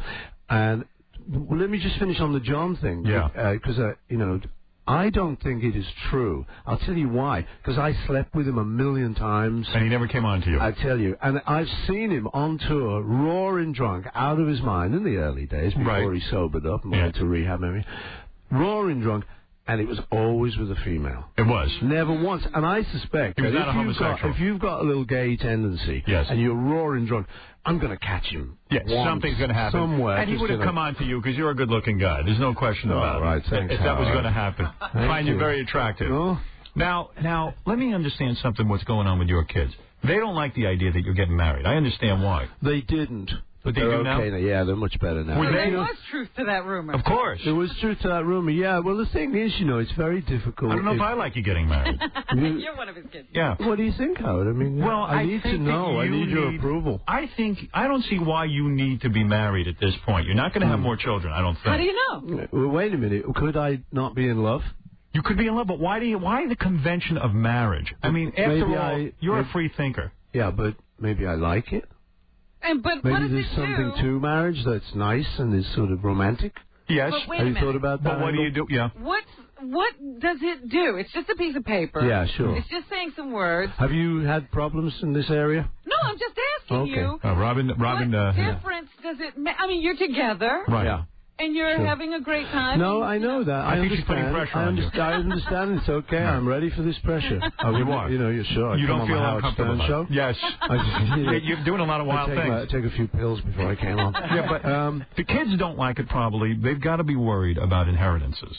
Now, what do you do about it? What are you going to do about that? I don't think it's that so much. I think really, number one, it's not as serious as it was. The kids are getting with the program and are understanding that whatever makes me happy is what they should let me do. Were they not talking to you for a while because of this? No, it was never that bad. No, but they wouldn't hang out with you and Heather?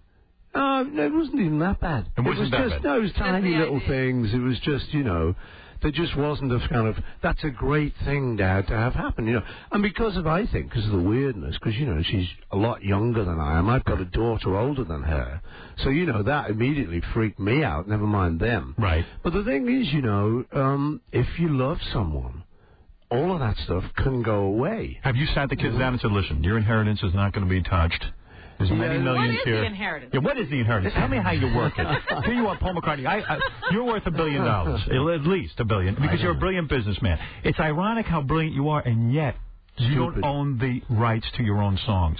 Well, that's another story altogether. Let me just finish up on the kids. All right, go ahead. Originally, they were a bit worried because I had suddenly got into another relationship 15 months after Linda died. I think the shock of that was it weird having sex the first time after with a different woman? I'm not going to go into that. You had to be treated tenderly. I know.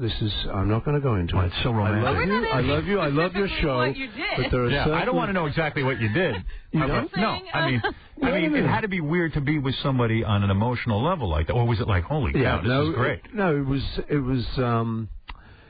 For me to know and for you not to know. Because there are certain things in my life, even though I'm on this big show, I'm not going to tell you. Let me just finish. You felt disloyal being romantic.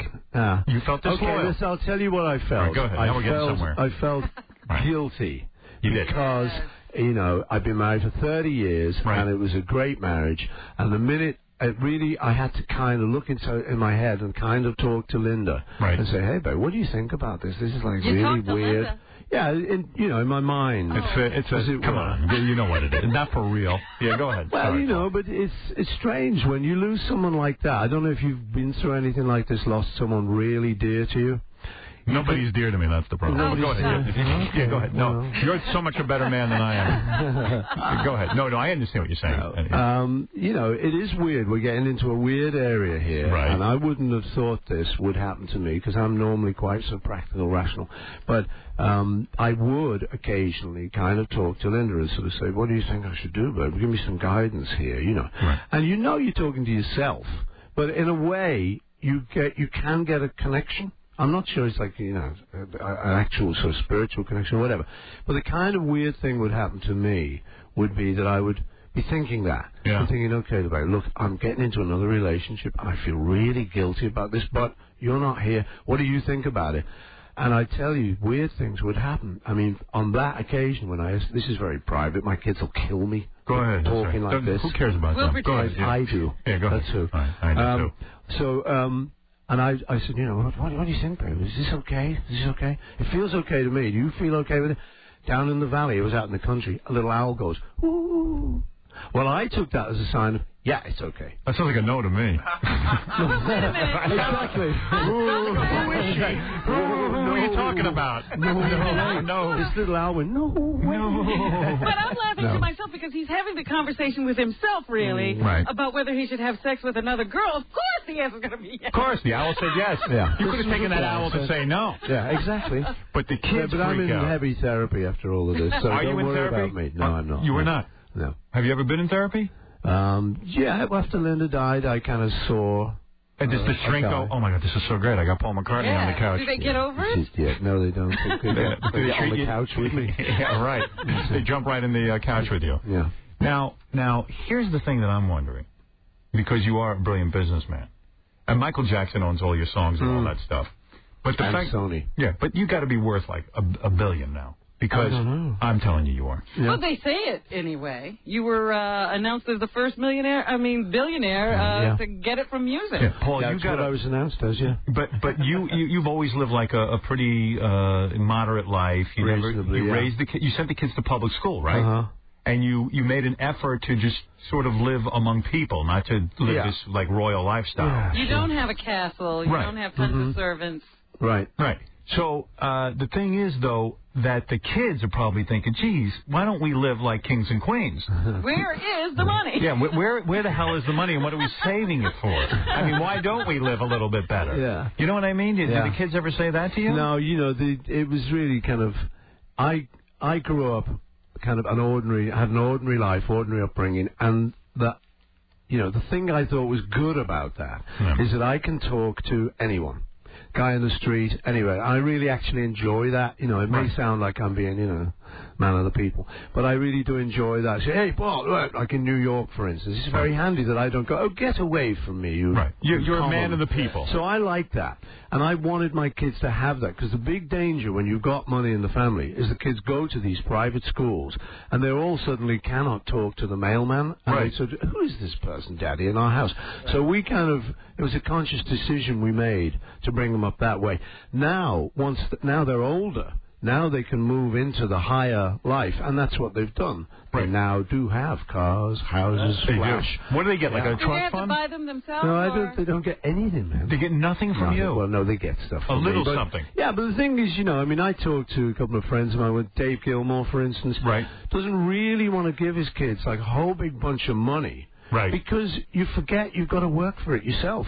But then when you pass away, most of the money's going to go to the kids, right? Yeah. It is. And are they afraid that Heather's going to get all the money? No. There's none of those issues. No, I talked to them about this. I said, look, I'm in a new relationship. This will alter things somewhat. But don't worry, I'm a good guy. I've got it all sorted. And you got to sign the prenup with Heather and all that kind of thing? That's got to be uncomfortable. You don't care about that. No prenup. I don't know. I don't think so. Oh, of course you got to do one. Come on. No, man. Hey, but didn't Michael Douglas do one, and then he's kind of cancelled it? He ripped it up. But they said that doesn't count. He's insane. Yeah, but he's moron. He's a Beatle. You know what? He might just be in love. Yeah. The funny story to me, though, business-wise, and I want to get to the new single and all that. I know that's what we're here to talk about. But the fact of the matter is, you were the guy who said to Michael Jackson, you should get into publishing. Isn't that great? Yeah. I love the irony. And he bought all your songs. Yeah. And you said to him, listen, I'll give you fair market value. Let me buy my songs. I want to own them. And he won't do it. No. And now that he has Scumbag. He's sort of using them as leverage for his own financial problems. It was a funny thing. We had quite a good little relationship. He rang me up one Christmas Day, I think it was, and I heard this, hello?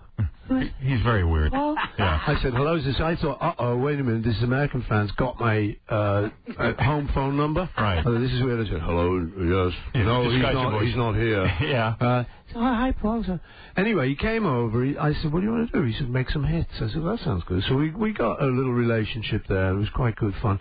And it is true, he did ask me. He said, got some advice, Paul? Yeah. I took him aside and said, diddle-a-diddle, and think about getting into music publishing. And I thought he was joking. He said, oh, I'm going to get yours. Well, I went, sure you on are. the back. Good one. I thought that was a joke. And then I just got rung up. He said, he's got yours. And I thought, hey, you know what is weird? I don't mind that, because he had all the cash. Someone was selling it, and he bought it. What I don't like is that I've actually written to him a couple of times. We're dishing the dirt. Howard, you've got me at it. Go ahead, yes. I don't normally You wrote him a couple of letters. Wrote him a couple of letters saying, Michael, don't you think after, like, even if I was just a writer on the payroll, after 30 years of being reasonably successful for this company you now own, don't you think I could have a raise? Yeah. And, you know, he said, oh, well, that's just business. I said, yeah. Yeah. And we've never talked about it. He won't even answer my letters. Oh, so, you know what? We haven't got that great a relationship. Not anymore. Huh? That pisses but me I did off. read I met him once, and I thought he was the oddest human being I ever met. But I did read recently that because of some cash flow problems he's having, aren't your songs up for grabs? In fact, this might be a good time for me and you to go in and buy these songs. I'm in. Yeah. You know, no, I think it may be true. I don't know. You know, you never know what's room and what isn't. I don't have access to his accounts, but you know, that may be true. I know you do. Yeah, I have access to everyone's accounts. We could go and buy them. But you know, the trouble is, I wrote them for nothing. Right. And buying them back at these phenomenal sums, it's just... It rubs you the wrong way. I can't do it. Should. Yeah. Now, I just sat down and went... How does one make money in music publishing? Someone told me if someone puts on a high school production of Hair and you own the rights to the songs of Hair, they've got to pay you some way. The high school pay. But, I mean, how do you get paid? I don't know, actually. My office would be able to tell you that, but I don't get into that stuff. But it is true. When we first started touring as the Beatles, we got these little... You get a little form, and it says, please write down what the songs you're playing tonight and who wrote them. We didn't know who wrote the Shirelles hits and stuff that we were doing. So we just used to goof off on that. I suspect a lot of high schools do that too. Howard, but there is some system. What is it, Gary? I got a question about the publishing thing, because I was looking at the list of stuff that Paul owns, which is mind-blowing. I mean, songs that you wouldn't believe. Notre Dame Fight song, all these Broadway plays. But there's one song I saw on there, like the Christmas song, the Nat King Cole songs. Now, do you actually know how much you make a year on that song, or do you just not even just figure it's all a lump sum? Because it's got to be a fortune on that song alone. People could live on that. Yeah, it is a lot. Actually, that's their rights are reverting to them now. So that's, you know, that happens. But yeah, it's an old American publishing company called E.H. Morris. And at a certain point, my father-in-law, Lee Eastman, said to me, you've got to think of investing. This is in the early days of me and Linda. He said, you've got to think of investing your money. I said, well, it's okay. We'll just put it in the bank. That's okay, isn't it? Yeah. He said, no, it's not actually that cool, you know, because you've got to invest in it. If you do so. And he said, there is this publishing company that he'd actually helped this guy, Buddy Morris, set up. He said, you should invest in this. Wow. I said, how much is it? And he told me this large sum of money, which was all I had in the world. How many millions are we talking about? Well, at the time, I think it was 7. 7 million, and that's all you had? Which was all I had. Right. It was a lot of money. Right. You know, and he said, you should do this. I said, send me a list of what's in it. And like you, he said, it was actually Stardust that did it for me. I said, wow, it's got Stardust? Okay. And so I went ahead with it, and it was the kind of riskiest thing I ever did, but it was the luckiest. It makes sense. You made your living in music, and then you invested in music. And also, because I'd lost the Northern Song stuff. Me and John had lost that stuff. Because we were about 21 when we went to a little dark muse in Liverpool somewhere, with Brian Epstein and a lawyer. And they just sort of said, before we got on a train to somewhere, they said, you just sign this thing. It's to do with the publishing and stuff, and you'll own your own songs. We went, wow, we're in showbiz. Yeah. And then I realize now that lawyer was our lawyer. Because, you know, you've got to be represented for those things. It sure didn't look like it. They looked like they were the grown-ups and we were the freaks. So you got swindled out of your money. I don't know about swindled, because that's probably, you know, you get sued for saying that. But I tell you what, no one's ever changed the contract to this day. And that's my beef. And Brian Epstein, they say, actually sold the U.S. Beatles merchandising rights for like $1 million or something, and now you guys can't even like put out Beatles memorabilia or any of that stuff and make money on it. I don't know. I think we can. You can? I think Apple stuff, we can do a lot of that. But you're right. There were a lot of business deals done then that were just out of sort of innocence. We just didn't know how big it was going to get. Yeah, and bands don't. Brian was, you know, son of a record store owner in Liverpool. You know, that's not a great scope. I got to take a break, and then we'll be right back. York. K-Rock. Hi, Hi, everybody out there, I love you. You know what my name is? My name is Jimi Hendrix. Howard Stern is beautiful. I don't know him, but I've seen him on TV, and he's a pretty nice guy. Okay? I don't... He tells everybody where they're coming from, man. He knows what's going on. He's putting you straight. Listen to him. Howard Hughes is beautiful. I love you. Peace and love, my brothers. I love you, Howard. Stan, I love you.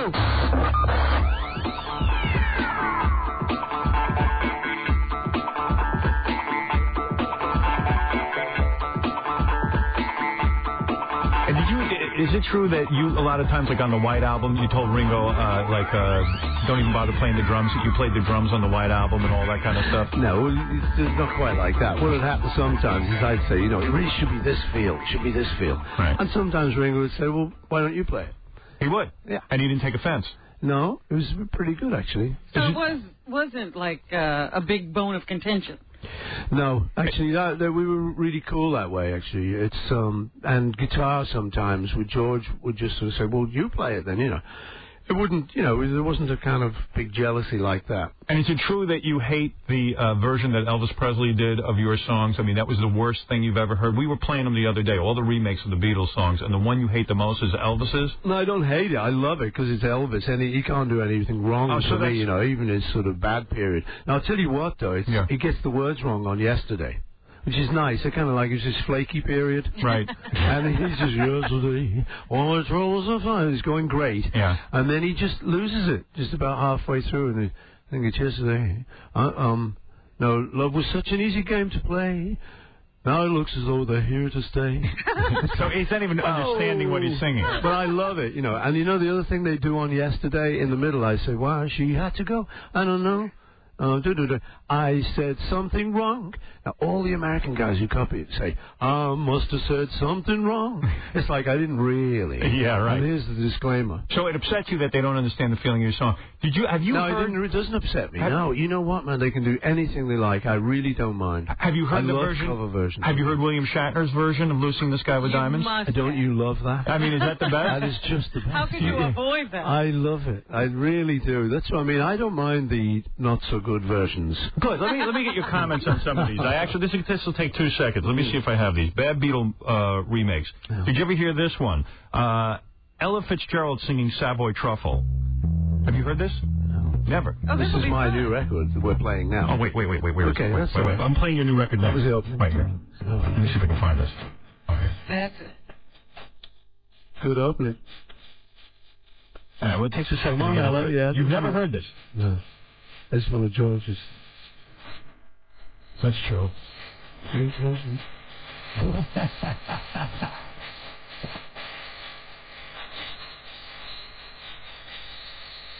Who got her into that? I don't know, but... Who got her into doing that? I don't know. I wonder how the recording session went afterwards. Did they tell her it was great? Oh, yeah. Did you ever hear Bing Crosby's Hey Jude? No. You haven't? No, God, did he do it? Yeah, he actually did this. Let me play this for you. I don't even know what I'm doing here. Wait a second. It's going to be my new album again. Wait a second. I don't know which track is which CD I'm on. That's you. That's me. Here you go. Listen to this. This is very pretentious. Sort of classically treated. Swirling strings, old brass. Enter stage left. Hey Jude, don't make it bad. I think it's rather good. Take a sad song and make it bad. You like that? I like that. Make it that is good. Go Bing. You actually like that one. That's it. He's sounding good. Did you ever hear Mae West do Day Tripper? I think I did, actually. You did? Yeah. That's a pretty amazing one. Yeah. Mae West. Hey, here, listen to this.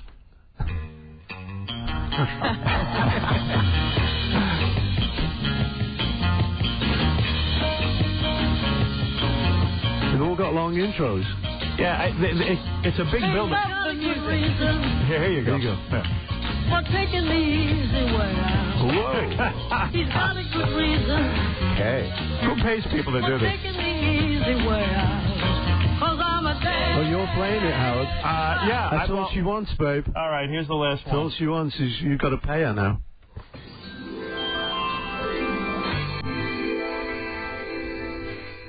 White Christmas. Wait, where were you when you heard William Shatner do this? And were you on tour? But this one, this is your favorite. Is this one? Yeah. Big build up. Build up again. We all need big build ups. William. He gets the biggest. Yeah. He's good though. Can't deny it. Here we go. Yeah. In a boat on a river. Wow. With tangerine trees. Oh, he's on drugs again. Sky. This is wrong on every level, isn't it? I love it though, don't you? You do? Well, we're playing it, you know. We love it. So there must be something to it. We love stuff when it's wrong. Now, you seem like such a great guy. That you don't say anything bad about anybody. Well, you know what? The thing is, I do off radio. You do? Yeah, sure. If we were having dinner, I'll dish the dirt with you. Any chance I'd have dinner with you? I don't think so. Tonight. What are you doing tonight? You don't want to be with me. Trust me, I'm a miserable person. Well, why are you talking him out of it? Because he doesn't really want to. He hang out with regular people. Howard's right. I don't really want to. If you want to hang out with regular people, I'm about as regular as they get. Yeah, you want to get a beer, Paul? Yeah, Artie will take you to the track. Come on, let's do it, man. Whatever you want to do, man. No, but you see, is there anyone, like, I know like you badmouth Oasis. You said they're horrible. You know what? Did I? No, I was asked. The trouble is, everyone, because they're so Beatley, people say, "What do you think about Oasis?" Right. And I got fed up of being asked. I started off saying, "They're okay. Hey, I wish them good luck. They're young guys. It's difficult out there. I wish anyone guys, just trying to help, kind of thing." But then they started to badmouth us and stuff. Badmouth the Beatles. Yeah, they started to say, "We're much better, man." Yeah. Go, so that got yeah. That got to you. Yeah, sure. And in the end, then I just I didn't really badmouth them too much. I just said I think they're slightly derivative. Yeah, I'd say very derivative. How could they badmouth the Beatles? I mean, after all. Okay. Well, they thought they were better. Who do you like now? Besides me. Who do I like now? Music. I don't know, really. In Sync? I don't really listen to them awful much. There's some Asian guy in England called Nitin Sawhney who puts together some cool stuff. Really? Yeah. I listen to a lot of old stuff as well, Marvin Gaye. And me too. I listen to Marvin Gaye. Oh, yeah. Nat King Cole. Nat King Cole, I don't listen to. That's beautiful. I like Marvin Gaye. Name one of his songs. There's a million songs. What's going on? Come on. What are you acting like I don't listen to Marvin Gaye? Yeah. I'm going in to look in your collection. Heard it through the grapevine. All right. Let's talk about the new single, because that's what you're here to promote. Mm-hmm. It's called Lover to a Friend. Yeah. It's going to be released October 29th rather. All proceeds of the single will go to the New York Police Department and Firemen. Yeah. Wow. Which I applaud you for. Hey. Also, what is this concert you're doing? When is that? Friday night? It's imminent. It's Saturday night. Oh, Saturday night. Yeah. Should I be there? Yeah. I should? It was going to be, I was originally going to do a show, because I was here, and I heard Ozzy saying he was here. I was on the runway, ready to take off for England. Right. When it happened, and the captain said there's been a terrible accident in New York, and those of you off the right-hand side of the airplane will be able to see. So we could see the tower smoking there. You fly commercial? Yeah. Really? Sure. Regular. With all your money, you don't own a jet? I don't want to, man. You don't want to own a jet? No, you know what I mean? All those things, this fantasy, all that stuff, of owning all that stuff. You've got the guy ringing you up, McCartney, your jet's just, sprung a leak. But what a wonderful convenience for you to own your own Gulfstream and to fly back and forth without having to deal with... No, not really. Really? Not really. I like. What do you think of that, Robin? I'm very impressed. It's great. Really? He hasn't let the money go to his head. All right, you're looking at your watch. Or the knighthood. Yeah, all right. Anyway, so I was there, and I wanted to do something. Like a lot of people got this helpless feeling, what can we do? We're not firefighters. So I thought, I'll do a concert. And then suddenly there was a lot of concerts sprung up. Right. So I said, well, I should kind of just get on one of them. And I was asked by Harvey Weinstein of Miramax, hey, Harvey, I hope you're listening. Yeah. To do this particular show. And so I said, you know what? I'll do it. And I happened to be taking a lift on his Gulfstream. I see. And when he asked me. All right. So you're going to do this to benefit. You're going to give all the proceeds, I guess, to the NYPD and the firemen and all that. Mm-hmm. The new single is called Lover to a Friend. So this is about... You're always writing about chicks. I'm often writing about chicks, yeah. This is not about Linda. This is about Heather. Well, you know what? I don't actually know what this is about. And there you go. If you don't me and Ozzy got a lot in common. Seriously, some songs, it's a mysterious process. You just sit down and you start sort of goofing around and noodling around. Right. And these words come up, from a lover to a friend, take her on advice. And it was late at night when I wrote it. And I just stuck it on a demo. And people have said, was this a tribute to Linda? Does it mean this? I tell you the truth, I don't actually know. Well, it's beautiful, because I know if I wrote songs, I would not know what they meant. I would have no idea. All right, here we go. Let me listen to it. Well, it's true. What the hell's that? Hey, listen, wait. This is Bing Crosby. All right, wait a second. Sing. Hey.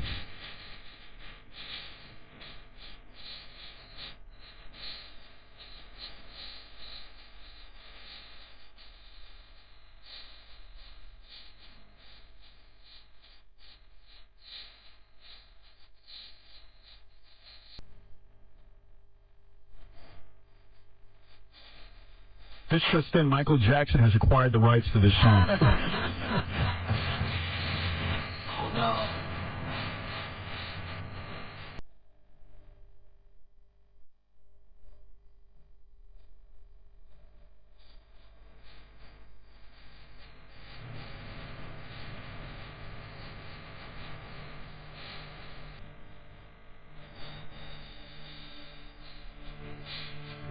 I'd be your girlfriend if you wrote songs for me. Someone I can trust, someone I believe. It's about love. Where do you write these things? In your house? Yeah. You don't go to work somewhere? You don't go to a studio? No, it's always when I got a minute off.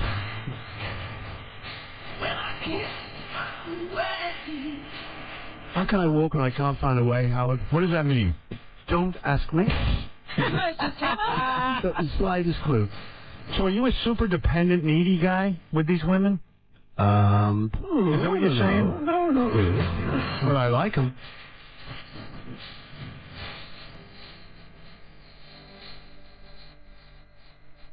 You like women better than men?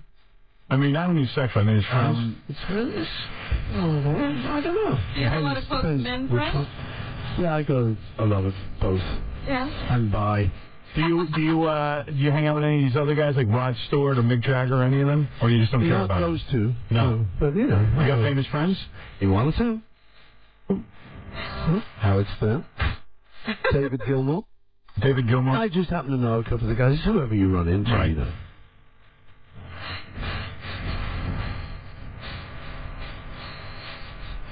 Harvey's on the phone. He's listening. Yes, Harvey? Howard? Yes? Yep. You should let that whole song play. Okay. You're talking over, Harvey. Well, Harvey, you're ruining it. I don't want to ruin it. Play the whole song and don't talk. All right. Okay? All right, be quiet. All right, I will. Play the song.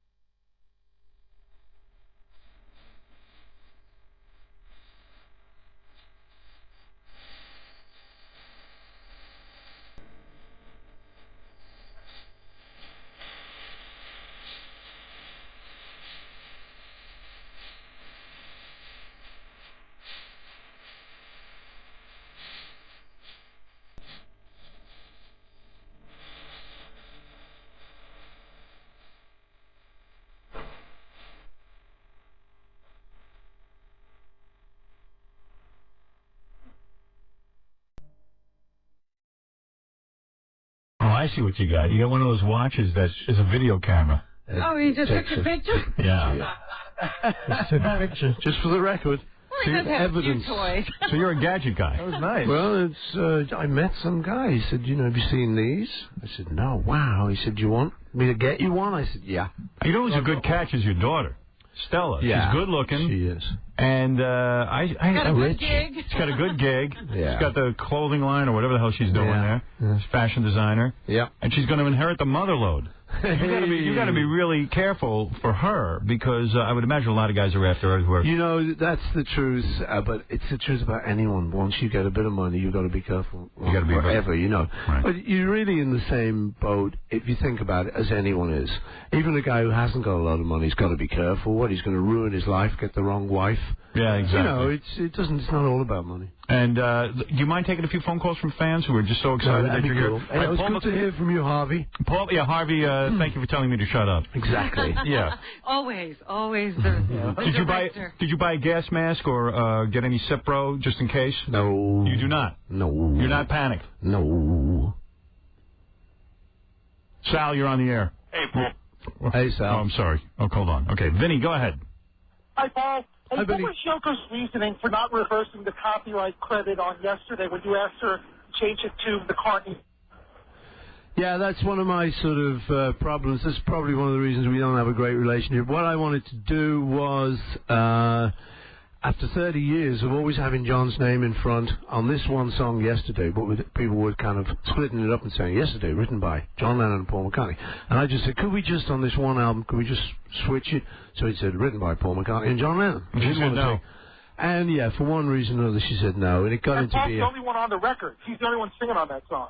I mean, maybe your point is, listen, who knows who wrote what, and if we start changing this song, what if we change the other ones? Maybe that was her point, but it would have been a nice gesture to you. I have a follow-up question. It wouldn't have cost her any money. Well, exactly. It would have been okay, but, you know, it didn't happen. What is it, Vin? What did you think when you saw your name on Give Peace a Chance, which is so identified Lennon? I mean, what were your thoughts on the fact that he didn't have the nerve to not put you on the cop, to take You know, you it's not. It wasn't to do with that. It's not to do with that. This is all legal stuff. Believe me, if John, had been able to just put his own name on that, he would have, and I wouldn't blame him either. It's just legal stuff.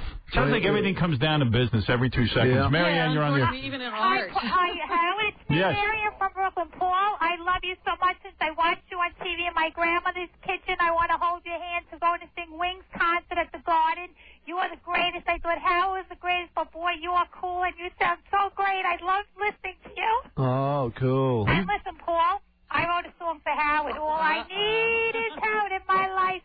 But Paul, I'm going to write you a song. I love you. You made my day. It's been a lousy year, but it's great talking to you and hearing you interview with Howard. It's so good. I never, she's part monkey. It's like the old days when they're screaming fans for you. You don't get tired of that. I mean, that's good. That's good smiling. stuff. Yeah, you I like love that. that. That's good. Sure, yeah, it's left. See, that's why I would have worked it into a whole chick thing. I'm not saying Heather isn't great. I'm just saying. Howard, you're different from me, love. But can you You're imagine? obsessed. And I'm not sure. Are you married or a relationship? No, I'm divorced, but I am in a relationship. Well, this is why, Howard. See, I can't figure it out with me either. I know, babe, but you just, hey, look, let's just. I seem to be a relationship guy too, because I've been in a relationship for a year and a half. That's true. Well, this may work. I'm just trying to figure. Stop talking about all these other chicks. Girls don't like it. But Paul, you did have the experience of having, women melted for you. Thank you. They did. They just, they did. I mean, that's a rarefied. He's saying it's shallow. For a guy to be in. Did you bang a lot of famous women? What's your point, Did you get to bang famous women? I didn't bang anyone. Actresses? Never. Anyone. No, I'm talking about before you were married to You Linda. didn't have any sex. No sex whatsoever, except with Brian Epstein. How old were you when you lost your virginity? I was approximately 15. 15 years old? I think. Because you were a good-looking kid. I mean, women always came on. It was difficult, though, believe me, before the Beatles. It was. Couldn't get arrested. You didn't get laid a lot, but you got laid at 15. It was a little babysitting moment one time. Would you sit around and, play guitar for chicks and stuff, and that would get them? No. No, that never happened. That didn't happen either. See, guys figured that out much later. But what I was saying to Paul was every guy wishes they would be in that position of having, not really having to work for women. Yeah. Yeah. And, all right, 2 more phone calls, and then I'll let you out of here because I know you've had it. But I could see. You're starting to get the glazed look. Yeah, you're starting to get a little glazed. I don't want to ruin this for you. Let me go to Carolyn. Carolyn, you're on the air with Paul McCartney. Hi, Paul. Hey, Carolyn. I just have a comment. I'm not a big fan. I'm 31 years old. I was never really into the Beatles.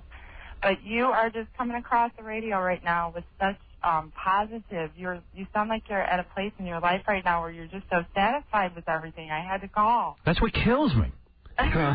I've never met a human being more satisfied who could have everything, and yet consumption is not your major drive in life. I don't know. I'm at a good point in my life. I've had a lot of problems the last few years. Did you have loving parents or something? I did.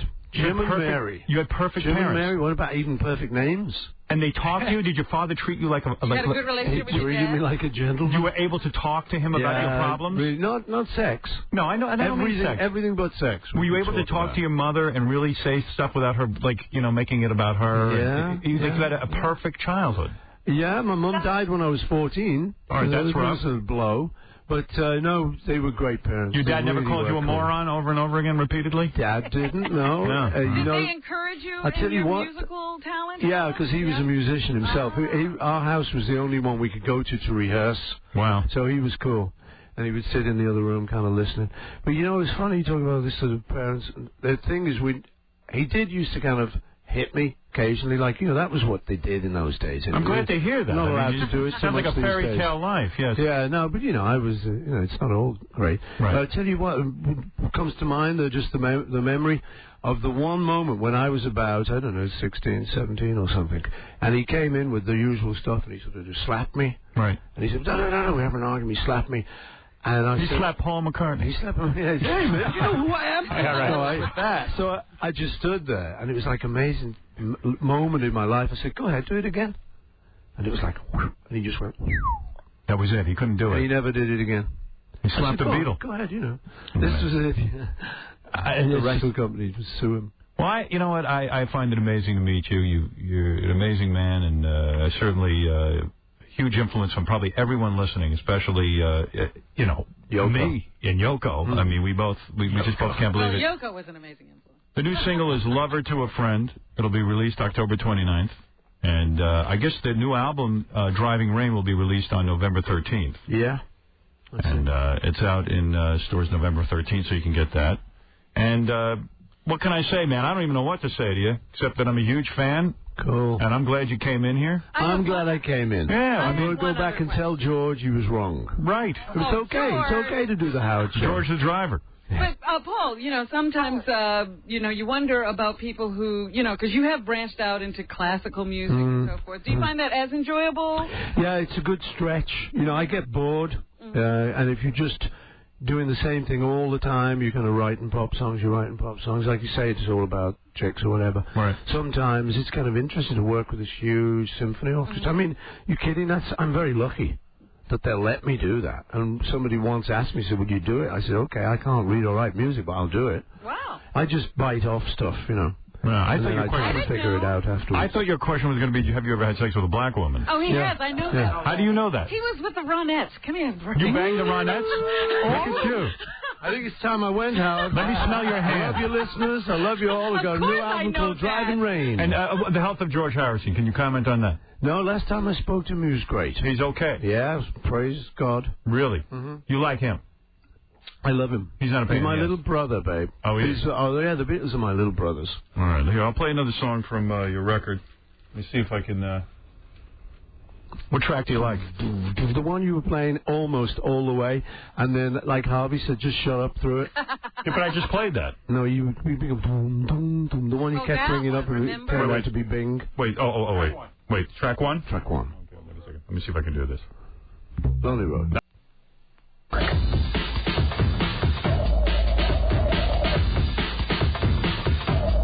All right, listen, real quick. Mary Carrie is a porno star. She was in here with her mom, who's like retarded or something, or slow. We tried to fix her up with Gary the Retard. Mary Carrie is a porno star who says she's really smart and has 131 IQ, and she says we made her look stupid. So I could give her an intelligence test. If she fails the test, we can flush her head in the toilet. Oh, stop. So here's Mary Carrie. There's that laugh. Oh. Hey, baby. Did she agree to having her head flushed? Yeah. She's a big-breasted woman. Mary Carrie, the porno star. Mary, how many movies, just real quick so my audience knows about you, how many movies have you made, Mary? Well, if you count all the compilations they make, I'd say like 40 or 30. And how many weeks have you been in? No, really, I only do girls right now. And what is that about? Yeah, like, what's wrong with guys? I need to save something because I'm working on my when my eventually gets big. All right, well, hold on. Then I don't have to save boys. All right, wait. She's slow down. Let's slow down. You're a porn star. You only do girls. because, let me see if I could, because I'm sure you got bleeped. Or maybe you didn't, but you said you're working on your butt. Mm-hmm. Because, I don't even know how to explain it to the audience. I don't even know what that means. Well, you know, I want to save... you want to save for a man? Well, right now I'm saving boys for my personal life. You know, I'm doing the girls, saving on the boys. film. Yeah. All right. So eventually, if my big enough, then he can save Can you say that? No. I don't know. I think you can, but I'm not even sure anymore. They bleep me. And they just bleep me every time somebody says anything remotely sexual. All right. You're saving your for your husband? Okay. Boyfriend. For your boyfriend. Okay, let me get this straight because I gotta get this right. Now, you said the last time you were on we made you look dumb. I thought so. Right. And your mother was retarded? I don't remember. Yeah, she is. She actually talked to me yesterday, and I was asking her trivia questions because... You tested her? Well, she's really good with dates. Like, they used to think she was autistic because she remembers everyone's date. Like, you can ask her anyone's birthday. She knows your birthday. She knows everyone's birthday. Your mom was retarded. We had her on the show. I thought the appearance went well, but you felt you were kind of slammed because... I look stupid. Because you thought you looked stupid. I laugh a lot. You say your IQ is 131. Yes. Right, I'm going to ask you 10 questions right now. How does she know her IQ? I had an IQ test in 5th grade. All right. I'll ask you some questions now. Okay. I'll ask you like 10 questions. Second you get 2 wrong, that means you get your head flushed in the toilet. She can only miss 2? Yeah, I mean, she's such a genius. Oh. Right. All right, you can miss 3. 3, I think 3. 3 is fair. Maybe topless on the second, and then... Or... Whatever, I don't care what you do, but you have to get your head flushed if you get more than 3 wrong. These are basic Mary, I've got my fingers crossed for you. These are basic IQ questions, so okay. I mean, I'm not even trying to make them super hard or easy or whatever. These are just right off an IQ test. You can see it says test your IQ. Okay. Are you ready? I am ready. Which of the 5 is least like the other 4? Okay. Potato, corn, apple, carrot, bean. Potato, corn, apple, carrot, bean. See, potato's a plant. It grows on a plant. Carrot grows on a plant. Apple grows on a tree. Bean grows on a plant. Potato, apple. I want to say apple is the least like the same. All right, you're right. Apple is least because not a tree. Well, because the others are vegetables. Apple's a fruit. So you're making these too hard already. Yeah. You know what? But you got it right, so. Yeah, but it should be wrong for the thought process. Hey. She got the right I answer. got it right. If you're taking a test and they only see your answers, they don't know what you thought. Here we go. John, 12 years old, is 3 times as old as his brother. How old will John be when he is twice as old as his brother? Okay, his brother's 36, so he's 12 times 2, 24. Wait, he's 2 times older than his brother? Yeah. Oh, he's 2 times his brother. His brother's 36 times 2, 72? All right. He would be 16. Oh. You got one wrong. He's 3 times as old as his brother. Right. At John 12. is 12 years old. Oh, at 12, he's 3 times as old, so that means he's only 4. Right. Oh, well. Okay. I couldn't answer that myself. I get 3 wrong. All right, you got one wrong. Here we go. Which of the 5 makes the best comparison? Okay. Bullet is to gun, as ball is to bat, as ball is to slingshot, as ball is to cannon, as ball is to pitcher, as ball is to catapult. Let's see, a bullet comes out of a gun. Out of a cannon. That's correct. Because a cannon is right. A bullet comes out of a gun, a ball comes out of a cannon. All right, you only have 1 wrong so far, even though it says 2 wrong up there behind you. What's wrong with our scorekeeper? Well, the idiots who work for us. Does that mean 2 right? She got 2 right. Oh, that's what it means. That's what it means. Look at that. Look how gifted we are. Yeah, but it's... No, I need to know how many she gets wrong. Hey, Howard. I'm wearing waterproof makeup, so in case I do wrong, I'm ready. Yo, do we get to put her head in the toilet yet? Not yet. She only got 1 wrong. All right. Of course, you wouldn't know that. John received 41 cents change from a purchase in the drugstore. If he received 6 coins, 3 of the coins had to be what? Pennies, nickels, dimes, quarters, half dollars. He received 41 cents. I need to know what equals 41 cents. Mm-hmm. How many? Okay. He received 3 coins. 3 of the coins were the same. 3 of the coins had to be the same. Oh, the same kind.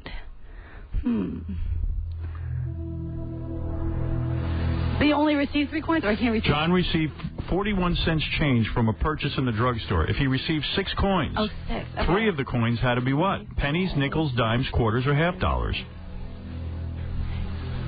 Now, let's see. 25 plus 10 would be 35. 10, 20, 30, 40. We say 41? 41 cents. 3 of the coins are the same. Okay, so if you received a quarter, that's 25. And 10 would be 35. And then a nickel would bring you to 40.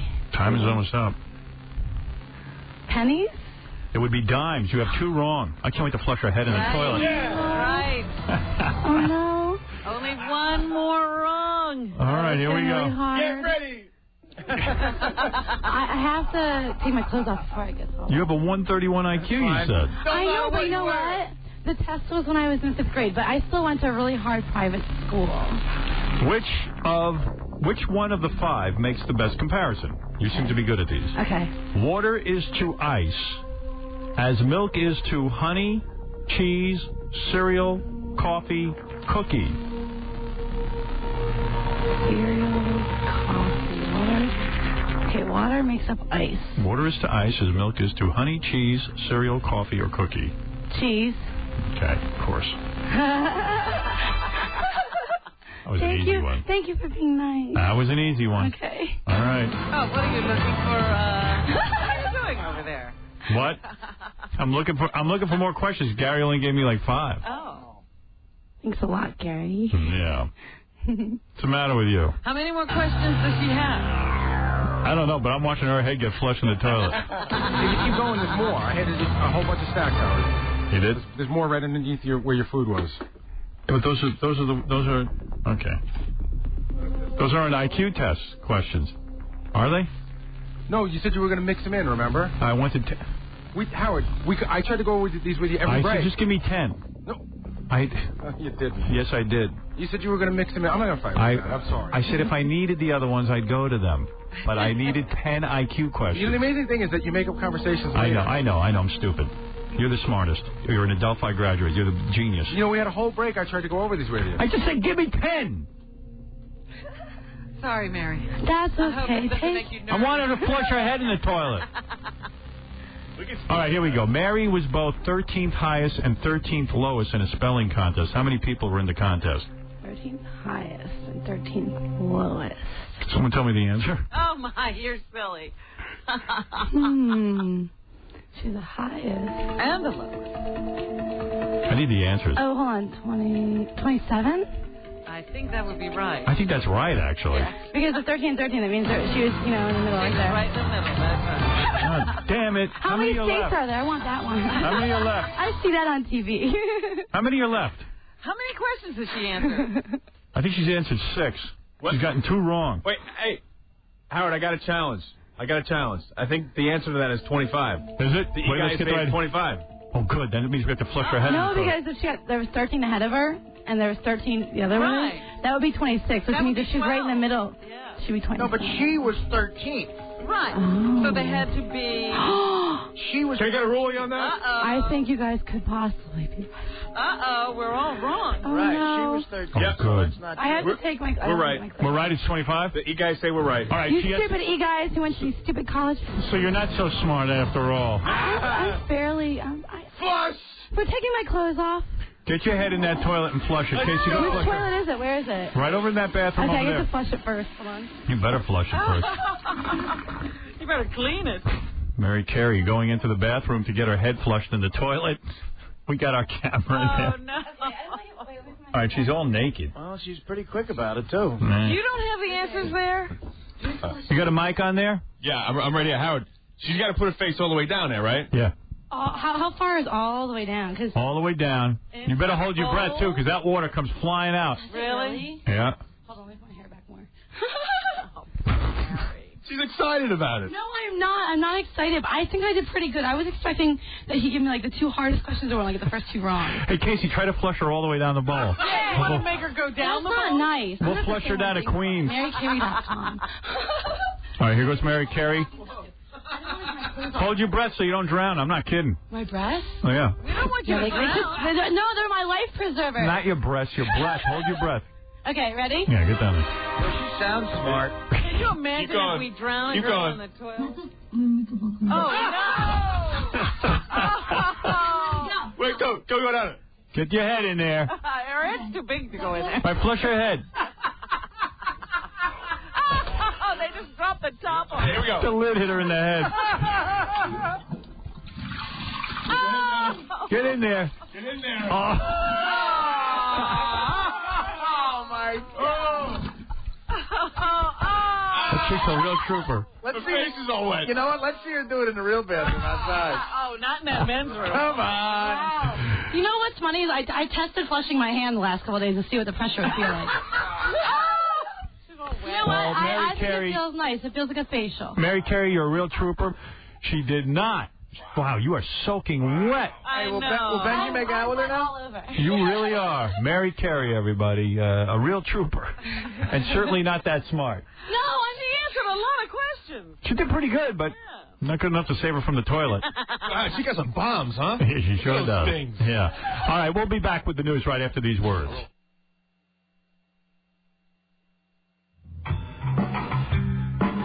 That was the wrong count, obviously. All right.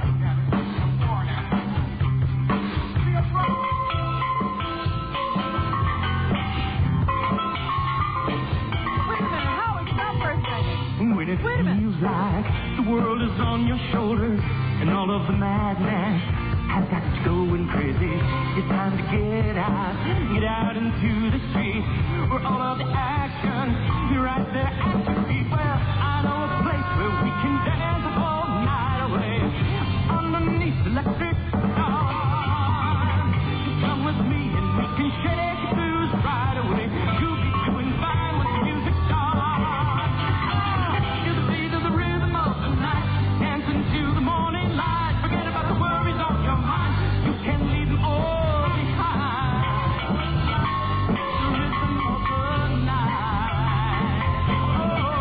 Yeah.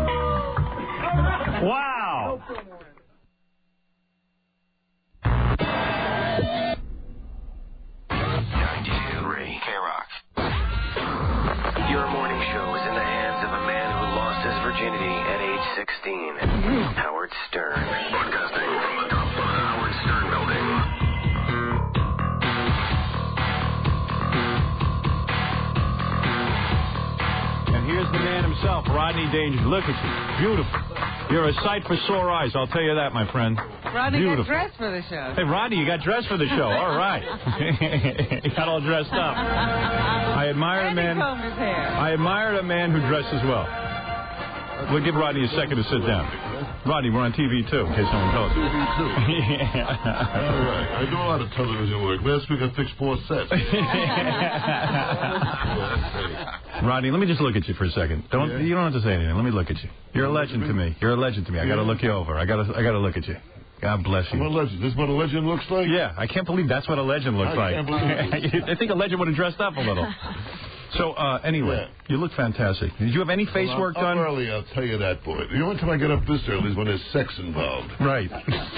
Did you have any face work done? I mean, you look younger than ever. No face work at all. Really? You didn't go Hollywood on us? I didn't do nothing. No skin peel? I didn't go Hollywood. You didn't? You didn't get a skin peel? You didn't get anything like this? Nothing like this? Nothing. That's the way I am. And, you're an amazing man because you have the vitality of a 20-year-old. I really mean this. And you've been with many beautiful women. Rodney was always, he was a married man for many years, right? Yes, and left show business. And left show business and everything for his family. I mean, it was admirable, and you always stuck with your wife. But then when your wife was gone, you could go out and party, right? Yeah, we had a domestic situation that was rather unusual. Really? And different. She was ill, my wife. Yeah, right. So it wasn't quite right. Right. But but I mean, what I'm saying is that then after your wife died, you were able to go out and date because you were famous and you were. How long did you wait? Right. She was alive. I could do that. Oh, you could? Sure. Oh, no kidding. Oh, wow. What a life. Really? Oh, I didn't know that. Oh, because she was ill, you were allowed to date. Oh. Whatever it was, you know what I mean? I envy your life. You do? Huh? Yeah, I surely do. I got it made, haven't I? I was shocked when you got married, actually, because believe it or not, Rodney being a Hollywood star. He was a player. You were a player. A player? Yeah, you were a player. I mean, you. What did I play? You come on, women. You were pretty good with the ladies. It wasn't like. No, ladies, man. Yes, you are. Come on. Well, are you kidding? tried to be. I used to say with girls, I can hold my own, which is usually what they tell me to do. So. I saw a picture of your beautiful new bride. Yeah, she's nice. Oh my God. She's Mormon from Utah. Is that right? Mormon, right. And I'm very happy with her. You are? In fact, next week I'm marrying her sister. You're allowed to do that when you're a Mormon. I got my eye on her brother, too. But, Rodney, seriously, before we talk about the movie, your personal... Don't tell me about the movie. Yeah, but I want to talk to you about it. But your personal life is really going unbelievably well in the sense that you have this beautiful wife. I saw a picture of her. You've been married for a little while now. Yeah, I know. And I mean, 3 years. She's totally hot. She was like some flower lady or something. Yeah, she owned the flower shop. That's where I met her. That's she beautiful. owned the flower shop in Santa Monica. About 12 years ago, she had that. Still in that business. And I walked by and I noticed on her forehead she had a sign that said, "I'm easy, I'm easy, I'm easy." And you went for it. Hey, that's for me, you know. Was she difficult to get, actually? She probably was. Snap. Really? Snap. Spread those legs in 2 seconds. Well, not that, but she was easy to get to know. She was. A lucky man. I'll tell you why Rodney's such a great guy. This is truly a great story. All right? I'm going to lather up your ass right now because this is good. So I did the Tonight Show I don't know, about 2 or 3 years ago or something. The first time I'd ever done the Tonight Show, okay, with Jay Leno. And I had done it. I thought I had done a good job, but people tell you do a good job, but you don't know. They're kissing your ass all the time. You never know if someone's telling you the truth. Anyway, so I'm sitting at home, and I don't know how Rodney got my home phone number or what, but all of a sudden, my sister Laura says, Rodney Dangerfield's on the phone. So I start getting what? Because this is pretty exciting. I mean, I idolize Rodney. Rodney knows that. And you're at home. Yeah, I mean, Rodney's made some of the best films ever. And, I mean, when I used to watch even do stand-up and everything as a kid growing up, I mean, I'd just be blown out, because Rodney's the man. So all of a sudden I go, I said, first of all, it's a goof. It's not Rodney Dangerfield. It's probably some jackass who's doing a Rodney Dangerfield impression. He's going to tape it and make me look like stupid. You know what I mean?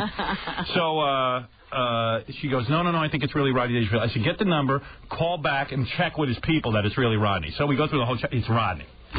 So I get on the phone, and Rodney says, look, he says, no one in our business ever compliments anybody else. He says, I'm at the point in my life where I can compliment whoever I want because I don't have to be jealous. Yeah.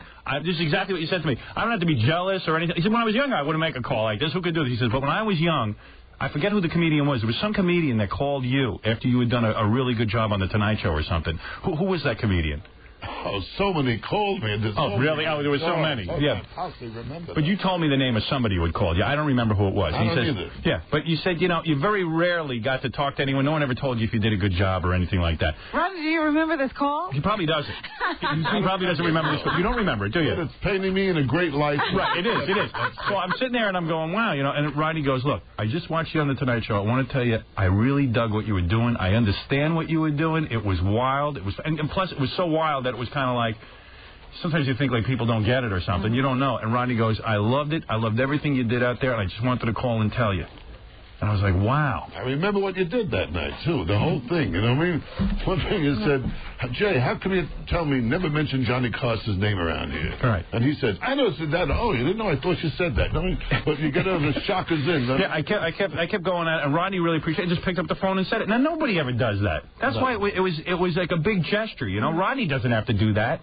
You don't have to pick up the phone. You're on the ball there, man. I was working good that night, and you dug it, and you gave me a call. You do the job. Well, thanks, Ronnie. And I always appreciated you doing that. I really, truly did. It was really. I want to tell the people about something I'm doing on the Interco. You have a new site, don't you? Well, for the movie, they set up a website. Well, that's great. I have my own site. I was the first one to have one, and I'm doing very well myself. But what I'm doing is, I'm answering the phone on the answering service to anybody who's on the Internet that has a computer.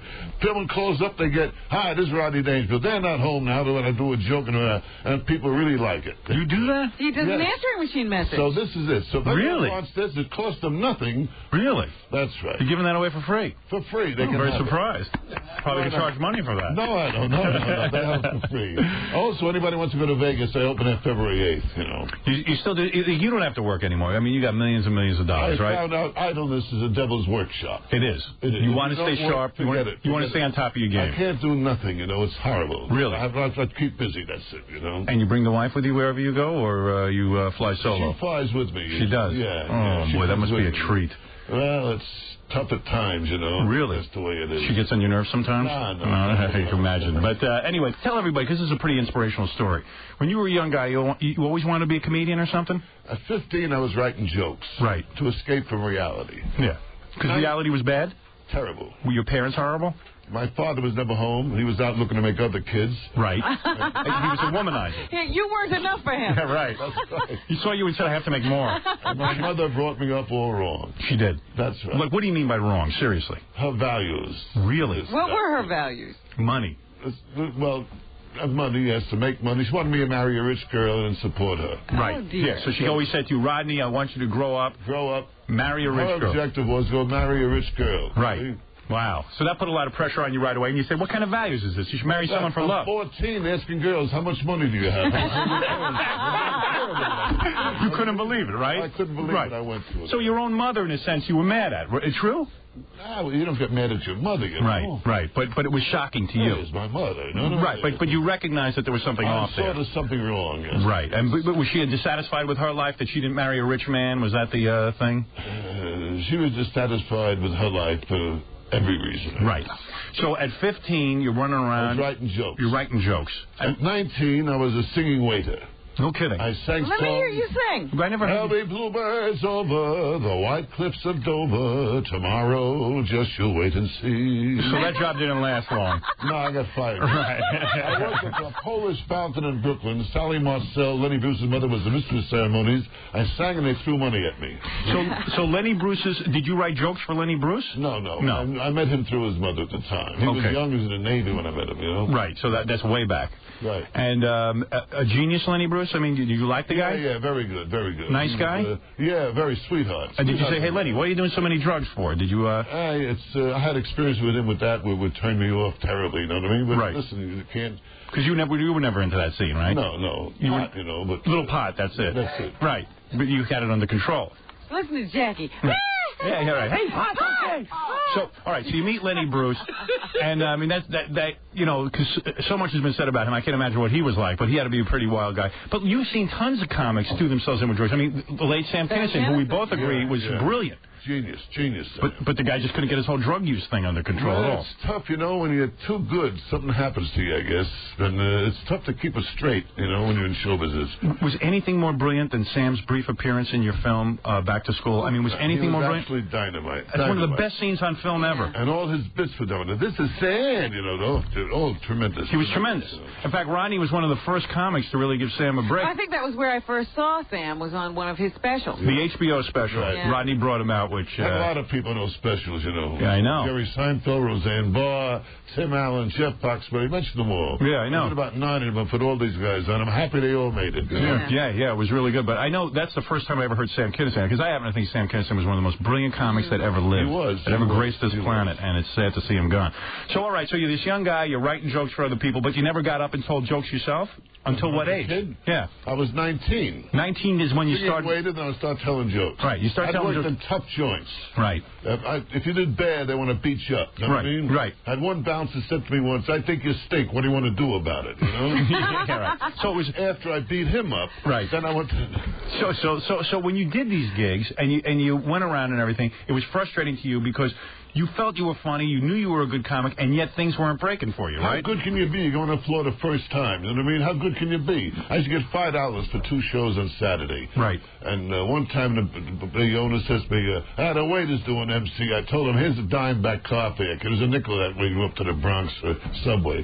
And so I said, being a true thespian, I said, well, can I be a waiter for the night? All right, give me 4 tables in the back somewhere. So, you know, the whole thing was to make a buck. Right. And the thing was, because the thing I always read about you was that, like, when at 40 years old, you quit the business. You said, that's it. I can't take it. I can't make a living doing this. To give you an idea how well I was doing at the time I quit, I was the only one who knew I quit. Right. There was no big announcement in the newspaper. Party, nothing. Rodney Dangerfield's leaving. So the thing is that it had to be frustrating to you because inside you believed in yourself. You knew you were funny, and yet the business was being cruel to you. No, I tell you, I didn't know. It was just something. I was immature then. Right. I wasn't mature. I had no image. Right. So I quit it and got married, and I found out making a marriage work is tougher to get work in show business. Yeah, right. Made show business look easy. That's right. Right.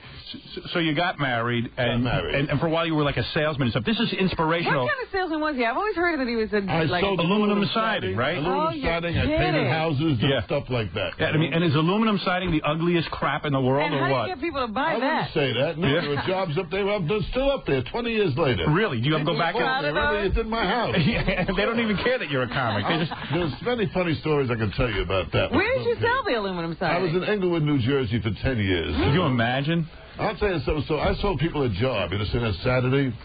Sunday, they're watching Ed Sullivan, and they see me walk out on Ed Sullivan under a different name. Wow. My name's Jack Roy, the real name, so I'm siding. Then they see Rodney Dangerfield. So she says to the mechanic, is Mr. Roy also in show business? Yeah. He says, yeah, he's just setting aside, you know. Wow. On the side, Ed Sullivan. Yeah, Ed Sullivan's the side gig. Yeah, that's the side even when you were back doing Ed Sullivan, you were still selling the aluminum siding, and people would tune in and see their aluminum siding guy on Ed Sullivan. That's right. That had to be amazing. That had to be amazing. It's weird. And it's a weird sort of place to be in that you're selling aluminum siding, and you want to feel like you're in show business. Sullivan. And Sullivan let me announce it to anybody here on aluminum. I'll be happy to do it. Is that right? Very nice. Would he really let you do that? Very nice. What a gentleman. You never had any problems with Ed Sullivan? No, always nice to me. One story I'll tell you quickly, okay? Yeah. I'm working at Copenhagen. I finished the show. He runs over to me. You're just wonderful. You must do our show. You must do our show. I said, Ed, I'm already on your show. Oh. No idea you'd done it. That's right. It's an amazing man. Guy's like a block of wood. Well, getting back to your and my Go ahead. All right. We're going to say, let's get to the real stuff. They say that you can tell the size of a man's by his name very often. Really? That's right. You take a guy who's a short, a guy who's like Pee Wee Herman. Right. You know? You know that. Little Abner. Right. Here's one, Dick Van Dyke. He didn't know what he is, you know? No one was clear. That's what they say. Now, listen, Rodney. So so then you're doing the Ed Sullivan thing and all that, and then when you break when big... do you give up the aluminum siding? Yeah, when do you decide to give up the aluminum siding business? When I gave it up. Could you make money doing it? I mean, did you make good money? I made a living, you know. Yeah, right. Whatever it was. I gave it up when I started doing okay in show business, which took a long time. Right. I was 44 before I even got a decent job after starting at 40, you know. And like, were you pissed? Because the whole vibe I always heard was that Rodney was pissed off. Yeah, he was miserable. Because show business didn't recognize him until he was in his 40s. No, I didn't deserve any recognition when I was younger. I wasn't mature. I didn't have an image. I came back with an image. Right. Nothing goes right. How did you come up with that? Yeah. Well, then I came up with respect. Right. Well, I heard the Godfather talking. Hey, he wants to respect. She's with me. Respect her. She's with me. Respect me. Respect him. Respect. Right. So I wrote a joke. I don't get no respect. I played hide and seek. They wouldn't even look for me. You know? Yeah, right. And fifth, I had caught up, and I wrote thousands of no respect jokes, and I feed the image with the no respect jokes. And when do the chicks and everything start coming to you? I mean, like, does that happen, like, after what point? Like, when you start doing movies? Like, do you start getting hot broads? In the middle of my first no respect joke, then it started. Right in the middle. Right in the middle. They start doing you in the middle of that. Lunging at me right in the middle of the joke. I knew I had something there. How famous do you have to be to have two girls at once? I mean, does that happen? I love two girls at once. Really? Is that your favorite thing? Oh, yeah. If I fall asleep, we got each other to talk to. No pressure. I almost screwed that one up pretty good. Huh? Yeah, that's good. And then I got very upset when I heard about you. You had to sue a place that burned your eyes in a sauna room or something. Caesar's Palace. Yeah, I couldn't believe that. Well, how the hell did that happen? Well, they fixed the steam room by people who were just not steam room people. And I opened the door one night backstage. My show took a steam room, and the whole thing blew up in my face. Wow. And I heard that affected your vision and everything, I right? couldn't see. My right eye is still not right from it. You know? Kidding. Yeah. Wow. And I had a lot of compassion. Yeah. They told me if you don't work, you don't get paid. That's the compassion nice. I had, right? Yeah, so that pissed you off, and you said, I'm going to teach you guys a lesson. No, they said we're going to want to pay you the days you lost, but only if you sign with us for another 2 years. That's nice. So they used them bribery. I said, well, what's one thing got to do with the other? Right. And so it was a whole ugly thing, you know. I'm not looking to sue anybody. I'd rather do jokes. Yeah, right. But sometimes you get so furious and so angry. You got to stand up for your rights. You know? And you recently worked with Brooke Shields? Oh, yeah, I did Lazy Susan. Suddenly Susan. Lazy Susan's more like it. Was it that bad? I mean, does she act at all? Or? She's a great chick. She is, really? She's dynamite. She's a humble, nice, warm person. Well, she should be humble. What the hell? She is very nice. Yeah, she was okay? Very nice. Yeah, you worked with them all. You didn't get to do her, though, right? I mean, you're a married man now. You couldn't, you can't take advantage of it. You've given sworn off all other women? For magazine. Yeah. Have you sworn off all other women? Oh, I know. I'm strictly straight now. Can't believe it. Oh, my God. Wrong, you know? Right. Now I got an excuse that, what was I going to say? If I don't get him now, I got a real good excuse. Right. So the movie, Meet Wally Sparks. Yeah. All right. So you've taken some time off between movies. I want to thank you, man. No one's been ever this kind to me as you have been. Really? Last week, mentioning the movie, doing the whole thing, and you got your own movie coming out, which I hear is great. Yeah, well, I'm very proud of the movie coming out. I hear it's dynamite. Yeah, it's not till March 7th, but I'm anxious for you to see it. I will definitely see it, and thanks so much for the mentioning my movie. Yeah, absolutely. Well, listen, man, anything you do, I'd go see. I mean, Meet Wally Sparks is coming out. You're talking about Rodney, who's given us so many great movies. Easy Why hasn't he done a movie? Yeah, why are you waiting so long to do movies? Are you just, like, relaxing? Sometimes it's tough to get connected with the right vehicle. This here started 4 years ago. Right. Harry Basil, who wrote it with me, had an idea I should do a talk show host. At first, I said, I don't know how to do that. Then we started writing it slowly, and it came together. And also we finished it, we said, and people read it, and they said, wow, we've got something here. This is funny as hell. And so we decided to do the movie. That was 4 years ago. So it was 4 years in the making of writing and fixing it up and doing stuff like that. Yeah, right. It takes a long time. The trouble is people do things too quickly. They knock together a television show in 1 week. You can't do it. Right. My father was in vaudeville. When he went out, he broke in 8 minutes. It took him 10 months to break in 8 minutes for perfection. When I did a Tonight Show, it took me 3 months to prepare it. People would never know that. Yeah, people don't realize that. No, I'm on a panel. It's all prepared. The whole thing has to go around for 3 months on and off and breaking in jokes, doing the whole thing, you know. Yeah, because you make it look spontaneous and easy. Right. And you make it look like it's right off the cuff, but it's all, it's a play. Right. That's what it is. Exactly. You're sitting there and you're scripting the whole thing out. So the thing is, you took some care and you wanted to make sure your next movie was good. And so that's how Meet Wally Sparks was born. Yeah, this one I have confidence in that everyone who has seen it says this is absolutely hilarious. Yeah, we saw a clip from the movie where Rodney's standing by a statue of a guy, a naked guy, and they break off. Rodney accidentally breaks off the guy's penis. Yeah. And he's embarrassed. Pocket. He shoves it. Big He shoves it in his pants, and he goes into this ballroom, you know, like a dance, and of course Wally Sparks has this well, he goes bulge in his pants. Because I'm really excited to meet you, and this woman looks down at his pants. He looks very excited. Yeah. That's classic Rodney. So anyway, it's great to have Rodney Dangerfield here, and Rodney Dangerfield. Rodney Dangerfield. So nice to me. Forget the money you owe me. Really? Okay, skip it. I don't want Yeah, all right, thank you. You're too nice to me. You're too nice. So great Rodney Dangerfield, everybody. We'll be back right after these words.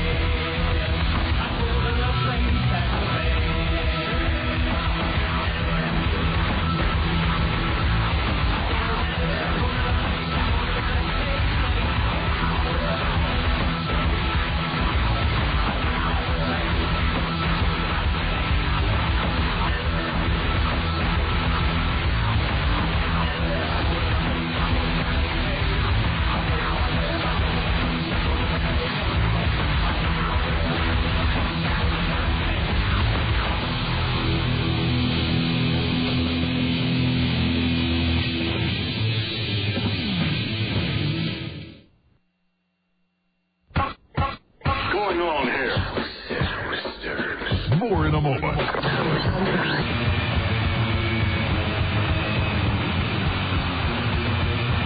Hey, so when Rodney was here, Ganji was interviewing him, and Ganji said to him, I understand you knew Jackie many years ago. He goes, yes. He goes, did you have a pleasurable experience with Jackie you'd like to tell us? He goes, I didn't have any pleasurable experiences with Jackie. Really? Yeah, and Ganji said he wasn't kidding. Well, you know what? I noticed that Jackie didn't go over to talk to him. Yeah, what's going on between you and Rodney? I don't know. He didn't know me.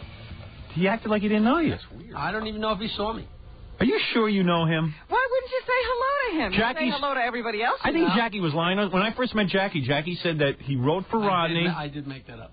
You did, really? Yeah. All right. Is that true? All right, well, then you came clean. Good for you. Oh, Rodney's still here? Should ask him. Is he still here? I think Rodney don't like you. I know. Wow. Because you used to hang... Did you really hang with Rodney? Be honest. Didn't he tell us he used to have dinner at Rodney's house? He said he had dinner at Rodney's house, him and Paul Williams. You said you and Paul Williams and Rodney. Had dinner at Paul Williams' house. You and Rodney? In Las Vegas. Yeah. All right. Really? Uh-oh. Here comes Rodney. Total strangers. Really? Really? Rodney, you want to address this Jackie Martling thing at all? You told them you didn't know me. You told them you don't know me. I know you. Well, he just doesn't like it. You told everybody you don't like me. We had problems. That's all. Oh, you did? Oh, you did? Just like anyway. No hating me at all. Oh. I love him. You love Rodney, right? Yeah. We had a few problems, which I'm sure you remember. What are the problems, Rodney? Okay. Oh, really, Rodney? Because I have problems with him, too. Everybody has problems. Let's talk. I'm sure you recall. Really? Really, Jackie? Wow. What is this about? This is way too personal. What are my problems with I you gotta about, see Howard? Rodney's face while this is going Oh, on. hey, Rodney, let me guess what the problems were. He gets jealous of your success. No. Not that. Oh, no, not that problem? I asked Rodney to borrow some money. Oh, I know is that it's it? money. Oh. Why would It you goes do deeper that? than that. Oh, it does? Did it go deeper than that? Yeah. You didn't pay it back. Yeah, no. Yeah. What? Yeah, we're on the air. Are we on the air? Of course. See, I heard something, Howard. Right.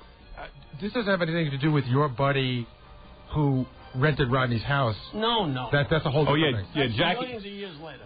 Oh, it is? It has nothing to do with me. Well, all I know is you pissed Rodney off. Man, I'm not offended or hurt by anybody. You understand? I've been through everything in life. I really don't know what you're talking about. Because our falling out, I asked you to loan me some money to press And my I did. album. I did.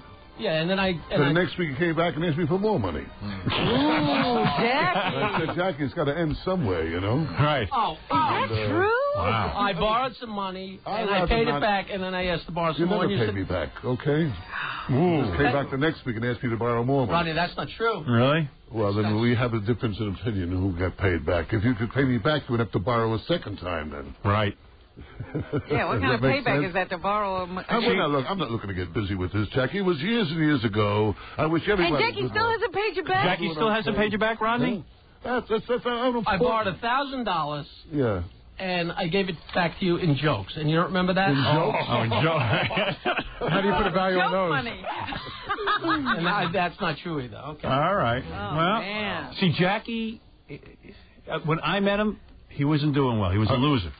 Now I turned him into a human being, though. Howard, he's behaving better. According to my records, Jackie has irritated Rodney, right, Eddie Murphy, and Rosie O'Donnell. Right. Thank God for me, Jackie, putting up with you. You see?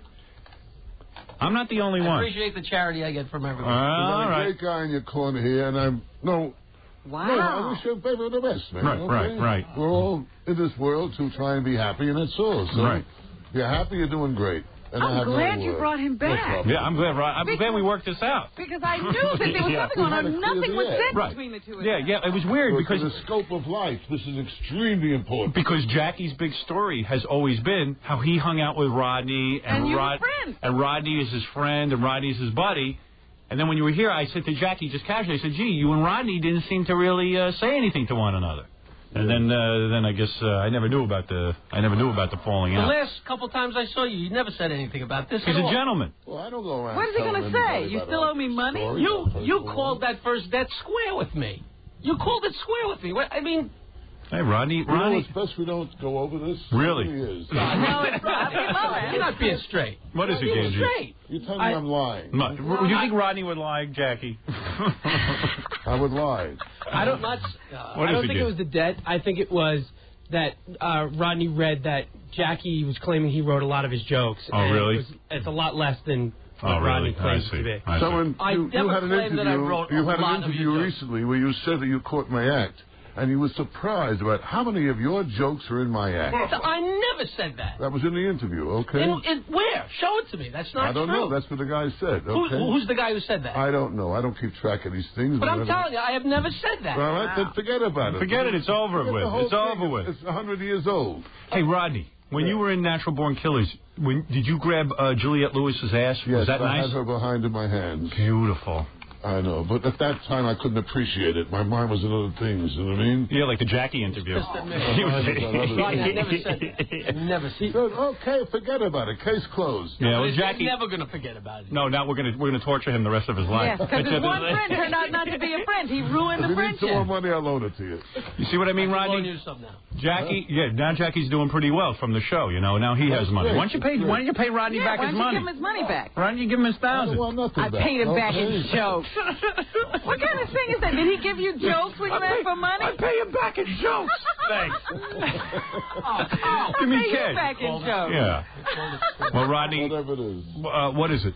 He also said that when they went to Vegas together, right, Jackie would get drunk all the time. Right. And then when people would come up to Rodney and say, "Hey, Rodney, how's it going?" Jackie would be like, "Why aren't they paying attention to me?" Oh, no. Yeah, I know. Listen, Jackie and I say that. Jackie went through that. You didn't say Jackie and I went through that. They didn't know me. Jackie, yeah, right, exactly. Jackie, you don't even know what you do. Nobody. Jackie, Jackie, full crap. Jackie, that's your MO. Yeah. That's your MO. See? What did I tell They you? didn't even know me on Long Island then. I would have done that. Yes. Yes, you would. What about me? I could see me screwing around, turn to Rodney and say, "Gee, I can't believe they know you and they don't know me fooling around." You say I can't believe. Yeah. How come they know you and they don't know me? What's the difference, I man? really would have said that. It's unimportant. It's over with. You're all crazy. Rodney, it's over with. That's what can Thank you do? God you got away from him, Rodney. That's all I got to say. I would have never said that. A million years I would have never said that. Yeah, I've heard you say a I'm few wrong. things. Right. I'm wrong. Rodney says he's wrong. Okay. So I actually turned to you and said, "How come they know you, And they don't know a television personality, and me, I'm who nobody wrong. could possibly I'm know?" wrong. Jackie, I'm you... sorry. Okay, you happy? All right, there it is. There it is. What are you going to do? Let bygones be But, bygones. we all know what Jackie can be like when he's drinking. Right. Jackie, I admit I drank. Jackie was drinking. I'm going to tell you something. When I first met Jackie, I have many of the same stories Rodney has. Yeah. I'm telling you. Jackie, you gave me a hard time. What about me? I don't get credit. I don't get credit. Cheap Jew. Where's my champagne every minute? But I hung in there with the guy. I like the guy. I think he's very talented. Very talented. Great, Super man. talented guy. Everyone, He's a lot less bitter now. Listen, as far as doing things for people, I think no one has done more for comedians than I have. Right, With right. every show, I've catch him, go look at him, find him. Right. And whatever it was. So I'm not looking to do anybody any harm. Right. I didn't have to take you to Vegas with me. You know what I mean? I know that. Right. You're on your knees begging to go with me. I said, okay, come on. Right. You were nice to him. And you're... No, but anyway. Whatever it was, Yeah. I wish you the best today. You couldn't be with a better guy than Howard. Thank you, Rodney. Thank you. Thank you again, Rodney. I didn't mean to bring up this ugly thing, but it started in on the... I had no idea it existed. Why wouldn't you say hello to him, Jackie? Yeah, Jackie. Why don't you say hello to Rodney? You said you didn't even make an approach. No, I get my balls broke for approaching any celebrities that come in You're here. so full of it. All right. Don't tell me I'm full of it. No, but you know him. But you know You get Rodney. your balls broken. You can't say hello? You can say hello to Rodney? You get your balls broken for approaching celebrities that you don't know, but Rodney you know. And he didn't say hello to me. What am I supposed to say? Hey, you remember me? I didn't see you when I came in. I know. Right. But you went, oh, come on. Jackie, you know you get up and say hello to Case me. closed, right, Rodney? Where are we going? But, nah, that's it. That's it. That's Listen, the story. never mind Jackie. Go see Wally Sparks. There Meet you Wally Like Sparks. things I know about drugs, prostitution, things I'm familiar with, Yeah, things that you've lived. that I've been through. Right. Hey, thanks, Rodney. I'm Oh, sorry. my pleasure, You know, man. what can I tell you? As What long can as you two keep getting along, that's what. That's all that We matters. don't get along any better. Yeah, believe me. We don't get along that well. They don't speak either. If you say that, that means you're getting along. If he would give me back my money, I'd be happy. Borrow money from me. You're hitting up Rodney for money. Hey, what are you hitting? I don't understand something. Why are you hitting up Rodney for money? That's a good question. I was trying to borrow money to press my But second don't album. hit up Why Rodney. I asked. I wasn't asking Nah, for you did the wrong thing. All right. The guy's employing you. Why hit him up for a loan?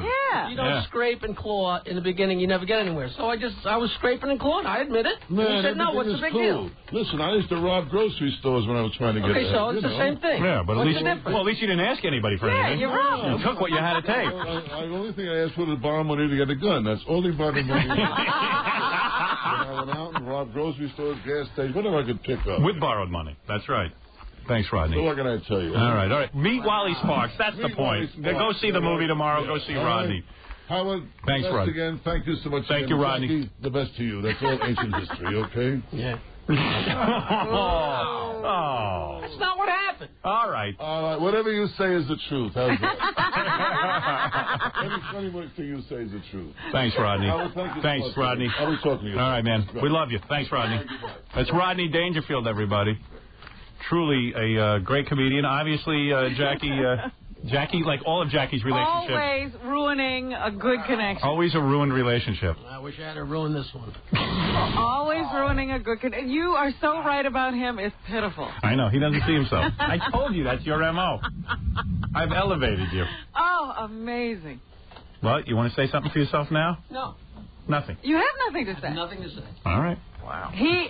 Every guy he knows, he's always stood up and said hello to them after they've finished their bit or whatever. If they don't acknowledge him when they first come in, he still speaks. Mhm. He didn't say word one. Anthony, you're on the air. Yeah, this is Phil. Oh, Phil does a Rodney impression. Phil, let me tell you. We had enough of you. $1,000 too. You know what? Now that we've seen Rodney, you don't sound anything like him. Yeah, you don't sound like Rodney. Oh, come on. I want to audition for Rodney's nightclub there. Let me tell you, it ain't easy meeting him. It ain't easy at all. Hey, Rodney, let me tell you, my wife is so ugly she walks into her room, mice jump on chairs. Okay, it ain't easy. No, he doesn't sound like Rodney now. I know when you have the real Rodney. Jesus, Jackie, you really blew that one. See, and in the beginning, every day I was like, oh, Jackie. And never told us there was a problem between him and Rodney. Every story Never we've told us ever he heard, borrowed $1,000 from Rodney. Every story we ever heard was about the good times he and Rodney used to have. Meanwhile, here's the reality. So Rodney's sitting there. Jackie hits him up for $1,000. And it's for making those dopey records of his in his basement. That's true. See? And Rodney goes, what the hell am I financing? Tinker Toys. Right. That's not true. So he gives him the $1,000. Jackie doesn't pay it back. Paid it back in jokes. No, Jackie, tell the truth. Seriously, how did you pay it back? In all honesty. With jokes. I'm telling you, and he called it square in his club. I wouldn't have asked for another $2,000 if we hadn't been square on the $2,000 for? Another $2,000? That's $3,000 in total. And that was like a year later. My second album had come out. You are such a... No, don't give me such a schmuck you are. A bunch of Whoa, wait a second. Hey, easy. No, don't use the S word. Hey, wait. Jackie acts like his second record came out on Epic Records. Yeah, right. And he needed another $2,000. What was Rodney supposed to do? He just asked him for a loan. Has anybody ever asked you to borrow money? Yes, and I then said you no. just say yes or no. What's the big deal? No. What's the big deal? No, you should know It's not like I borrowed $2,000 and didn't pay it back. He said no, and what's the big deal? You should know. He knew he was going to get it back in jokes. I want to know what the equation is. No, what I would have done for $1,000. Seriously, Jack, what I would have done, I would have just given him back the $1,000 cash. The joke thing is separate. Yeah, that's another You borrow deal. $1,000 in cash, you give him back the $1,000 in cash, and then the joke thing is separate. What he buys from you in jokes, he buys from you in jokes. Was his What? idea. What? It was his idea? Yeah, I guess. All right. He wants everything in jokes. Yeah, in fact, for Wally Sparks, Rodney got paid in jokes. He uses joke currency. I mean, aren't you a little curious how many... Joke money. Aren't you a little curious how many jokes equals $1,000? Yeah. I know, in my case, it's less than one. Wait a minute. You know, because sometimes Jackie will reel off a page of jokes, and the comedian can only use one, but Jackie figures, I'm just paid. Boy, oh boy. Oh, man, Jackie. Boy, that was a blown relationship. Man. 20 years ago. All right. I never heard about it. I always heard about what great time. That story. I had no. That's the good story. I ran into him in Florida like 10 years later. I said, "How you doing?" He said, "Yeah, I had a problem. You know, asking me for the $2,000. I was kind of ballsy." I said, "Oh, that was it." Oh, so you knew the problem. I never knew that's what everybody that's been with him has had falling out with him. Oh. Like Gary just asked, were you involved with that thing in Las Vegas? That was Dennis Blair, something completely different. Had nothing to do with me, and the same thing happened with him and Dennis. All right, whatever. Dennis borrowed $2,000? $5,000, I think it was. Yeah. Did he really? Did he look like the banker Rodney to you? He's probably tired of people hitting him up for money. No, it had nothing to do with it. Oh, it had nothing to do with money. Okay. I thought Dennis's dog made in Rodney's pool. Yeah, no. Dennis's dog went in Rodney's pool, and then it cost Rodney a fortune to clean the dog hair out of the pool. Which, of course, was my fault. Right, because Dennis was Jackie's friend. So Dennis isn't Dennis. He's the guy who's a friend of the guy I lent $3,000 to. Yes. Believe me, listen, Rodney's had it with you. That's all I can say. It's over, Johnny. It's over, Johnny. I was so counting on him, too. Yeah. It's over, Johnny. All right. It's over. I guess, there's one silver lining to this for Rodney, at least. Jackie doesn't have to send him his joke stuff. No. Are you going to be sending Rodney a joke package? Always send it. Right. Joanna, you're on the air. Goodness. Hi, Howard? Yes. Yeah, I don't want to beat this to death, but if this is not a radio bit, Jackie Martling is going to be the cause of the Stern downfall. I'm sorry. Why is that? I mean, this is really bad. Yes. This is really bad, Howard. It is bad. I mean, it's real funny. Right. It's real funny radio. But great radio. I mean, this is serious, man. You can't do that kind of stuff. I mean, Right. is Jackie in the same business you're in? But in all seriousness, we got Jackie under control now. We keep his access to the celebrities very limited. Yeah. Remember when... that would be Jackie's attitude, that he owes me money. Right. You want to put him in Robin's cage. Don't keep away from everybody. Turn off the microphone. No, years ago, Jackie used to give these whacked-out interviews about me, and he used to get a hold of celebrities, and weird stuff would happen. He'd write them letters talking about, I got you, Howard. But I'm telling you, the guy's changed now. A little money in the pocket changes. Well, right, Jackie, aren't you acting more professionally now? No different than I ever was. It's apparent, Howard, that you love him very much, but I think that piece in the back of your last book about the guy comparing all of your operation to Goebbels and Hitler and everybody else. Thank you. I mean, he was right on target with Jackie. I mean, this guy is going to cause, I mean, I wish you a wonderful, successful career. You're doing great. But I'm telling you, if you look back and Stern happens to have a downfall, it's going to be Jackie Martland. Hey, never mind that. How do you think I feel about Jackie seeing the movie? He's going to go into a tailspin. The movie's good. Oh, God. It's going to be very hard for Jackie. Oh, I hate to see it, Howard. I love you so much. I just don't want to see anything happen to you, and especially as a result of that white trash. Now I'm bringing down the show because I asked Rodney for money in 1980. This is the woman's feeling, Jackie. She feels she's seeing a pattern develop. Okay. Thank you, ma'am. All right. All right, Jackie. All right. Jackie, you took a tough morning. You had to confront Rodney, and you did terribly confronting him. What a great day. What a great day. I don't think anyone can top this. That's the best. Wow. You just outdid yourself. Yeah, I hope did you don't anything bring in the girlfriend I used to beat. All I know is ever happened. You want the upside of this? No. The whole article on TV Guide's about you. Yeah, These guys are salivating. David's over there scribbling. Scribbling furiously since He's like, Jesus Christ, you got another pad? Hey, Dave, while you're at it, find the article that's where I said that I wrote all of Rodney's jokes. Jackie, what a lucky day for you.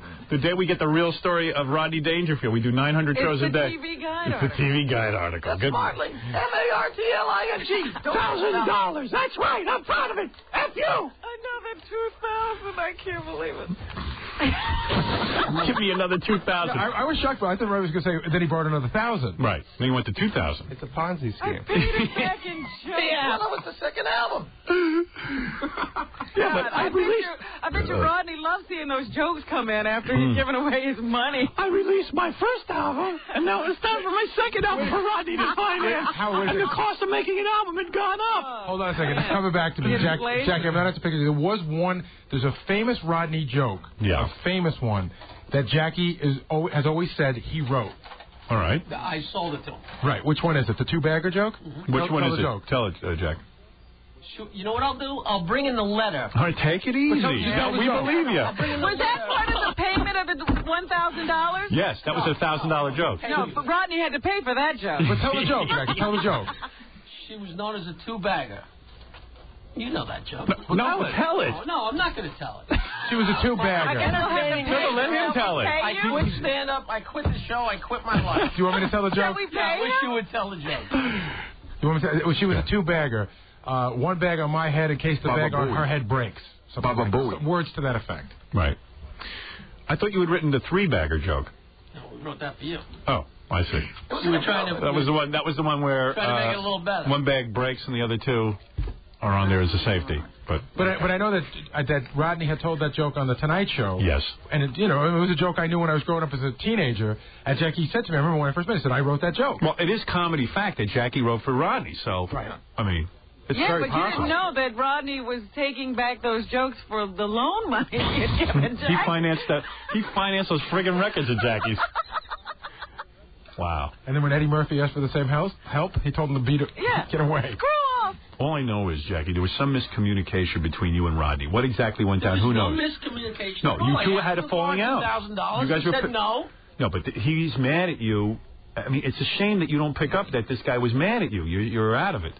And you're into personal relationship. Somehow or other, it didn't feel good getting his $1,000 back in jokes. Yeah. Who cares what? Uh-oh. Here comes Rodney. Oh, my goodness. Uh-oh, Rodney's back. Here's Rodney. Oh, wait, Rodney's back. Hey, wait, Rodney's back. This is great. Hey, Rodney.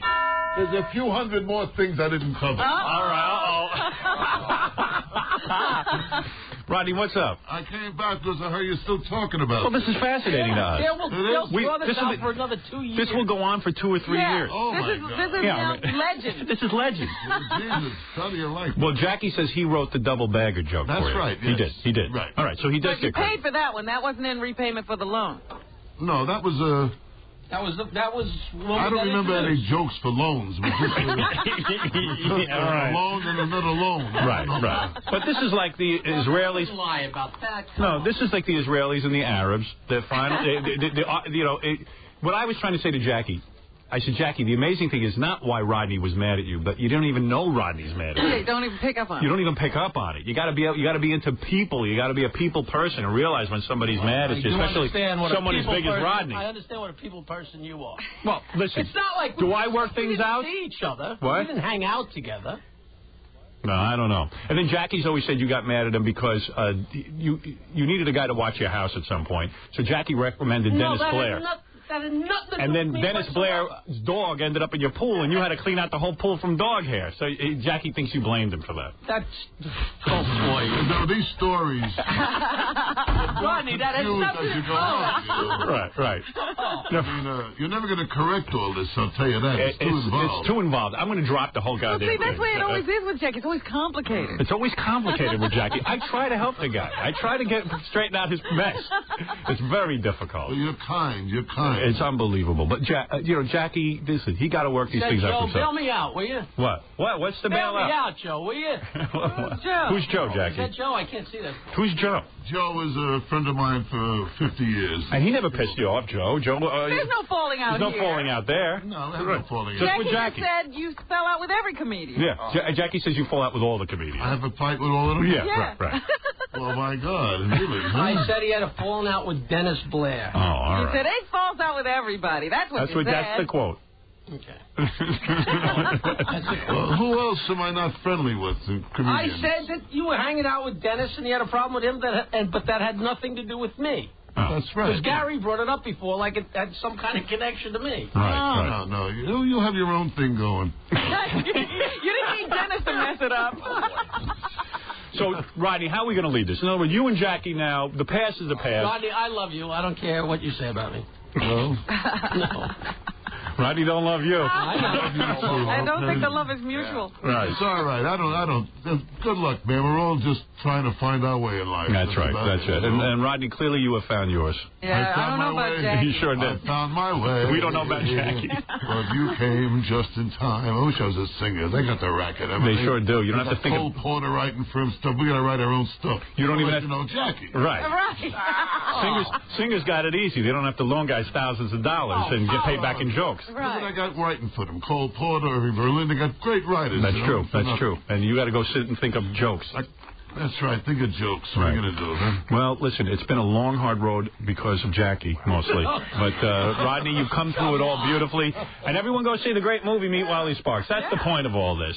Rodney, I don't know if it's worked out between you and Jackie, and who cares anyway? It's all worked out. It's all worked out. It's one big happy family here. It's all worked out. Just pay me the money. You know what? I got $1,000 on me. You want it? Yeah. Bring that $1,000. Give Rodney the goddamn $1,000 right now. Here it is. Oh, reaching in the wallet.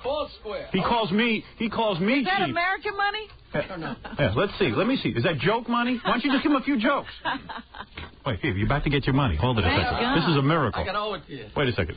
Oh, let's see. I don't have it. You don't have it? Well, how much you got? Hold on. Let me loan you another $1,000. What do you ask Rodney to lend to me? Give me a pen, Howard. What? Oh, you're going to write an IOU? That's no good. No, I'm not going to write a check. What is that, a check? Oh, yeah. It's going to bounce. Wow. Look at this. I don't want no... Wait, you're going to get paid right now. I don't want it, man. I don't want it. You're making it out to who? Jack Roy? No, he goes by Rodney Dangerfield now.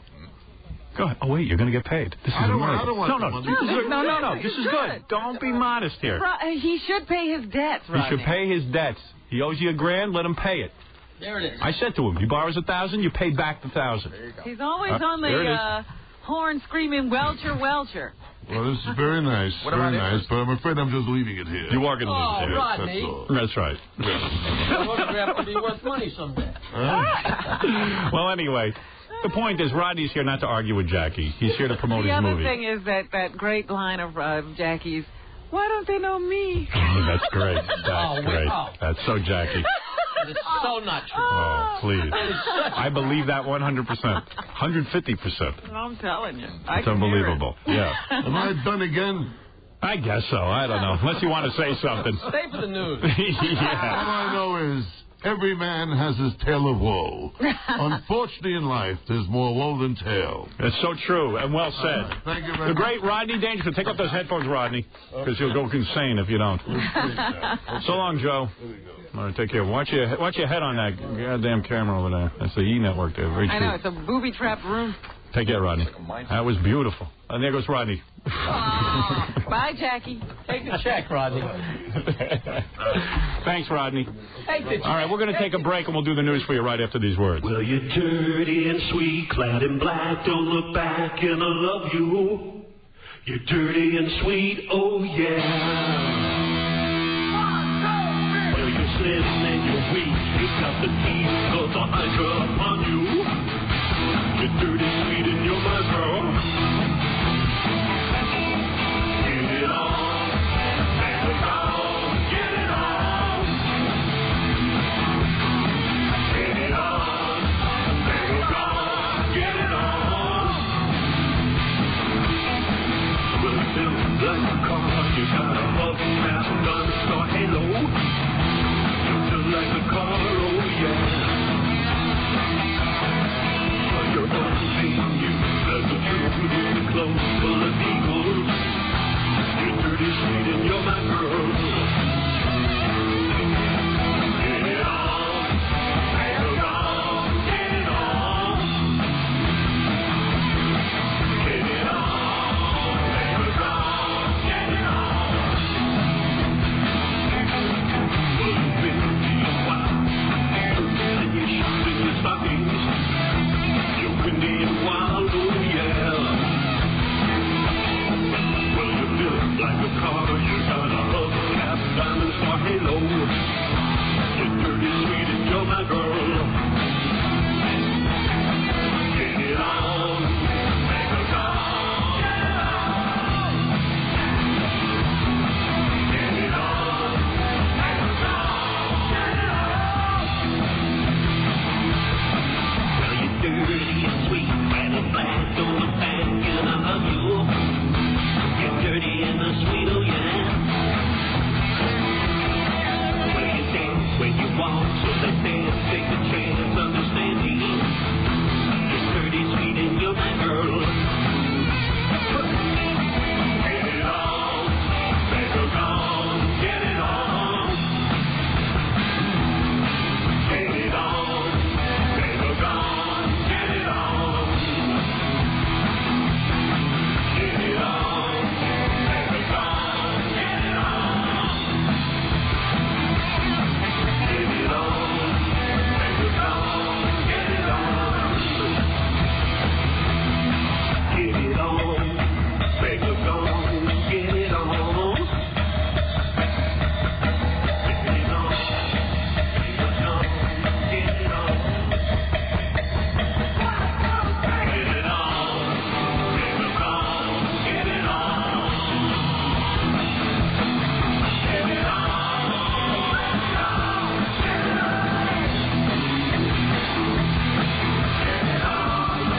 make it on, get it on. Get it